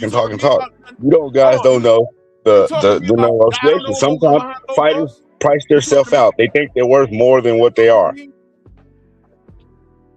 You talking to me about not knowing about what happens behind closed doors, James? You talking to me? You talking Yes, to me? that's what I said. That's what I said, sir. I don't know. You don't know. You're a YouTuber. You don't know shit. You're a YouTuber from the LDBC who just guessed. You probably have some good insight on Devin Haney because you guys all work for him. But other than that, you guys don't know shit. You just I don't talk to nobody in the industry. I don't talk to nobody in the industry at all. No, you don't. Just because you get some press passes to go to some fights, that means you talk to people. Come on, man. Stop it. Stop it, Drew. Stop it. You know that fighters. So you telling me that fighters don't price themselves out of fights? No. We're talking about me now. You questioning my credibility, nigga. No, I'm asking you a question about what I'm talking about. Let's start right there. I don't talk to anybody in the industry at all. You know, you don't have any insights besides Bill Haney. Bill Haney. What you want to pull out of your pocket, Bill Haney? I wasn't even talking about Bill. You're gonna pull out Bill Haney like all you LDBC dudes do? I don't know. Like, that's all y'all got. Y'all got the media. Drew, he don't know you used to be fucking with Wilder and all them. You know what I'm saying? This nigga don't know nothing. Oh, Wilder. Oh, that's another one. Okay. But Wilder ain't even involved in this right now. He's not popping. Nobody cares about Wilder unless Wilder gets that Usyk fight. Then Wilder needs to retire because he's gonna get stopped by. Shut up, nigga. This is what happens. You get a gay, because now I think it's a homosexual. You get a gay ass Tank fan that smells gyms, gets tired when he hits the bag for 10 seconds, and now he wants to come on here and do what women do. He tries to shame, insult, and guilt, and with the need to be right. Sign language. This is what these niggas do. He don't watch my channel. He didn't even know why the LDBC exists. He has no idea.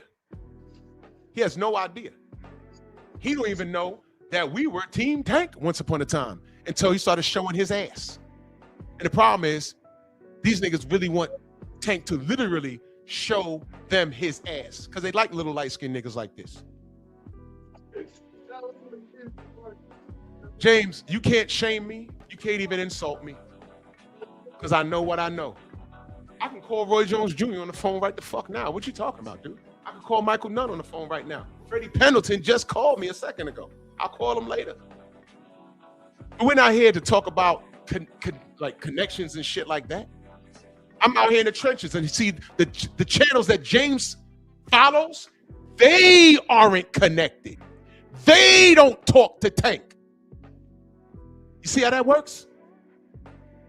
He's sniffing the nuts of the KOs, of the Fanons, of the KQKCs. They're not at the fights. They don't get press credentials. I'm outside. When I go to these fights, I get recognized. These niggas sneak in the fights. They have to wear the fucking Groucho Marx glasses with the goddamn mustache and shit. That's them. Because they're afraid to get seen. I'm not. I'm working, baby. I bring value to this sport. I bring honesty to this sport. I don't sick the duck of fighters. I can root for them, and when they fuck up, I can say, yo, man, you fucked up right there. I mean, get out of here, bro. You fucking up right now. This is what I do part-time. James goes to where it's therapeutic, but he needs therapy. You have to go where it feels uncomfortable. That's why these niggas do what they do. D-E-W, D-E-W. I know when my brother Marco asked Cal about Devin, Cal said, at what weight though? I said, my God, why are you saying that out loud, Cal? I know when Marco asked Cal about Shakur, what did he say? Why would we want that fight though? He's not gonna stand there and let us do what we do. He's gonna let us do what we do. Public. So either you failed as a coach, Cal. Either you failed as a coach, or you can't coach your product to become victorious against a particular style. James can't talk boxing with us. He can suck dick though. Remember they told Frank Martin, you took this fight too early. That's what they told him. And then he drained Frank Martin. I know that for a fact. I called down there because I knew somebody in the camp. James, I knew that the day before. Hey, Drew, I bet you he's related to Kirk. Kirk, you know, Kirk, gay Kirk. I just don't like how they be lying, man. Like, Drew. I just don't like how y'all be lying. Y'all can't keep shit real. Because I'm telling the truth. I haven't said any lies. You lying, bro. You guys don't like the truth. And y'all not telling the truth. What y'all want to hear or what y'all want it to be. But that's not the way it works. Like, and you said I'm not anti, so I'm not close. I'm in the gyms in Baltimore. I'm in the gyms in Baltimore, sir. I'm in the gyms in Baltimore. Shut up. You're a liar. You're a liar, James. You're a liar. Even if you go into the gyms. I've been into the gyms and stars have walked in there. I've never said, oh, I've been in the gym and spoke to A, B, and C. No. Do you know I was in the gym back in the day and Lennox Lewis walked through the door? I said, oh, shit. But I didn't get on YouTube and say, oh, I was in the gym with Lennox Lewis. No. This is the first time I said that. I was in the gym and he walked through the front door because he knew somebody that was at the gym that day. I saw him come in. This was back when he had his dreads. I said, oh, shit. That's Lennox Lewis. I was hitting the bag and I watched him. I said, yeah, he's a lot bigger in person. He dapped it up with dude. They took a picture and he left. I never said, oh, I went in there and I was talking to him. No, fuck that. You might have been around people. That's like a banker saying, hey, man, I work with millions and trillions of dollars a day. Yeah, nigga, but you fucking make $40 an hour. You're not a millionaire. Just because you're around a lot of money and you count a lot of money don't mean you make that money. So if, James, you're in the gyms, you might be talking about a bunch of niggas that are in the city of Baltimore that are talking about a bunch of hearsay. You're not a doctor. You don't know anybody in the industry, but then he says, oh, only Bill. Oh, but that's about it. Oh, maybe Deontay. Yeah, keep going, nigga.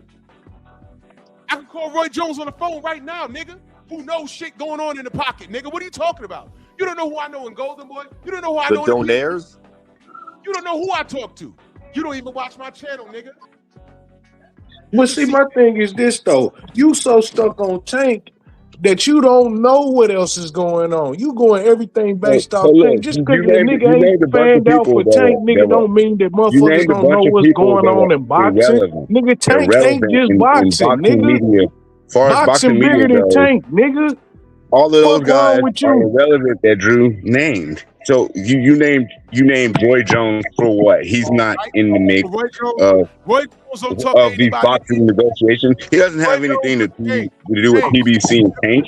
He doesn't know about. If it ain't about Tank, you see what I'm saying? If it ain't about Tank, it's irrelevant to these type of niggas. Like these niggas is weird, bro. Hold on, Rich. No, you guys are weird.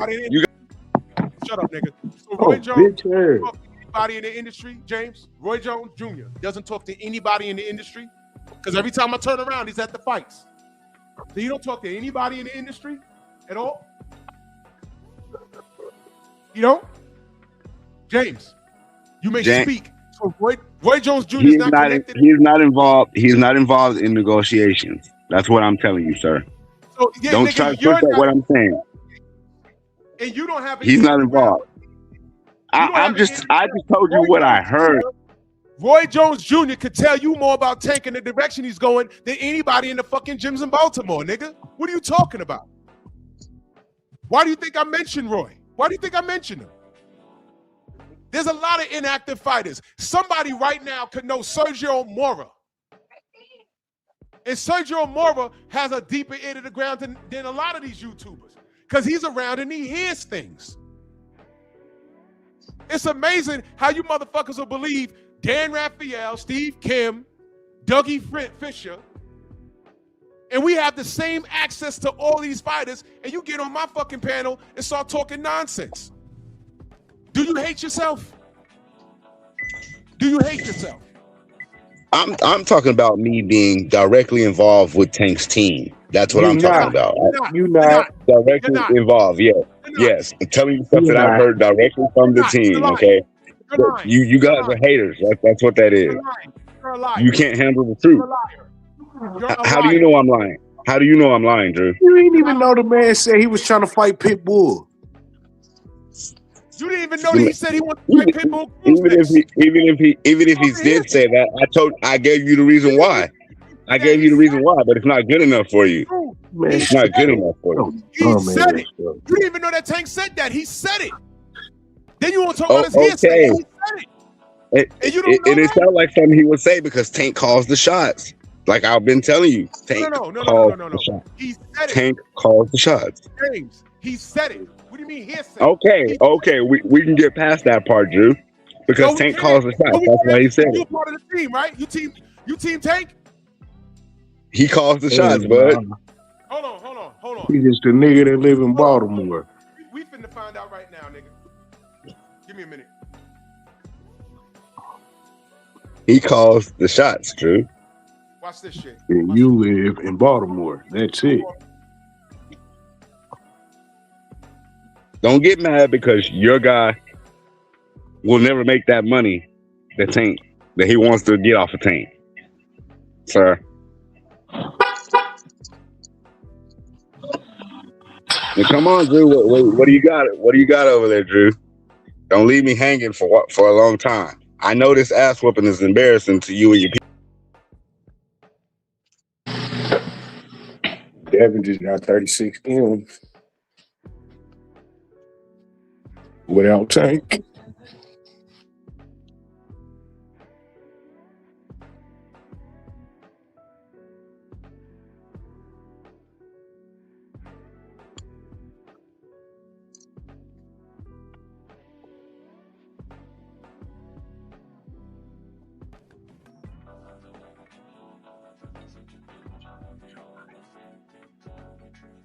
Well, now where did Drew go? Everybody's solid. Yeah. Just patiently waiting, my guy.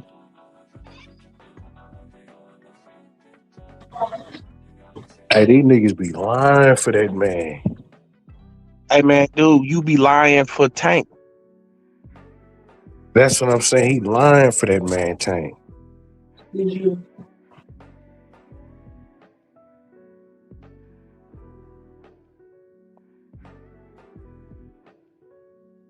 So you all the way okay with all the moves that Tank making, all that old fight the lesser opponent type shit, can't nobody fuck with me type shit. You ain't got to prove nothing to nobody. This nigga James just wanted to talk to me. That's all this is. You don't know. Yeah, he clearly cool with the bullshit. Listen to him. We about to be up on the phone. He making a phone call right now. They don't know no goddamn James Franklin. All this nigga is doing is he's hanging around gyms and they having powwows about what they want Tank to do. This nigga didn't even know that Tank said he's fighting Aesop Cruz. He said it was hearsay. It's not hearsay. It's what the nigga said. James. I just called him. That nigga don't know nothing. Oh, he just texted me. He said it. What'd he say? What's up, bro? You pull up BFTB for what? Like I bodied him the other day. I'm about. Fuck up. Shut up. Man, this dude lying like a motherfucker, man. It's over with. They don't know this. I know for a fact they don't know this dude. I know that, man. They don't know this dude. This nigga's a wannabe, brother. A wannabe. Just going around talking to people. It's the same dude that his girl cussed him out on my live stream. Oh, that was him? Yes. James, your girls cussed you out on the live stream, man? Hey, sometimes you gotta put a bitch in her place. Cussed his ass out, told him to get off the live stream. He was hiding in the car trying to talk to me. He's in the car right now in the dark, nigga. It's fucking 1 PM. James, you gotta hide out in the car to come talk to us, man. Dead ass. Ain't nobody hiding in no car, man. He gotta hide his face. He know he telling these lies. I did hear that seatbelt ding going off a couple minutes ago. Nigga, you ain't got no control of your household, James? Man, he outside in the car smoking cigarettes. You ain't got no control of your household, James? Hey, so this where y'all taking it because y'all getting bodied? No. Y'all can't take the truth that I'm giving y'all, so y'all want to take y'all. But you lying. You not bodying. You lying. I know when my wives come home, they go in the room. They make me something to eat, and they go in the room, and I'm on my live. They don't bother me. James, you hiding out in the car to come talk boxing, nigga?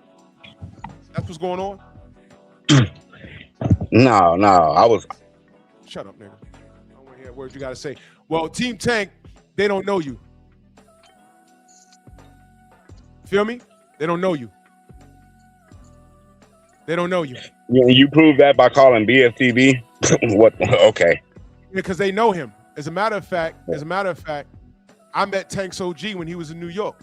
Can you say the same? And what does that mean? I've been in the gym with Tank himself in the flesh. What the fuck are you talking about? Can you say the same? Fuck a member of his team. Fuck a member of his team. Do you know Tank personally? What is his name? You don't. Again, what's Tank would curse you out, dog. name? What's his name? No. You see, that's what you got here. Shut up. What's his name? I'm asking a question. I'm not gonna let you off of this. I met the man. BF, was he not in New York? Yeah. Okay, I met the man. What's his name, James? When I was talking to him, Tank was cold. There you go. And he wouldn't answer the phone. He was like, man, I don't want to talk to Hey, this nigga. all this is because y'all niggas. James, I know you just wanted to talk to us. I know that. It's okay. I'm giving you a bro hug from the distance. All right? Just ask you a question. Because you're part of the team. You got to know this brother's name, man. You know the real street dudes that put in work, that kept Tank out the streets? The real dudes. The real dudes. What's his name, James? Like a minute ago. Like, you said Saturday, but it came today. What's his That name, don't got James? nothing to do with. That don't got nothing to do with this debate that I got going on with you. I'm giving you straight facts.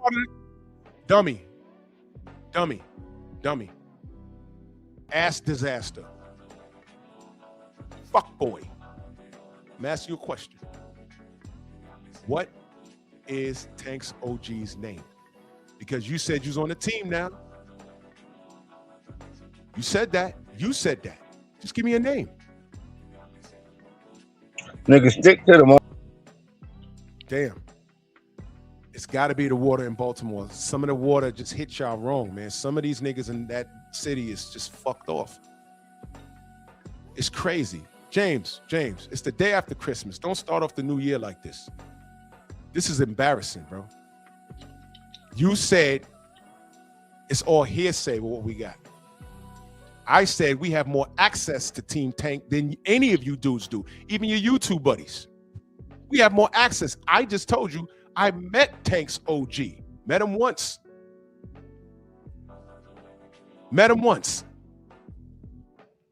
You said you're part of the team. You said you know more than us. I'm asking you, what's his name? Do you know? If you don't know, just say you don't know.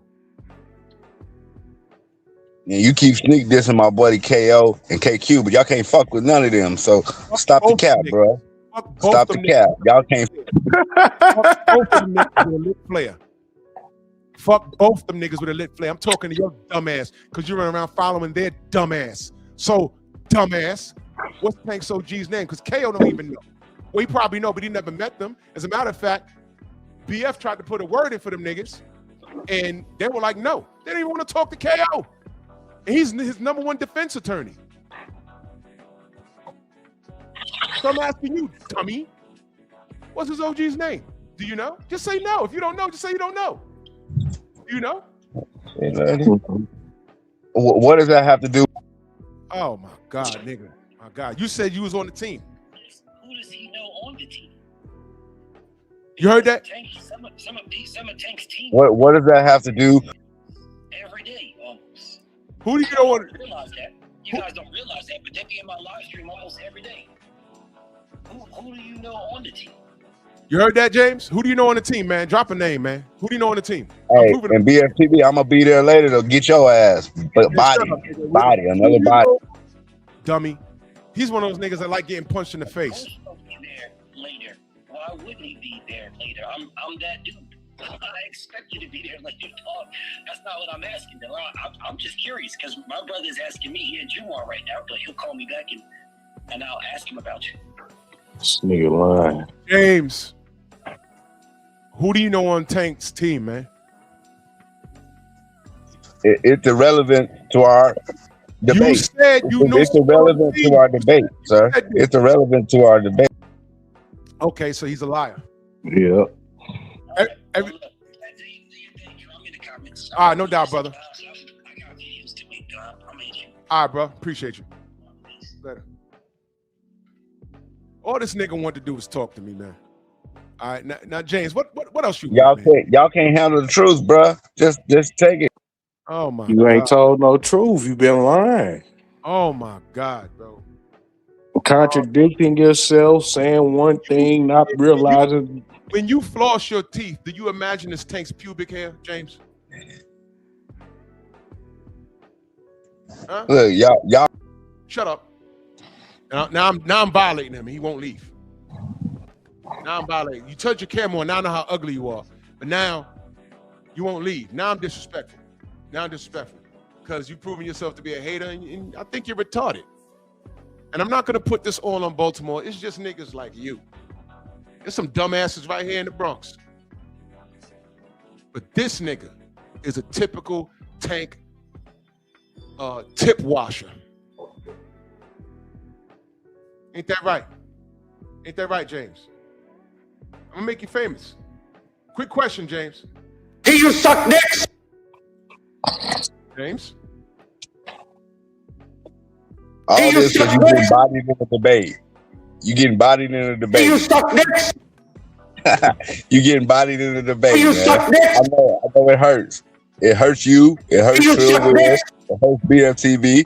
That a Baltimore nigga put belt to ass on the LDBC. You're sticking paws off me. Kevin ain't scared to drop the link in the chat. That's the only reason he ain't got it. You know what I'm saying? And you niggas is mad. This is what y'all do. And y'all can't fuck with somebody. And y'all can't fuck with somebody. This is what y'all do. Straight facts. Y'all niggas can't handle it. But you been lying, bro. The shit that you saying is typical shit that Tank fans say. You a liar. What's really going on? Y'all come up with your own narratives, and this is what y'all. That's do. what you just did. You just came up with a whole bunch of bullshit narratives, bro. You just came up with a whole bunch of bullshit narratives. You said Hector Garcia and Lamont Roach is better than Shakur. Then you said Shakur ain't did enough. He had to prove himself. Like you just said a bunch of dumb shit. Like Shakur had a belt at every division Tank was in. Tank was at 126, Shakur had a belt there. Tank was at 130, Shakur had a belt there. Tank was at 135, Shakur had a belt there. How the fuck he got to prove himself, but Roach and them don't? Like the shit that you was saying don't even make sense, bro. Nigga said he was a part of Tank. He tried to say we don't know what goes on behind the scenes. Then he tried to say that I don't know but I have a press pass and I talk to a little bit of people and whatever. He tried to degrade my source of information. Then it's, I'm hearing things in the gym. But he Tank on Twitter saying he's going to fight Isak Cruz next. He said it was hearsay, but the motherfucker said it on X. And how does he not know that? These Tank fans are all over the place. Then he shit on Roy. All over the place. And then he says, I'm in the gyms. Okay, you're in the gyms. Look, a lot of people be in the basketball gyms. They don't know anybody in the NBA. They shooting around, and they might be good at it. They might be playing ball and dunking and everything, but they don't know anything about what's going on in the Knicks. They don't know what's going on. This nigga goes around to the gyms. He's probably fat and out of shape. All right, he goes around to the gyms right there with the pom-poms. He's fat and out of shape. You hit the bag, and y'all fantasize on what Tank's going to do. They fantasize. He's talking. Look, remember when Tank was leaving in 2025? Remember that? He fucks up the Jake Paul money. Now he has to fight. He absolutely has to fight. In his first fight back, he's talking about Isak Cruz at a weight division that this nigga more than likely said was too big for him. He said that. That's what he said. right? And now he's talking about Devin was collecting belts at a weak 135 division when Tank was there the whole fucking time. And Tank never intervened and put his foot down and say, I want Devin, I want Tio, I want Shakur. No, he gave us Ryan Garcia and he gave us Hector Garcia. And then when Devin drops the belts and he leaves, he gives you Lamont Roach from 130 and fights him to a draw. And all we're saying is run that back. So we're getting Eastside Cruz, but we don't know what Tank's going to do after that. He could retire after Eastside Cruz and never give us the fucking Lamont Roach fight. Didn't he tell Lamont Roach, I give it and I take it away? That's what he said. And don't look now, both of these men are at 140. So Tank beats Devin, but Devin's too big at 147. He says, well, is Devin going to come back down to 135? Fuck no. For what? Tank beats up everybody from 135 all the way to 147. At once upon a time, we kind of thought that. But show and prove. How can I believe what you say when I see what you do or what you don't do? Now, James, you got anything else left after you insist you body bagging people or whatever? You got anything left, man? Anything? Anything left of substance to say? No, man. If you guys will give me a fair fight and not take me down, we could come to some kind of common ground.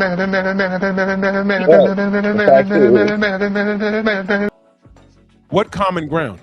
You have to deal with just the Tank is the best. And that's what it all comes down to. That's what my fight is. Just you guys walk on water. He walk on water. Tank water walker. He has the best hair. Do you think he's the best? No matter how much you guys don't like it, no guys, how much you guys hate it. James, he's the greatest, ain't he, James? He walks on water. He beat God and Jesus won him, James. He's the GOAT. Tank Davis is the greatest of this era. Of this era, that's right. Tell him, he James. retired. Undefeated. Better than Canelo. Tell him, James. Undefeated. He's better than Canelo. Canelo's lost. Canelo's lost. Tank has never lost. He has better resume than Canelo. Canelo's lost. Tank has never lost. Better than Canelo. Definitely better than Canelo. Really? How many times Tank been undisputed? That's all propaganda. That's all propaganda. That doesn't prove anything. Because you collect belts in weak divisions doesn't mean that you're a true. James. Now, I don't fuck with Canelo, but Canelo's resume shitting all over Tank Davis. So since they're both these niggas are full of shit, put in the chat, who has a better resume? Canelo Alvarez or Tank Davis? Ain't even a question, though. Who has a better resume, James? Who has a better resume, Canelo or Tank?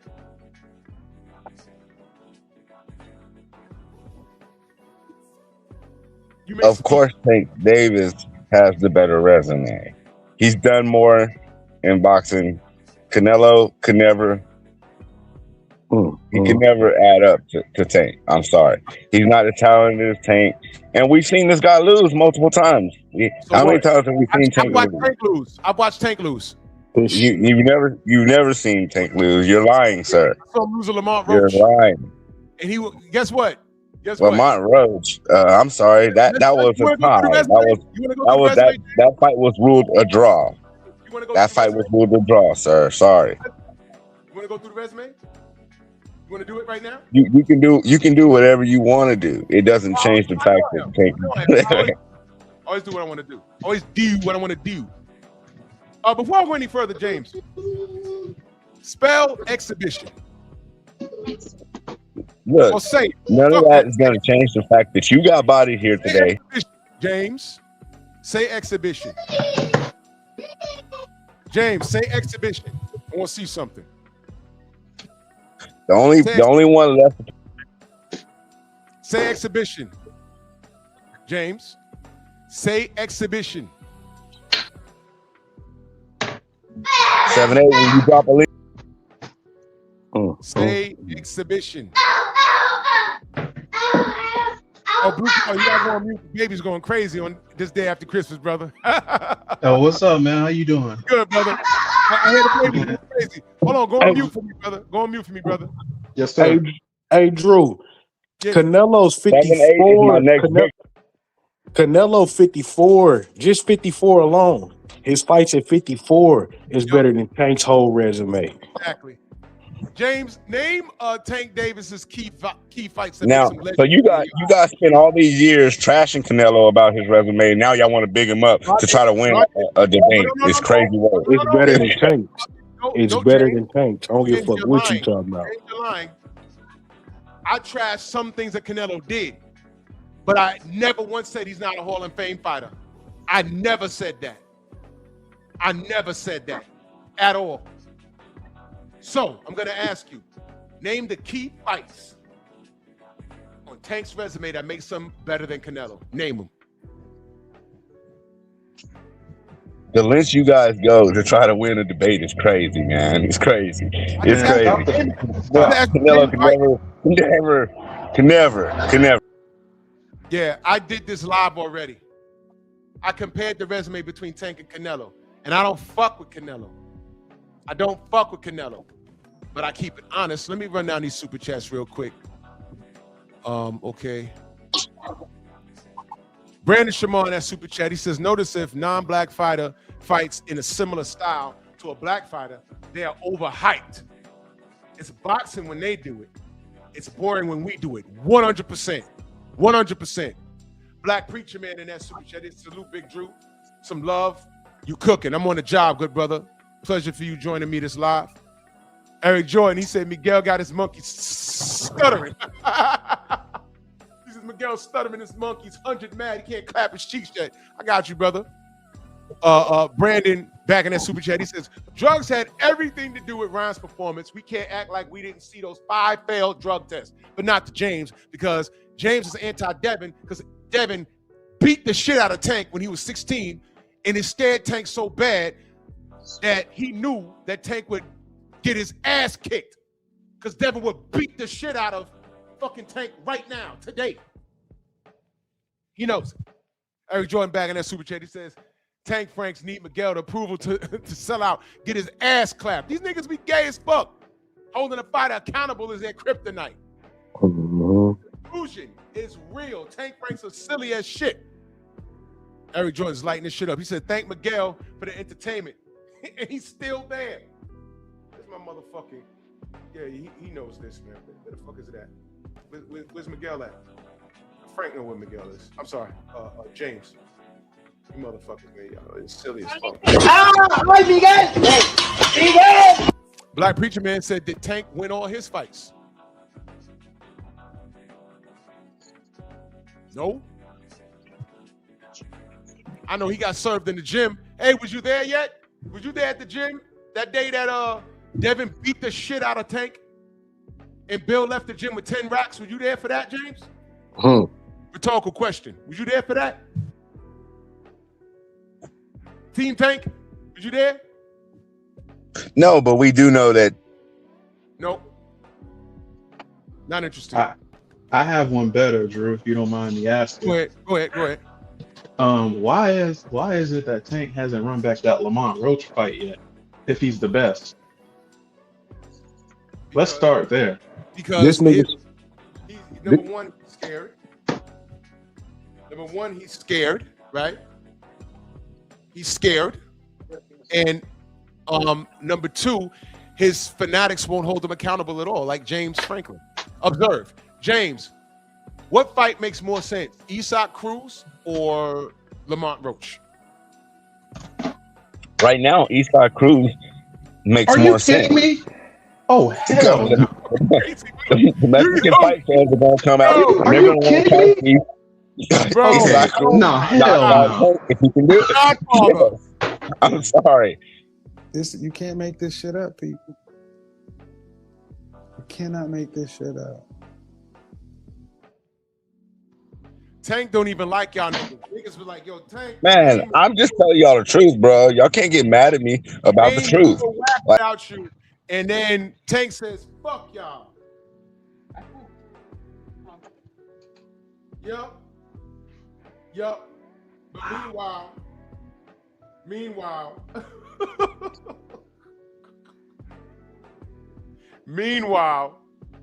The LDBC is the problem. I get it. I'm gay. Gay, like super gay. Like one down here, one here, one here, one here gay. I thought you knew that.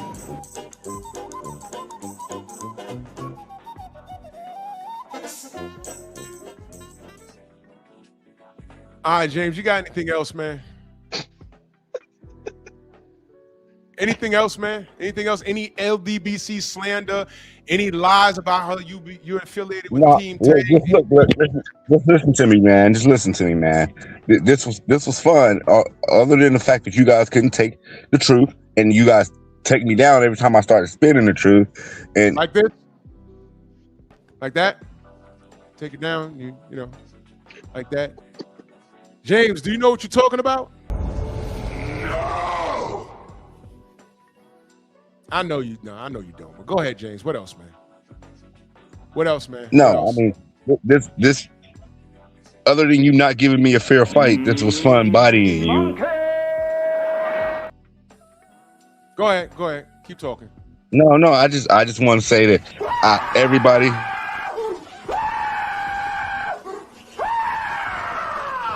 BFTV will be the next one to get the smoke. 7-8, he's ducking. He doesn't want to drop a link for me. I've been in his chat. Who cares? Question. 7-8 is the last of the dragons that I'm gonna slay. Motherfucking liar. So you know I ain't worried. Biatch. Stupid bitch. The BFTV is gonna be my next victim. You were just the latest victim, Drew. You, along with Trill Will. Latest victim of what? You know, at least Trill Will let me up, and he didn't drop me as much as you and BFTB. You know, he gave me more of a fair fight. You guys did, but so shout out to Trill Will. Shut up, nigga. Everyone, you're comic relief, bro. You haven't done anything. You're not the first person to do this, and you damn sure ain't gonna be the last. But here's the deal. If Tank doesn't retire, you better hope and pray for your sake that he's gonna get his ass kicked. Because I'm just gonna get up here and tell what I saw. If he gets his shit beat in, don't even tune into my live because you're gonna be on suicide watch, my nigga. Now I talk boxing here. You talk Tank. If Tank wins, I talked about it. As a matter of fact, when he signed to fight Ron Garcia, I was in my living room rooting at the top of my lungs for Tank. When Devin and Tank was mentioned in the same sentence, I just want to see the young kings eat. It got ugly because of Tank's behavior. He's been on some bullshit ever since. You can't say the same. There's a fundamental difference between what I do here and how you view life in general. You have a criminal record. You're uneducated, and you don't know boxing. You just know Tank. And when Tank leaves, guys like you will vanish. Channels like the ones you frequent won't be as strong. I have been consistent.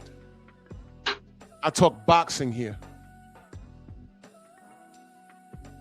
You licked the ass crack of Tank Davis.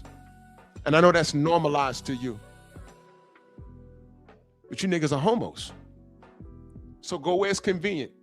Because I'm always going to tell the truth about Tank. I also said that there was still time for Tank. He has contemporaries that he could fight. He just refuses to fight them. He refuses. And your man's a coward. He's a coward. Your man's a coward. I don't care how much nuts you juggle or whatever. But the fact that you came in here, it doesn't prove that you're smart. It doesn't prove that you did anything. You just came up here and made a glorified fool of yourself. You stood here and you lied several times. You said you speak to people on Tank's team. That's a lie. BF just said they don't know you. They got back to him on the text. They're going to call him. I met Tank's OG. You don't even know the nigga. I met him. In New York, I met him. You don't even know the nigga. You're a wannabe. And you get these whack ass talking points that makes you feel smart. But a lot of niggas in the hood feel like they're millionaires just because you got a $60,000 truck parked in front of your building, but it's the projects. That don't mean you're pimping, nigga. That don't mean you're pimping. You the fly bitch with AIDS. You're worthless. Anything else? Fly bitch. Hey man, this was fun putting belt the ass on you, man. Fun putting belt the ass on you.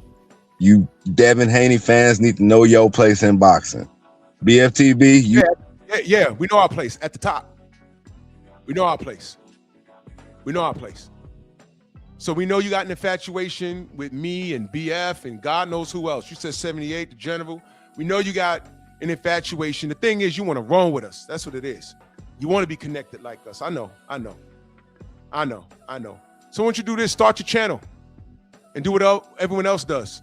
Start dissing us and shit. Get your views up. Get monetized. But when Tank either leaves or takes a bad L, see how that works out for you. So you and the rest of these retarded ass niggas, the Mag 7s of the world, y'all go where it feels comfortable because y'all got to live with yourselves.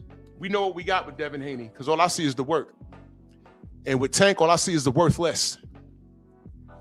This nigga said he wanted to fight Inouye. Watch this, y'all. You like the Inouye fight for Tank, James? You like that fight? Tank will destroy him. Do you like that fight for him? Tank will destroy him. Do you like the fight for him? Because his team said they like the fight. They would like to make that fight. Do you like that all fight? that matters is it'll be another fight. Answer the question. Answer the question. He'll knock him out. If that fight is made, are you pro that fight? Do you like that fight being made? Tank is going to get paid a whole bunch of money. He's going. See what I mean? See what I mean? See what I mean?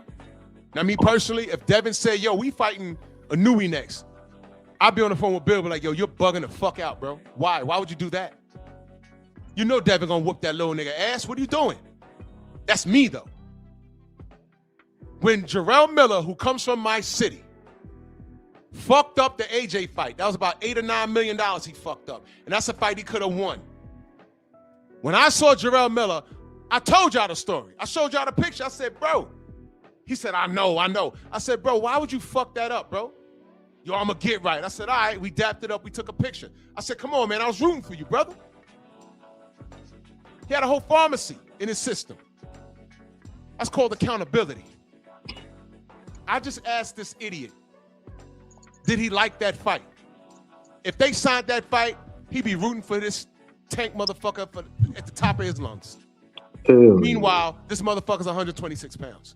And I have it on video that is goddamn, yeah, he left because you know what time it is. I have it on video. His fucking team said, "I like the Inouye fight." I'm like, what the fuck? But no Keyshawn after calling him light skin. Remember the video I did? There Can Only Be One? The Highlander meme that I did? Davis versus Davis, there can only be one. Yeah, you left and came back. No Keyshawn Davis, no Shakur, no Devin. Now he talking about Oshaki. He ain't fighting Oshaki. He's not doing none of that shit. But I just asked this fool, do you like the goddamn Inouye fight? And he talked about money. So he likes to fight.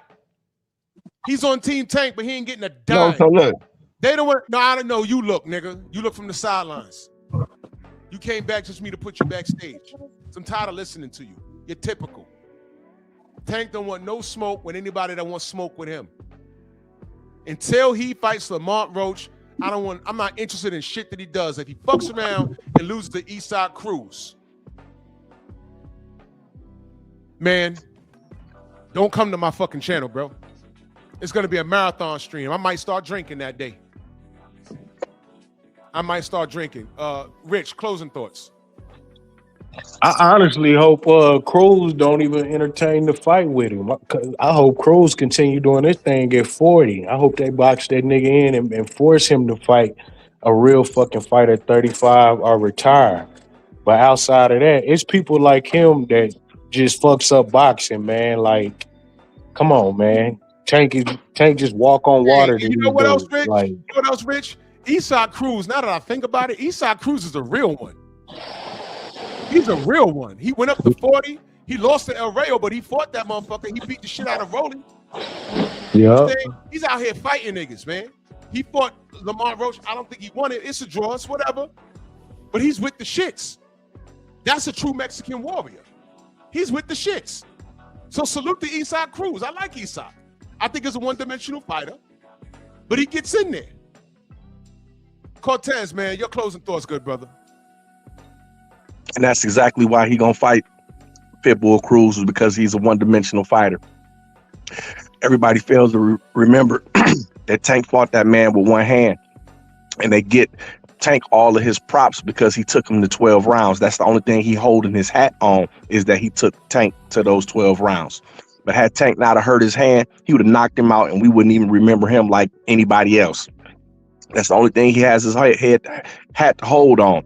So now when Tank fights him and he knocks him out, it's going to give him another aura of invincibility, and it's going to make people like James Franklin go back even more berserker and more off into their delusion. So what he's want to do is he wants to reestablish that he's back, but you're back from what? You back on the same bullshit that you was on.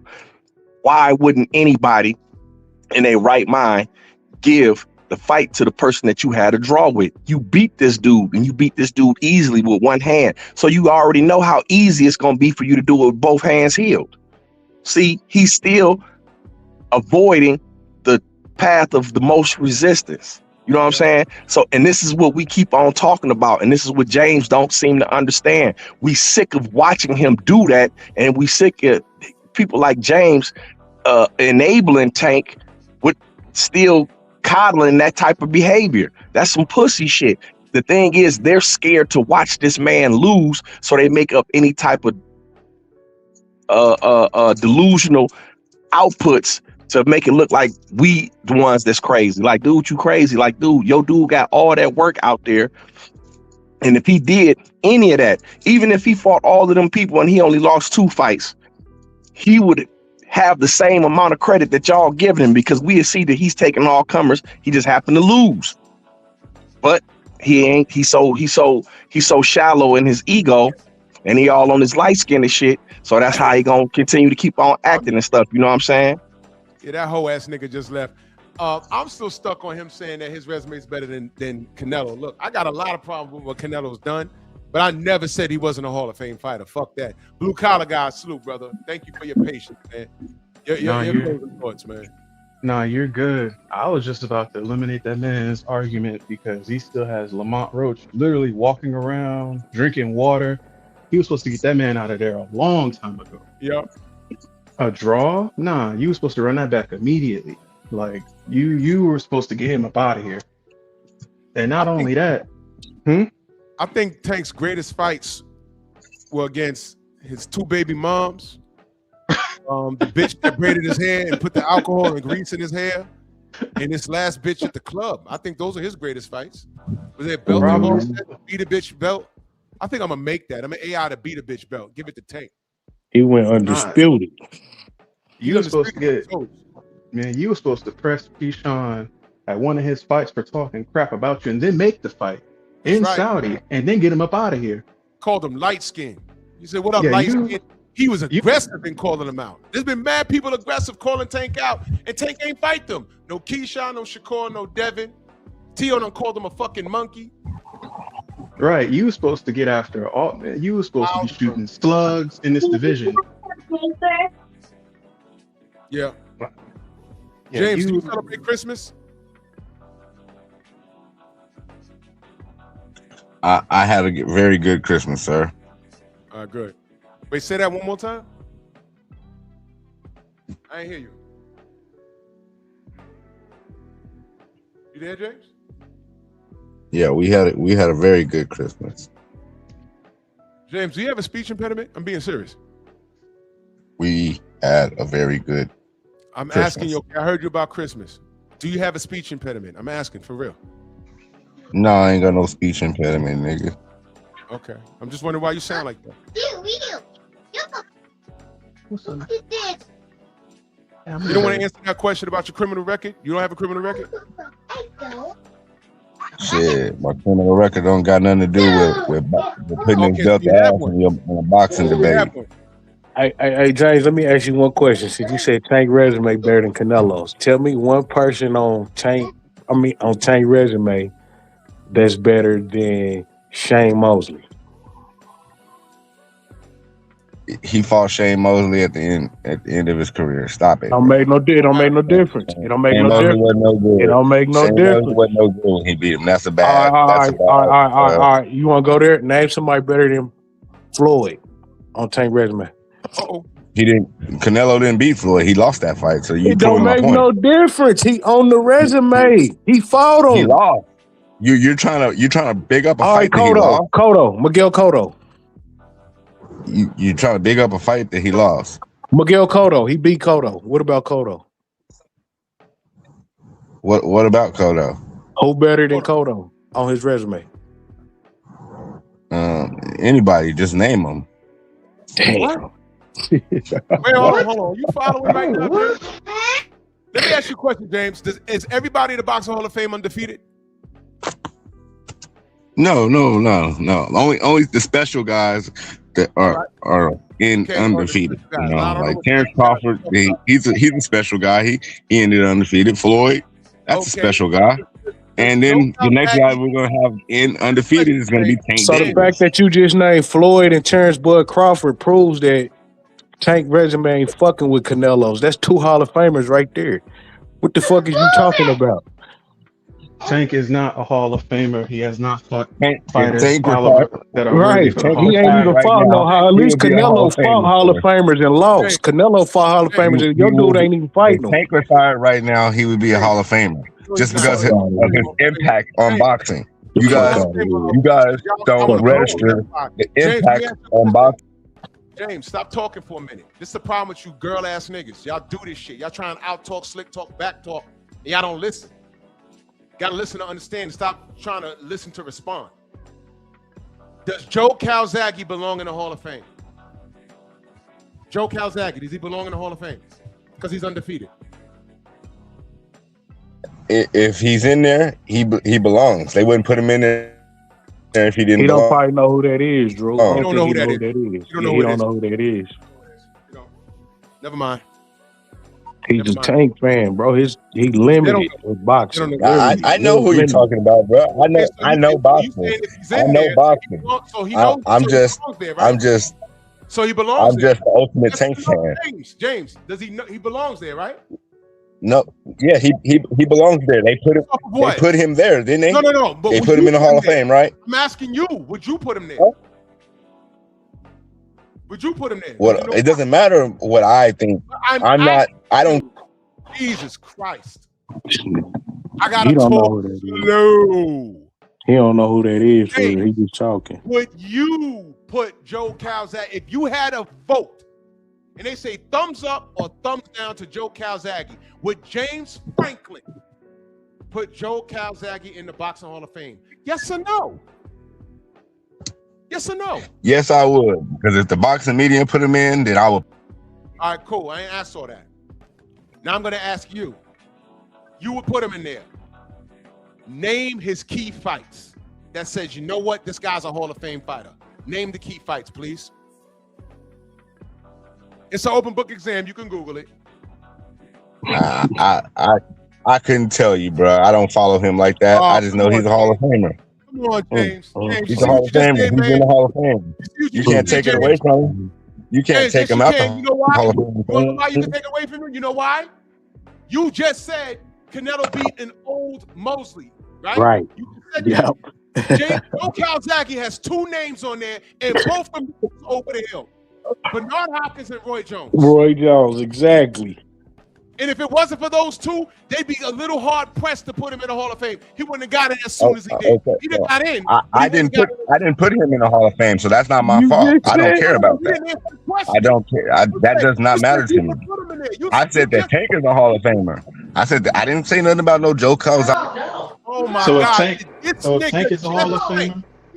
Did this nigga just say? When I said if James had to make a vote, did he just say I would put him in there? Did he not just say that, Rich? Yep. Yeah, he went. Yeah. And I gave him an out. I said, nah, he don't know who Joe is. He says, no, I know boxing. So I said, thumbs up or thumbs down. If it came down to James Franklin, would you put him there? He said, I'd put him there. That's what he just said. And now he's saying he ain't say that. Nigga, if you don't know who Joe Calzaghe is, just say that, man. See, this is the problem I have with these kids today. This is the problem I have with these kids. Or if you're a man of a certain age, you're a grown adolescent, James. You are afraid to admit that you don't know something. Just say, I don't know who Joe Calzaghe is. Because what you did, once you said you put him in there, I said, well, how's he in there when he fought two old fighters? Like you just tried to discredit Canelo and Shane Mosley. And then you're going to turn around and lie and say I didn't say that? James, why are you lying? James, why are you on here lying, man? So Drew, look, I never said that I didn't say I wouldn't put him in. I said if the boxing media put him in, then I would put him in. But when you asked me the other question, I said I don't really care. What boxing media are you talking about? You talking about Dan Raphael, Steve Kung Fu Kim, KQKC, the LDBC, the NBA on NBC? Who you talking about? A lot of times I don't give a fuck about what the boxing media says because they cater to people like you, YEW, Baltimore, you, and you don't know what you're talking about. Hey Drew, just to use his logic, if Tank So is when a I- Hall when of I Famer, say- when that I- means that. Hey, I was talking, big dog. Okay. If Tank is a Hall of Famer, that means per record and per opponent, that would mean Devin's a Hall of Famer per his logic. Am I Automatically. right? Automatically. Right. Oh, that's all I want to say. If it's good for the goose and it's good for the gander, because per opponent, Devin has the better quality opponents, if I'm not mistaken. He does. And he has a resume and the accolades to prove it. He's doing shit that Tank would never do. Go Right. overseas to win belts and defend them. He's Right, doing that's- shit that Tank would never consider. And by the way, Devin already kicked his fucking ass in sparring. Steve Automatic, bro. And is Devin not the progenitor of Riyadh Steven, if I'm not mistaken? Sure is. He's the highest paid on those cards. Just saying. Continue. Go ahead and continue. But this man just said he'll never make the type of money Tank made. All bullshit. Even the channels he frequents, he knows that's a lie. So James, I gave you enough time. Did you Google who Joe Calzaghe was? Can you even spell his name? Look, I don't care about who he is. No, it was the principle of it. I asked you a simple question and you started lying. And then you didn't take accountability to what you just said. Like a woman. Hence the term bitch ass nigga. That's where it comes from when y'all start doing shit like that. You see, let me give you some growing points, young man. If you don't know something, just say, I don't know. That's it. Because you look a little more stupid when you start standing in the pocket and trying to justify something to make yourself right. It gets worse and worse and worse. Canelo Alvarez has a better resume than Tank Davis. That's just what it is. And I don't fuck with Canelo. But I'm looking at it. Between the two fighters I don't fuck with, Canelo's better. I also asked you to name Tank's key fights that makes him a Hall of Famer and makes him better than Canelo. And what did I get, by the way? What names did you say? What did you say? Any of his championship fights. Name them. You just name any fight where he won a belt. I'm asking you to name them. Talk to me like I don't know. Pedraza. Any championship fights you want to name. He's beaten all these champions. How can he not be a Hall of Famer if he's beaten all these champions? Hector Garcia was a champion. Hector Garcia was a champion at what weight? At 130. And he fought him at what weight? He fought him at 35 because Hector chose to. Y'all see the problem? So that's really not a championship fight, bro, man. That's not a championship fight. But go ahead. It is a championship fight. Their belts were on the line. How they cannot be a championship fight? 130. If the belts were on the line, what belt was on the doesn't that line? make the belt? Doesn't the belt make What it? belt was on the Because line? Tank's 135 belt at the time was on the line, and his 130 belt That was on was the a line. That second. makes it a That's a championship secondary. fight, bro. It In was a two different secondary divisions. belt. It was a secondary belt. Win when he beat Hector Garcia. What belt did he win? WBA. What? Come on, man. You guys are whack. Oh, You guys are whack. you're retarded. It's a championship. It's a championship. It's a championship fight. It was sanctioned by the WBA. So that he makes it a became championship fight. at 130. So Tank won that fight. Tank had just came from 130, knocking off everything at 130. No, Tank just came from down there, knocking everything. This nigga will not shut up for anything. He's like, it's like talking to a 12-year-old. It's like talking to a 12-year-old.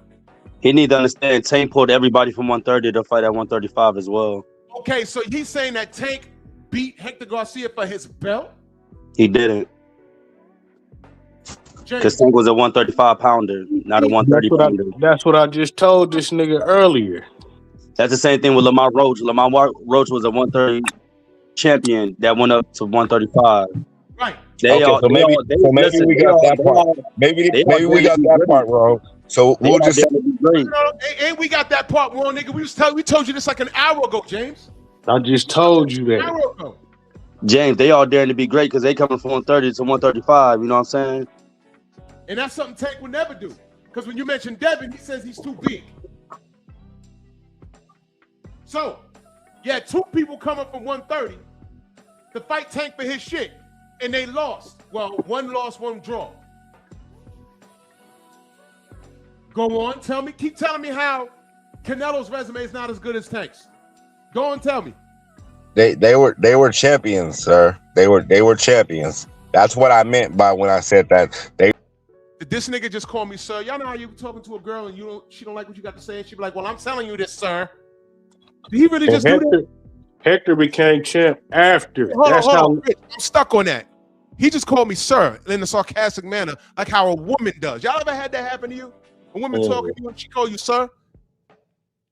Not like good morning, sir, whatever. Like when you body bagging her in a debate and she's, well, I'm telling you, sir. Yeah, females don't be sarcastic with me, Drew. I heard the female tendencies to him too, Drew, but I ain't saying nothing too much on it. You know what I'm talking about? Listen to how he's talking now. Before he got on here, he was super thug privilege. Super thug privilege. Now, I don't know how much jail time he did get, but I know shit happens there to some people. I'm just saying. I'm wondering if his head bopping back and forth. I'm just wondering, his head bobbling. I don't know. And it's crazy. The same Garcia dude that lost against Tank, he lost against Lamar Roach for his belt. And then Tank called Lamar Roach out to fight. And then he pulled Lamar Roach up. Hey. And fought Lamar Roach to a draw. And all we're asking is to run it back. And mind you, Tank's running around with a WBA belt that was given to him. So this nigga says Pedraza, Hector Garcia, James, and who else makes him better than Canelo? Pedraza, Hector Garcia, who else? I said the fact that he's beating champions makes him better than Canelo. He's beating actual guys that are champions. Champion. And then I wanted to debunk another thing. I never said that Devin Haney's not a Hall of Famer. He definitely has a Hall of Fame No. Stay on resume. No, we're not talking about Devin. I heard somebody say that earlier when. Stop talking over me, dude. You're doing it again. This women shit. We're talking about Tank's resume being better than Canelo's. So we got Pedraza, Hector Garcia, and who else? It's an open book exam. Oh yeah, I got a question, Drew. Why you pick Canelo? Mario Barrios was a champion when he beat him. Champion. Okay. A secondary champion. Champion. Just because you guys don't want to count the belt that he had doesn't mean he's not a champion in the record book. It says he's a champion, bud. Count it. James, Barrios, Pedraza, Hector Garcia, who else? But Hector didn't even have a belt. You can even throw Lamar Roach, who's a champion. I'm talking about the champions. At 135. They champions at 130 though. It doesn't matter. It doesn't. I'm not talking about where they were champions. I'm talking about that they're champions. Just like Floyd Mayweather tries to pull. right? All right, but James, I'm glad you just Mayweather said goes that. You off know, and says, Floyd "Hey, beat I the, beat the you most know, champions in boxing," and blah Floyd blah beat the blah blah. most, They don't talk about Floyd the beat the weight most classes of those champions, right, champions. James? They just talk about that he beat champions, and that's all Hold that on, matters. He James. beat champions, Yeah, bro. that James. You gotta let him talk, bro. James ain't gonna stop talking. Let him talk. James. Didn't you say Floyd beat the most champions, right? You know, Canelo beat the second most champions. Oh, okay, that still doesn't make him better than Tank. That wasn't where I was going. You just said. Let's work backwards, James, because this is ridiculous. You gave me 4 names. Yeah, you guys can't handle the truth, bro, and it's sickening. It's sickening. Nigga, shut up. Shut up when I'm talking. Goddamn. You gave me 4 names. 4. Do you have any more that makes him better than Canelo? Any more before I go into Canelo's resume? Any more? Anybody that Tank fought, anybody That Tank fought is better than anybody on Canelo Alvarez's resume, correct? This nigga left. I didn't kick him out. He left. Drew. He was on some bullshit. Hold on, Tank resume not even better than Sean Porter's. It's not even better than Lomachenko's. It's not better than hell. Adrian Broner got a better resume. Shoot. AB got a better resume than him. Joe Calzaghe got a better resume than him. I'm gonna do one better. I'm gonna do one better because fucking Tim Bradley got a better resume than him. Drew, I'm gonna do you one better. You know what I'm saying? I got a better record than him, you know what I'm saying, on the streets, you know what I'm saying? Because I fought against heavy bangers, you know what I'm saying? James, let's work backwards. Okay? Let's do this. Matter of fact, here's what I'm gonna do. I got the box rec. All right, James is back. James, you want to work backwards with this?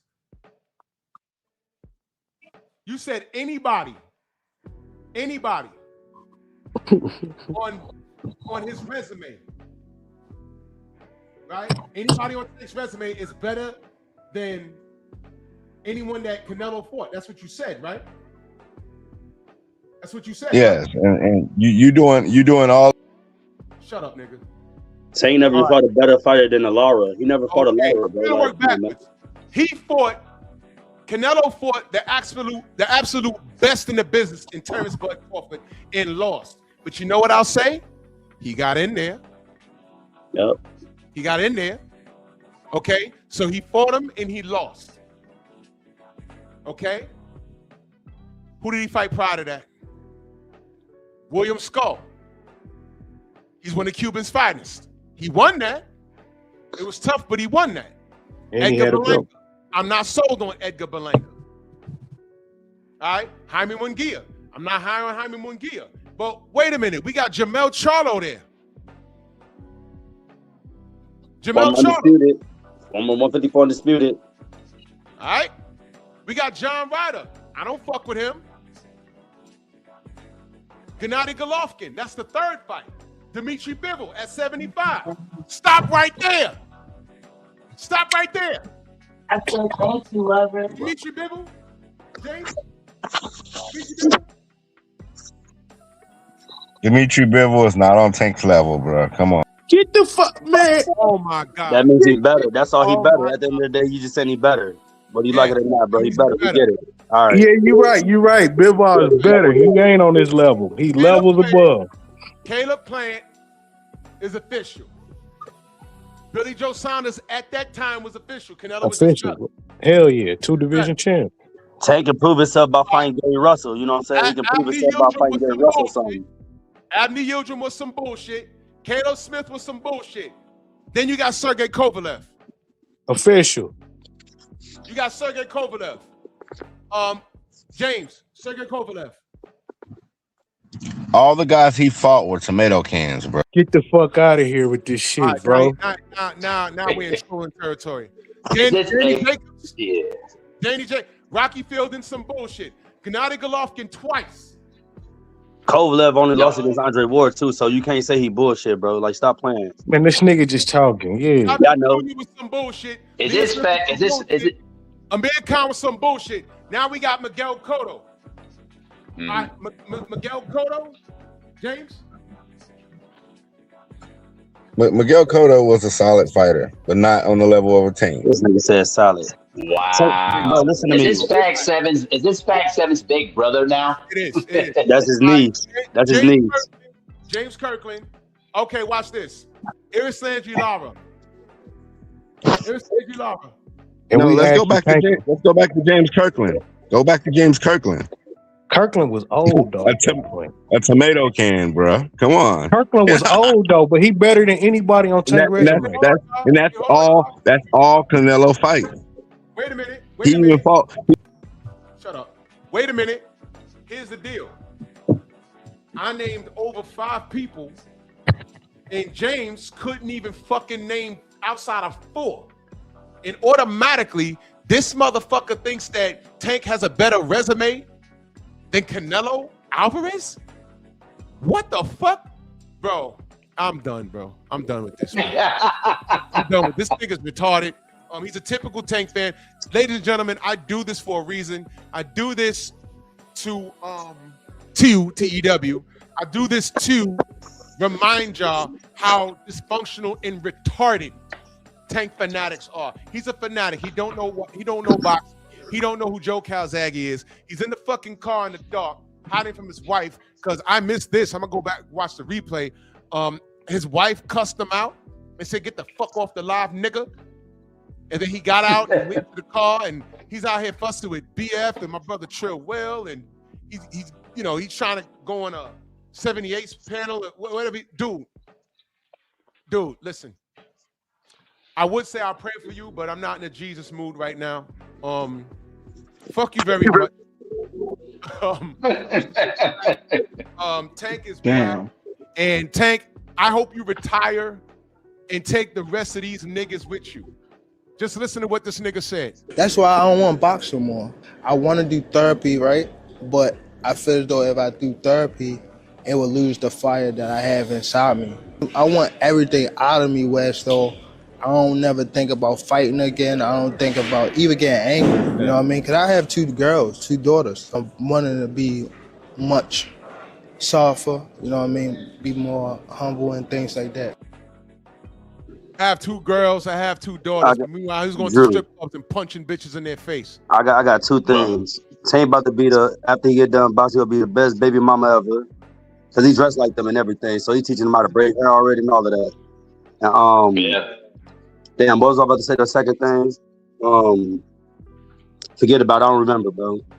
I'm smoking on that James. Classic Stephen L, bro. James. Man, all of that shit is cool, but y'all just, you know what I'm saying? Nigger. James, we don't know what you're saying, bro. For real, like. Y'all took another L today. That's what I'm saying. Y'all took another L. Y'all can't. No, ain't nobody took. You ain't said nothing worthy of taking the L. Ain't nobody took the L. You sound like Mag 7. You sound like all the rest of them niggas. Take that L. BFTB next.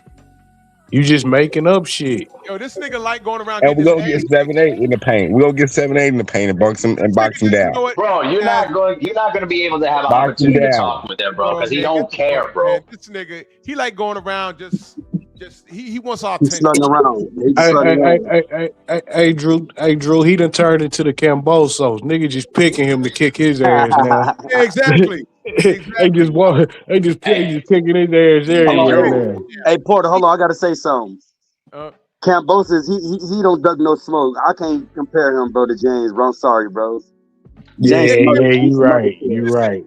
Cambosis got more balls than Tank Davis. He wanted all the shit. He didn't win all the fights, but he got a better resume than Tank. That's what I said, bro. When he beat T.O., him beating T.O. put his resume over Tank's by miles. That win alone. How does it feel to know that Teofimo Lopez has a better resume than Tank? Man, y'all trolling now, man. Shut the fuck up, nigga. I swear to God, he got a better resume than Tank. I don't like that racist piece of shit. You gotta remember, Teofimo Lopez and Cambosis, they had real championship belts, unified.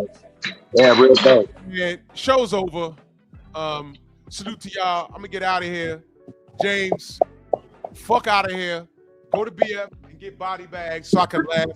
I didn't know that your wife kicked your ass and threw you offline, nigga. I'm gonna find that. I'm making it short. James, are you prepared to debate? You ready for that? Hey man, it's all game. So Ty, you got. Shut up, nigga.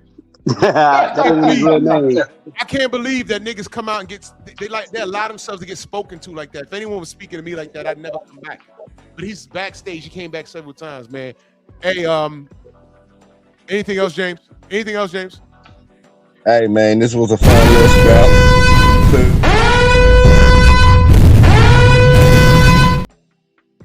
Yo, There salute you to y'all, go. man. I'm gonna go get my gym day started, man. Love y'all, man. Salute All to right, love, everybody. bro. Stay black, y'all. Hey, happy Kwanzaa too. Yeah, happy Kwanzaa, all that stuff. Happy Hanukkah. Yeah, pull up on BFPD because I know this dumb nigga gonna be there, man. Blue collar guy, Rich.